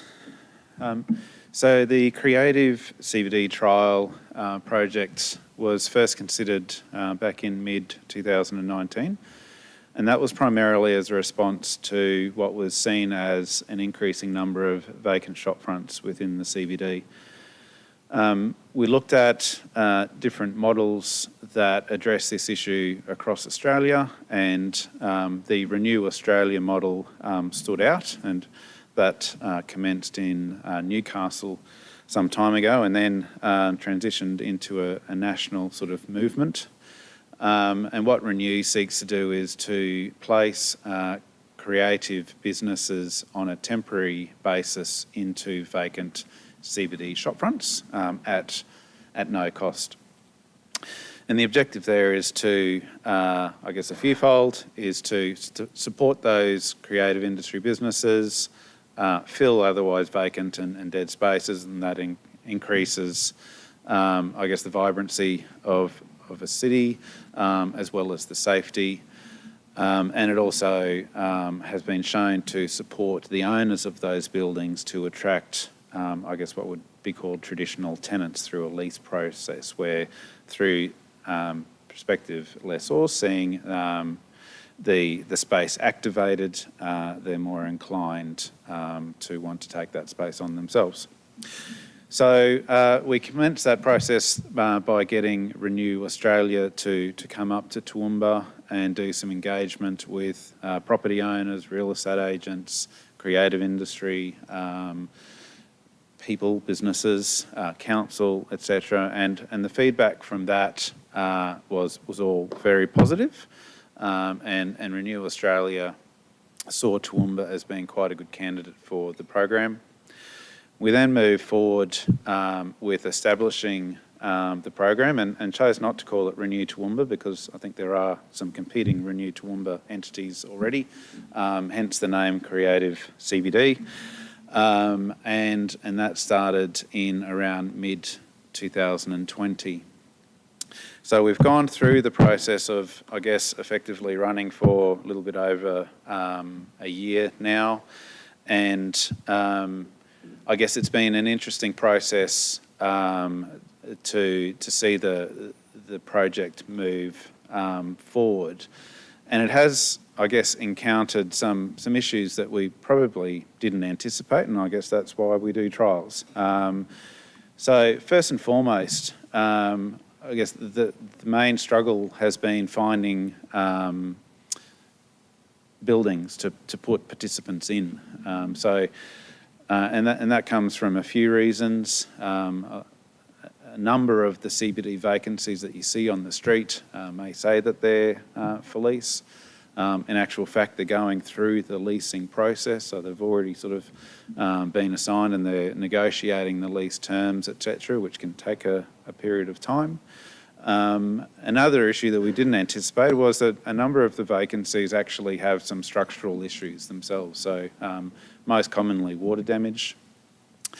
And the owners of those buildings aren't of the mind, or that were able to be contacted, aren't of the mind to make improvements to those buildings to make them suitable for use until they actually had a long-term tenant in place and a paying tenant. So that was another challenge. And then some other landlords just weren't able to be contacted or didn't want their property to be part of this project. And I guess there can be a perception, although Renew Australia seeks to put people in under what's called a licence agreement, which is a 30-day rolling term licence, which is different to a lease. And the hope there is that that doesn't affect the valuation of the property from a commercial lender's perspective. I think there's still some concern amongst some landowners that that was too much of a risk and they sought not to participate. So that was a bit of a challenge. We did have quite a few creative industry people interested in participating in the program. And I guess, like all businesses, there's a great variance in their capacity to most ably take advantage of this opportunity. So we did have an assessment panel that assessed applications for each project and I guess tried to put in the right participant in the right property, and also considered their capacity to get things happening as quickly as possible, because I guess you need to keep in mind that they could be asked to leave the property within 30 days, which is the owner's right under this program. So there was that. And I guess the other thing was a lot of the shopfronts that that we saw at the start of this process had actually been filled, and through this process found that there has been and is a significant turnover of vacancies within the Toowoomba CBD. So we did, nonetheless, achieve the following outcome. So at the time of writing this report, there were 3 spaces in the CBD that have been activated under the program. That actually today has increased to 5. So it is a very fast-moving feast, this program, and hence takes quite a lot of work to manage it. So, you know, in the month or so since I wrote this, there's been 2 extra properties activated, and the number of businesses placed in those properties has increased from 5 to 6. We did have one of our tenants have to move from one part of a building into another part of a building.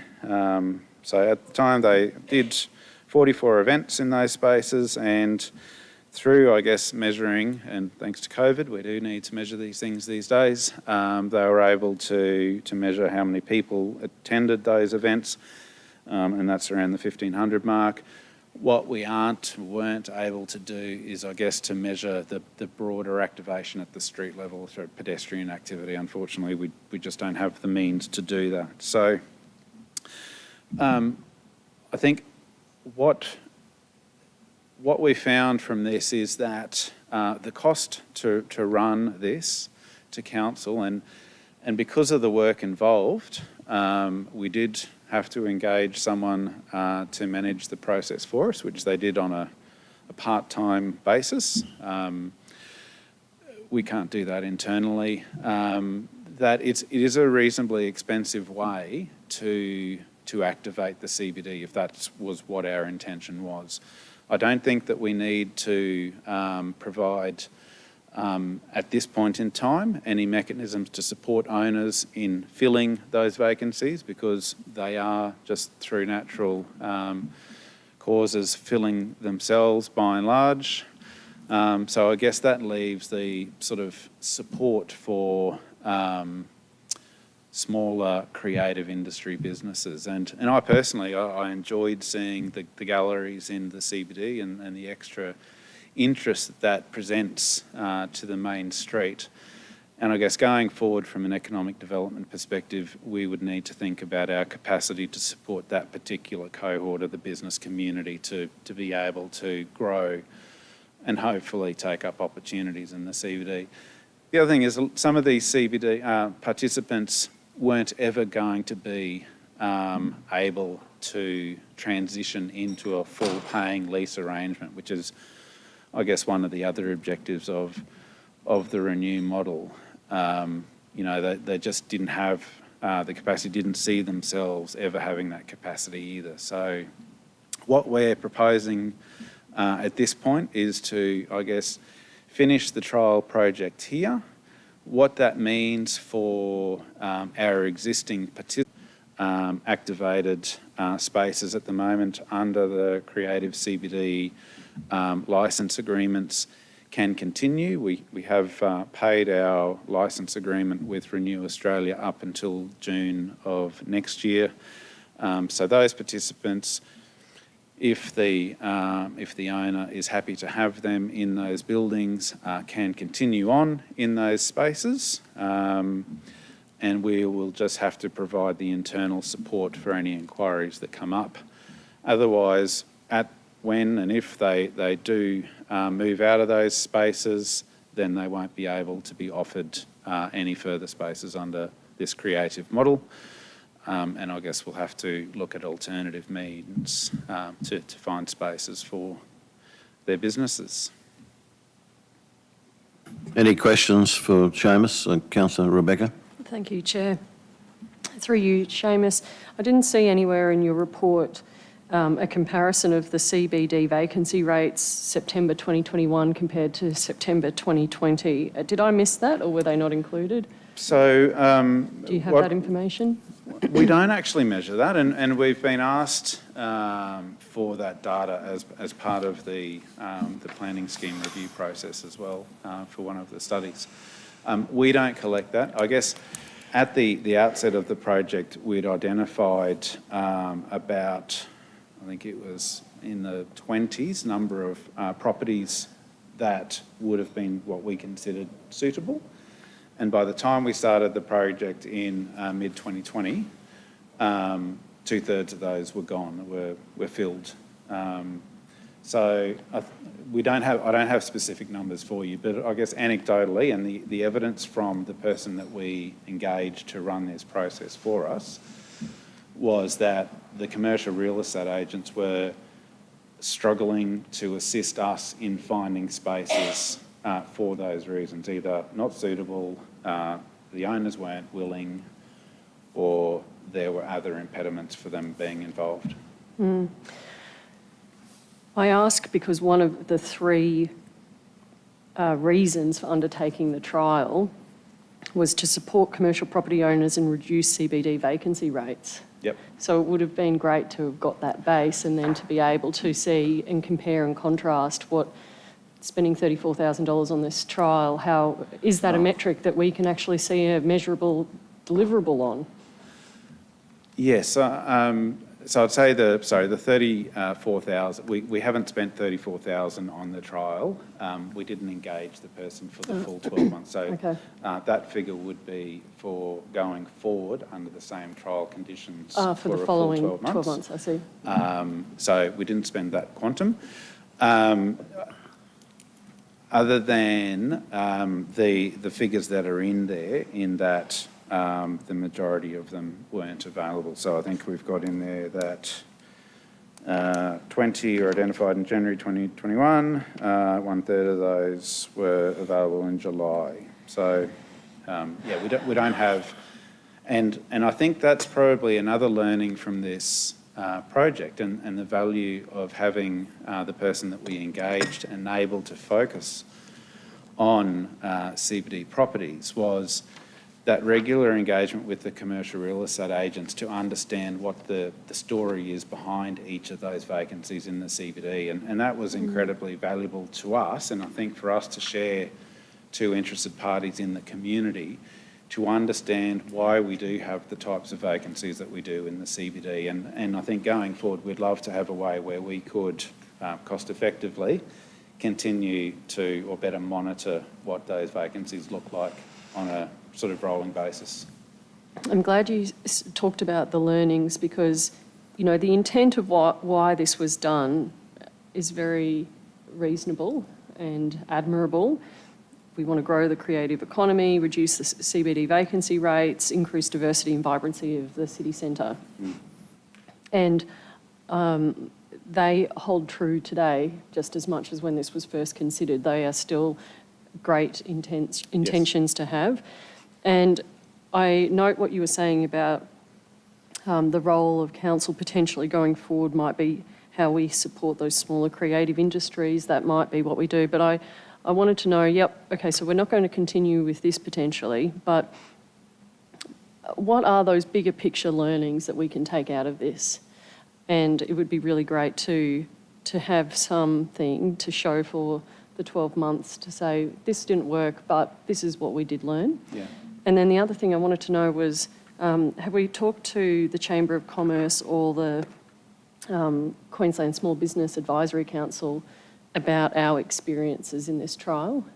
Yes, I have spoken to the CEO of the Chamber of Commerce about what I was proposing in this report. So I guess they were interested in what we found in running the project. And I guess it also shines a light on what the reality might be around the perception of vacancies in the CBD. And it's not necessarily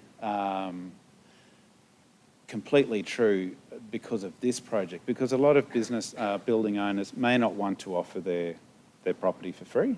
That doesn't appeal to everyone. It takes a certain mindset to be open to that. So, but certainly the ones that were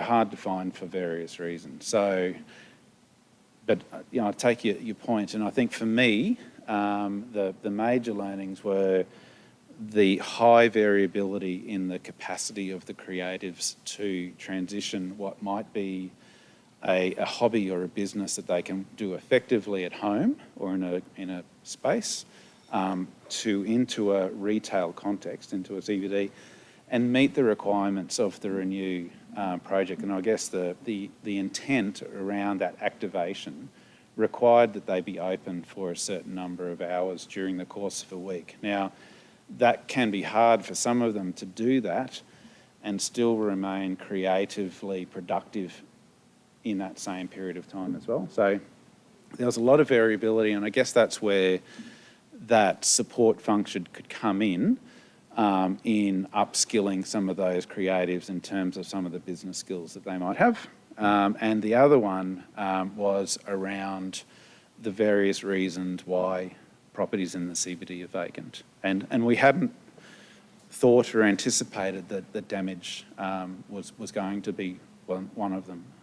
So that's interesting for us, and I guess there's nothing that council can necessarily do about that.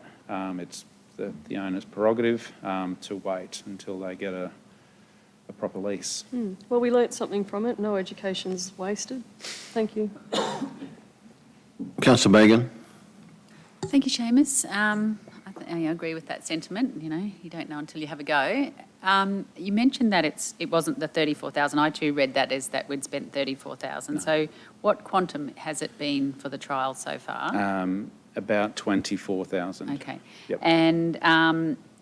And you mentioned too that you've had another couple of ones come on board in this next little while. So Yep. are now will they be supported until the end of June 2022? Is that? So one of those ones is only planning to be open during the carnival period. So they just moved in, I think, last week. So they will just move out. I think they were happy to take the 30 days and close it all up. And the other, so there's one more existing. So there's one open at the moment that is in the process of closing because the owner required the property for another purpose, which is unfortunate. The other one, if the owner of the building is happy for them to continue on those 30-day licences, then they will be able to go through to the expiration of our agreement with Renew Australia, which is 30 June. Any support that they might need in any negotiations with the owner, etc., with Renew Australia, we will just have to take on internally. So I guess once we have a council decision on this matter, then we'll be communicating with the existing participants to let them know what those arrangements are going to look like. I guess what I was getting at, Mayor, if I could just continue, was are we going to be actively pursuing, we're not going to be actively pursuing anything now? No. So this next 6 months or 8 months with Renew is just... Maintenance. I guess it was an opportunity for us to enable the existing participants to continue on rather than, if we weren't, they would have either had to have moved out or negotiate an arrangement themselves with the building owner. So then, what I wanted to ask you, Seamus, was in terms of, I know that Council's working with the Chamber of Commerce RAC, so in terms of our next plans for activation, apart from my lights, yes, is going to be... Well, we are, I think, in the early stages of negotiations with the CBD RAC, and I feel like I'm probably not the most qualified person to talk about activities in the CBD. It's a shame that Andrew or Anne couldn't be here, but I think from my perspective, there's a lot that $34,000 could do in activating a CBD that would deliver better bang for buck from an activation perspective only than this particular program. Now, I'll preface that by saying that we don't have $34,000 in our budget going forward to do that. And I guess what we need to think about and work with the CBD RAC on is what do those activation priorities look like who is responsible, who plays in that space, and then we can think about what council's role is and what the budget required is. But certainly I would love to see this sort of quantum of money being used to come up with Lights. events or... Say lights. Well, lights would be awesome, but more than that. Sure. Thank you. Thanks, Seamus. Thanks, Mayor. Are there any other questions? Councillor McMahon? Thanks, And Chair. Councillor Jones. Look, we gave it a try, and I note the outcomes of this, and CBD activation is one thing. We're on a journey to get creative industries up and running in Toowoomba. This played a big part in it, and I went to visit all the three that were around the gallery, the Alexandra Lawson and Rare Squid, and they all had a part to play. And I think moving forward, it was raised an information session, and I know General Manager Nick's here. Just in the environment community, we have a art gallery next door to here, and just opening that conversation about putting some of those local displays as exhibits in there. I know they already do a great job, but you know, if this is ending, let's look for solutions to those kind of problems. So just starting the conversation about that. And I think there are ways that we could support creatives in displaying their material that doesn't need to fit into the Renew Australia model that comes with quite a lot of resources involved in managing it and therefore costs. So there are, I think, you know, if we did have property owners that were willing to have some of those works displayed in their front window, they don't need to open the doors, they don't need to do any of that, then that's at least something. Opportunity to increase the capabilities of that cohort. I would need to think about what's the benefit of focusing on that cohort as opposed to the plethora of other ones. And I think from a city perspective, creatives bring new ideas and different ways of looking things and a real vigour to a place and bring stuff that we haven't seen before, and that's certainly valuable, and it's hard to measure that. Yeah, no, certainly didn't mean one to the exclusion of others, but take your point. Thanks. Okay, Councillor Jones and then Councillor Kerry. Thanks, Mayor.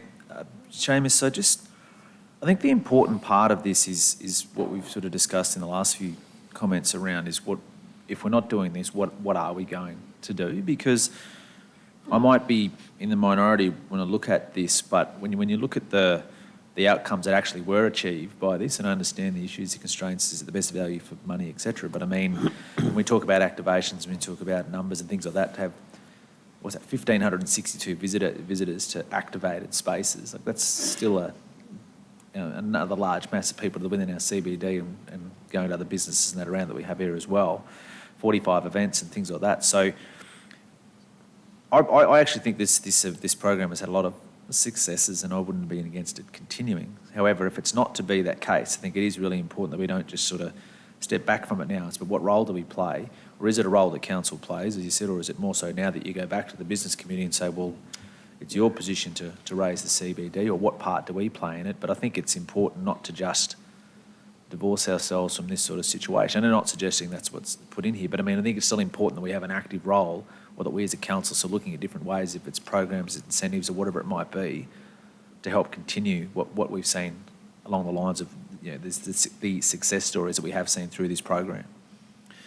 Yes, and I think council should have a role in contributing to the activation of the CBD, but I think that needs to be in partnership with the people that stand to benefit the most, and those would be the businesses in the CBD as well. And I guess that's part of the conversation that we need to continue on with the CBD RAC is, I guess, looking at what those partnership opportunities look like and how we can progress them. So.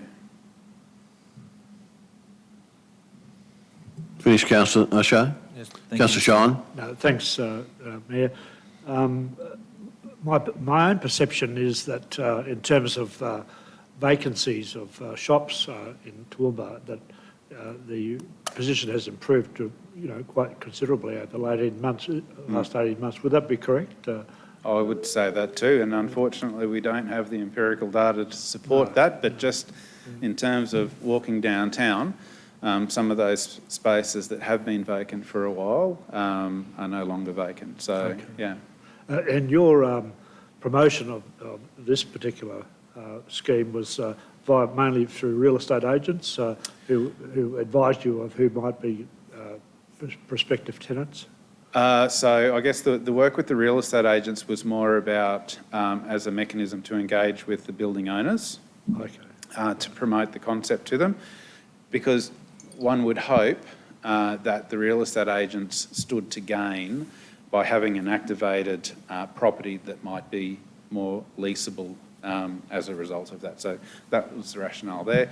I think the engagement with the consultant early on left us with a list of 20 to 30 creatives that were interested in participating. So the demand from that side was certainly not a challenge.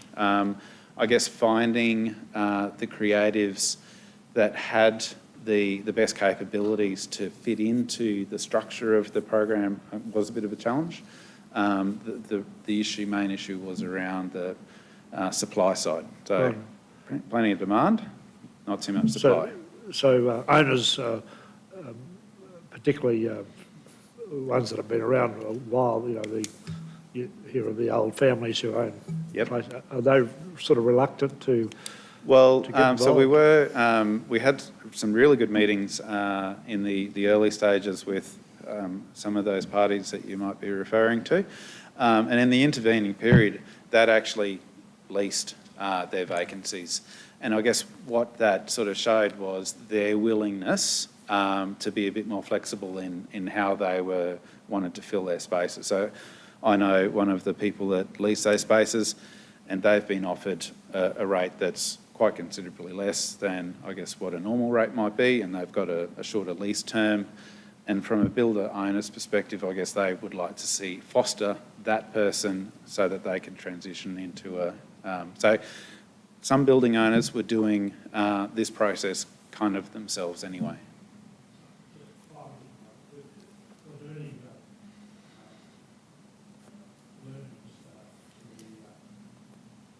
Any learnings to be supportive of the shop top living concept at all out of this?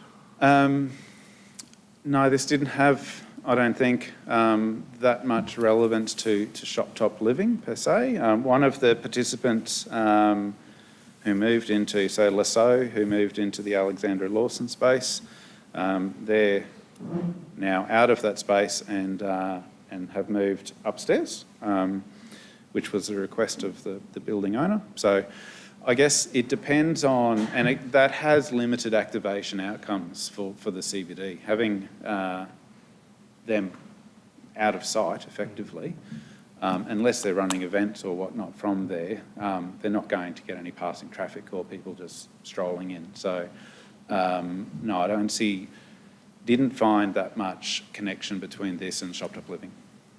Thank you. Councillor Carroll. Thank you, Mr Mayor.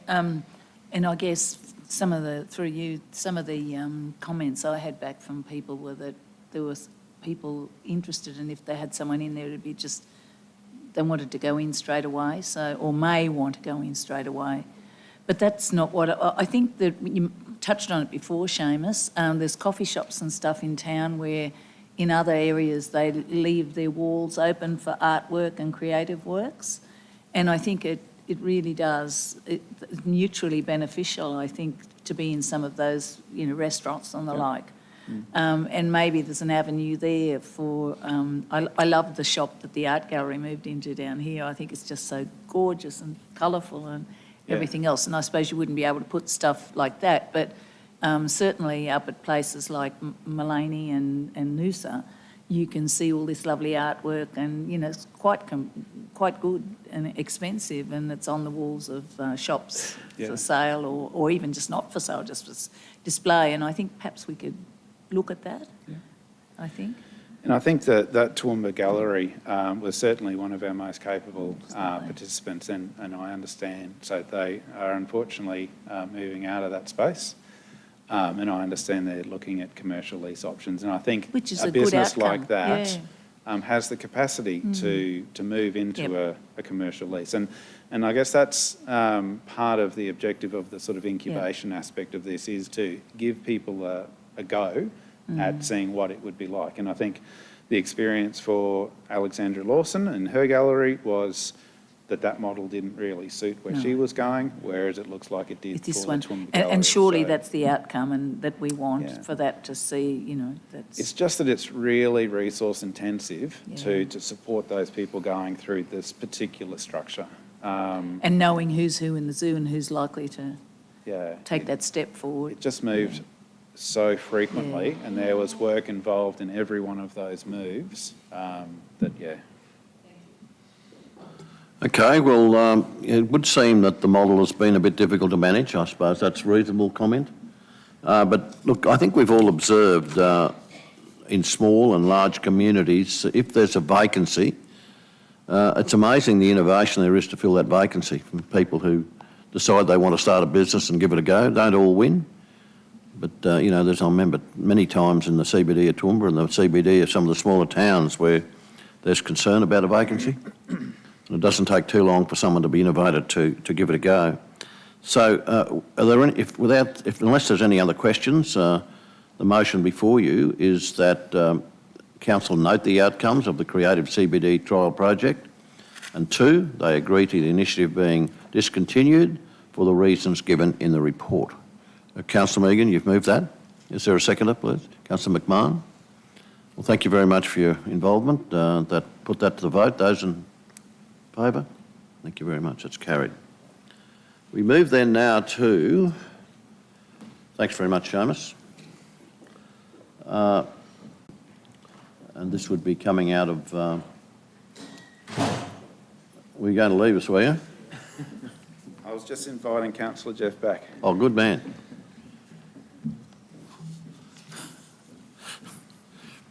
Thanks very much for that. So, it's a request for sponsorship coming from the Toowoomba Surat Basin Enterprise. It's a major logistics forum.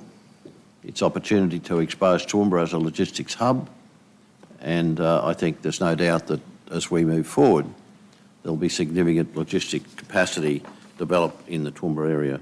Seamus, over to you. Thank you, Chair.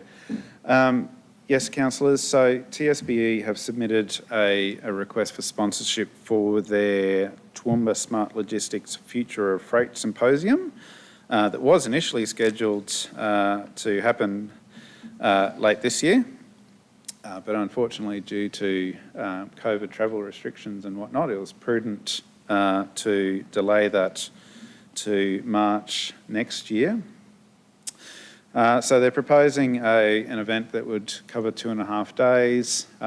They are anticipating between 250 to 300 delegates attending. They have run similar events in the past, and I guess based on those events, that estimate of numbers rings true.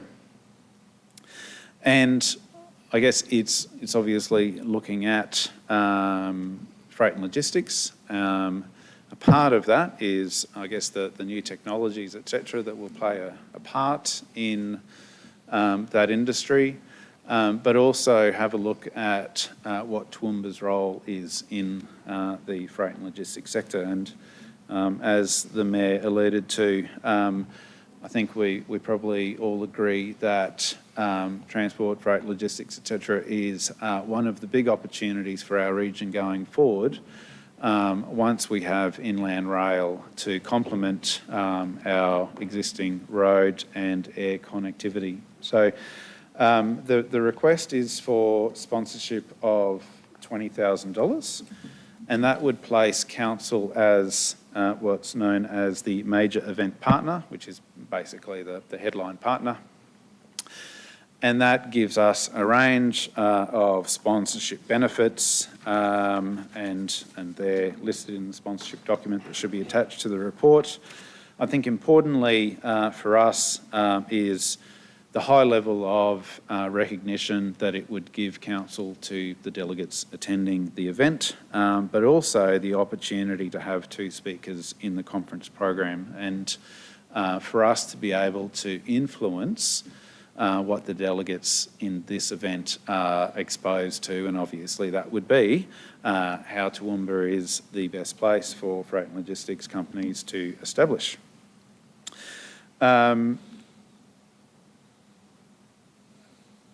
Is there much more than that? There's a whole range of benefits. I would probably leave it there. Okay, over to you, Councillor Carroll. Mr Mayor, as you know, we had a bypass forum. Yep. And then we had a freight logistics forum, and then we went to a inland rail forum, and we had TISB on board as a partner, and they helped us run that. This is a natural progression. I think that, you know, I so support this. It's a fact that we've got a presence there. We're a major sponsor, and it's just the culmination. It's just a natural progression over the years to get to where we are now, because we've gone from, you know, bypass, we got that. We're inland rail, well, it's going to happen. And we're going on to see now how the whole thing comes together and what other opportunities there are to look at. So I think $20,000 is quite a reasonable amount for us to be major partners here, and I commend this to other councillors. Thank you.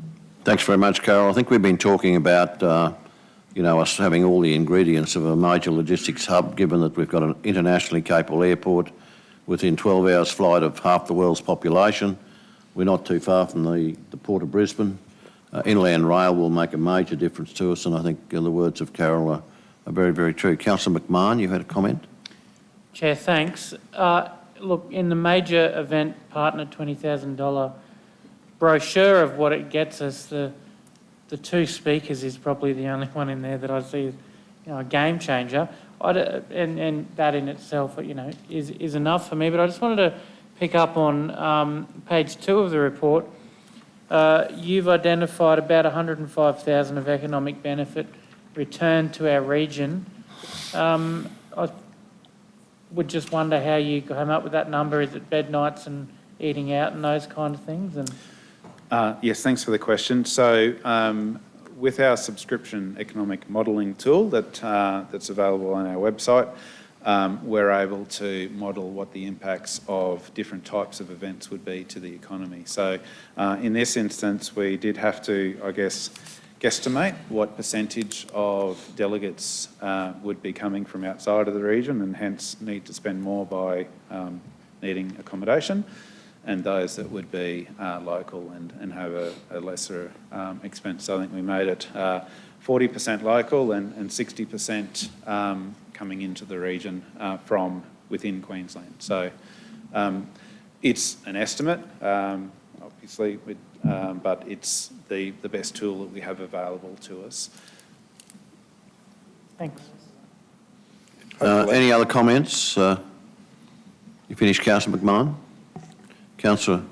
Seamus, my question is, how often do you get approached for sponsorships like this? Say, I was just thinking, say, like if a major health then wanted to be a big health expo or some other sort of thing, like how often are you called on to make a decision about something like this? Thank you. Very good question.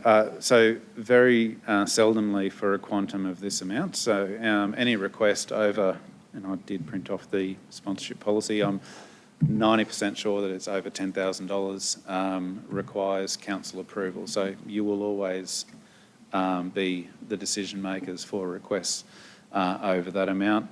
We do get requests for smaller amounts from across the organisation. I only see a very small component of those.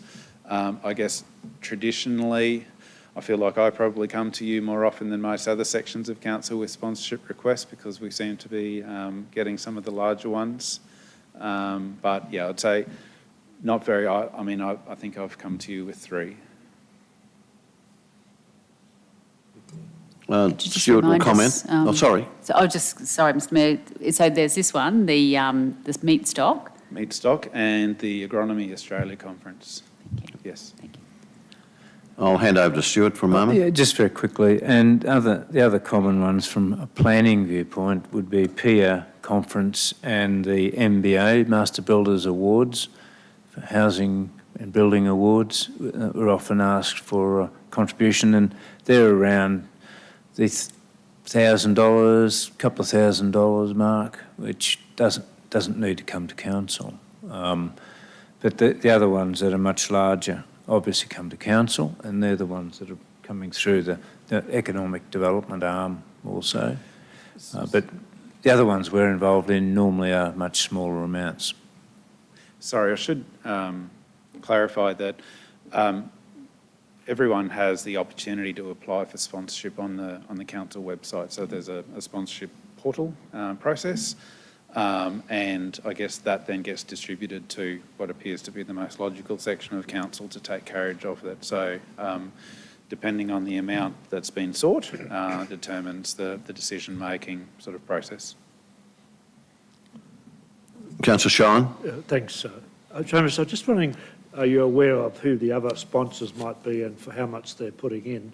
Bearing in mind that logically you'd think that those who are going to benefit financially from this conference being here, like hotels or transport industry or the people mixed up with the transport hubs that are going to occur here, they'd be the ones that logically you'd think would be keen to have it here over and above the council. Are you aware of? I do believe that TSBE has given us the first go at this, and particularly for this level of sponsorship, because they see obviously benefit for our region in being able to take advantage of the benefits of this to promote the region to the participants. But I'd agree that industry would be the most logical sponsors. So they are looking for, and they're not going overboard with the number of sponsors that they're seeking. So I think they're only looking for 2 of the conference sponsors, which is the next level down. And I'd anticipate those getting taken up by industry. Thank you. Okay, any other points anyone wishes to make?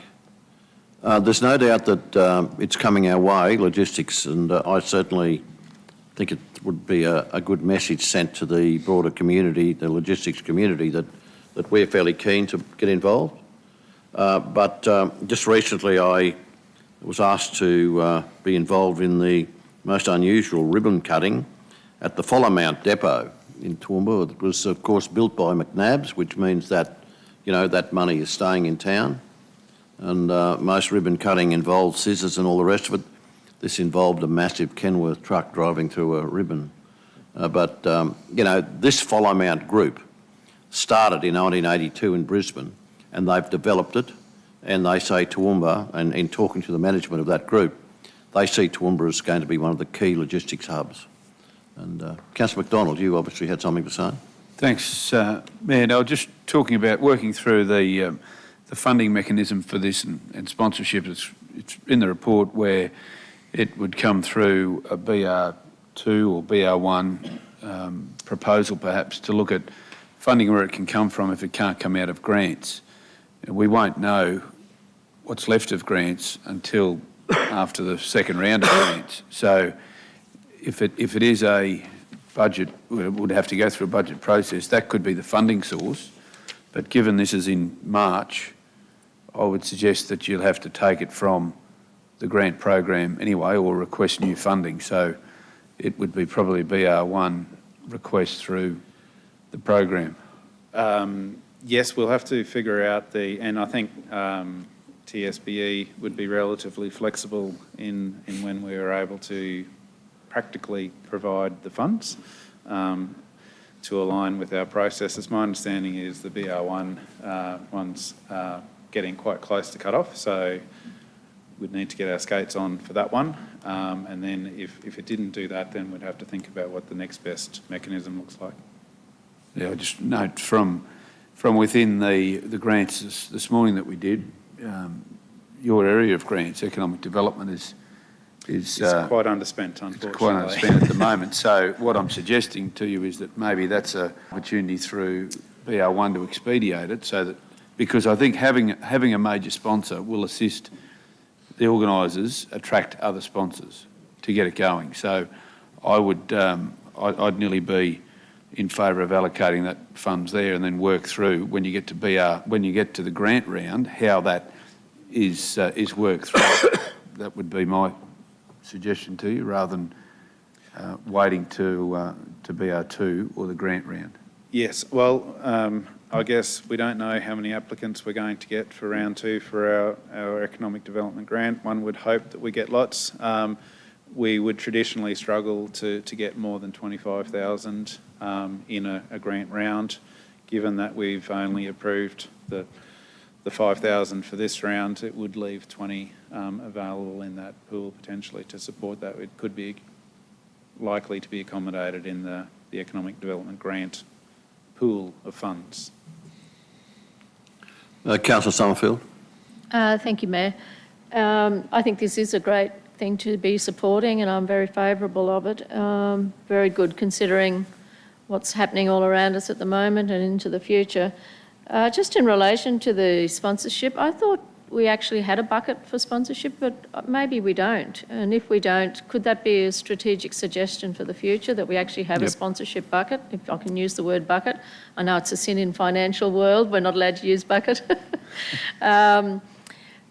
And I'm a little bit concerned I'd rather see this go to BR1 if we can squeeze that in, rather than try and take it out of the economic development bucket, so to speak, because we need that there for round 2, just in case. You don't know what's around the corner. There could be opportunity for that to actually all be spent. And so I wouldn't like to see us to be raiding that when we could actually squeeze it into BR1 now, if possible. That would be my suggestion.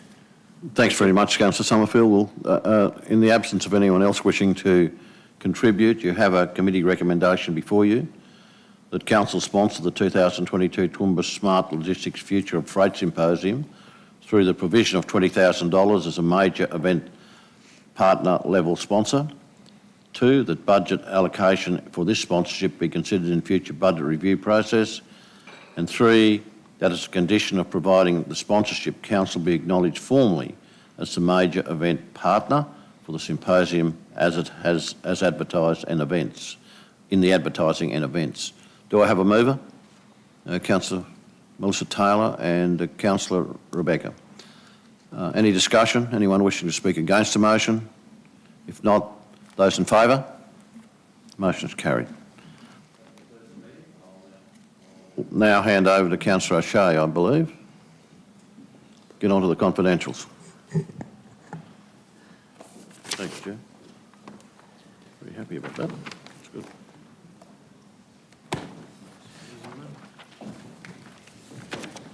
But allocation. Almost biggest. That's good.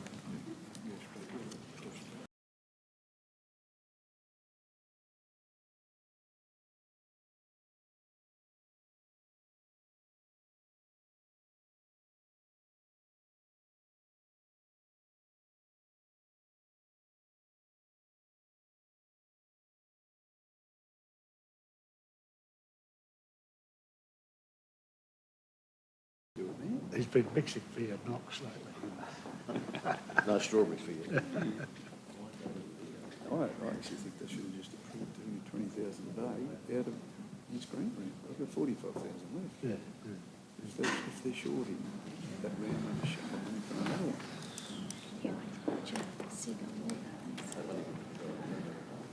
Oh, sorry.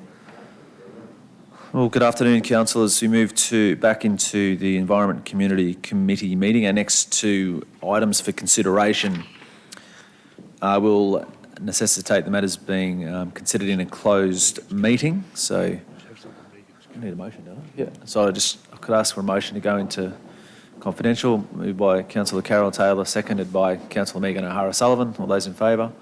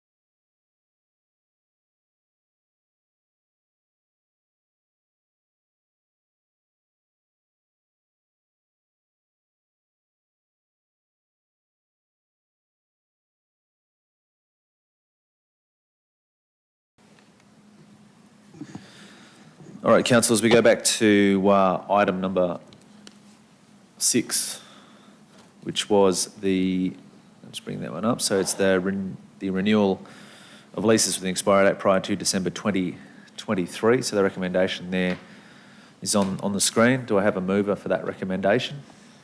Sorry. You can't even see. We could be doing all sorts of things over here. Councillor Vonhoff, see move. Councillor McMahon seconds. Anyone wish to go into debate? All those in favour? That's nice. Half at least.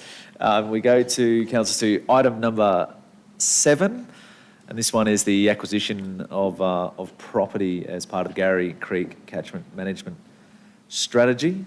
The recommendation there before you. Hopefully someone on this side can move by Councillor McDonald, seconded by Councillor Shine. All those in favour? That's passed unanimously. Thank you, councillors. That brings to an end the Environment Community Committee, and just as the sun comes up a little bit more, it's across to Finance and Business Strategy.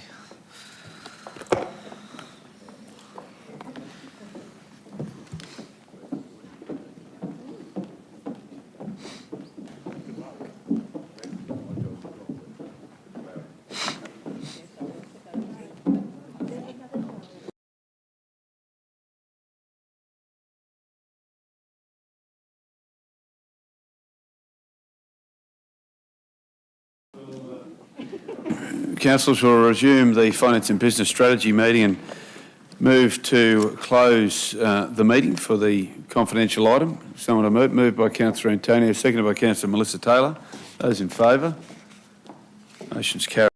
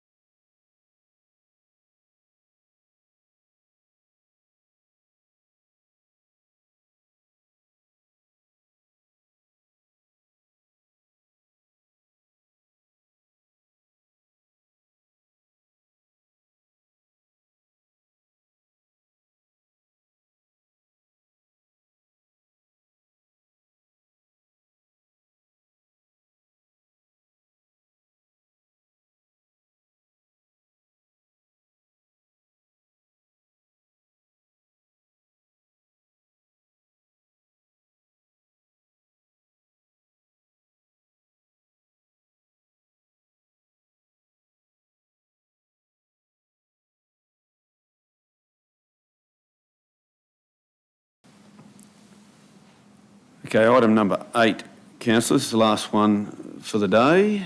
Item number 8, recommendation is that council notes a request of the 28th of June 2021. Number 2, agrees to assist in the formation of a new corporation to act as trustee. And 3, agrees to the appointment of all existing individual trustees to the new directors of the entity once it's formed, or once formed. That's the recommendation. Do I have a mover? Moved by Councillor Antonio, seconded by Councillor O'Hara Sullivan. Those in favour? Motion's carried unanimously. Thank you, councillors. That concludes the day. Thanks for those watching at home, and for those who are in the gallery, thank you for keeping the noise down at the back there. Good afternoon.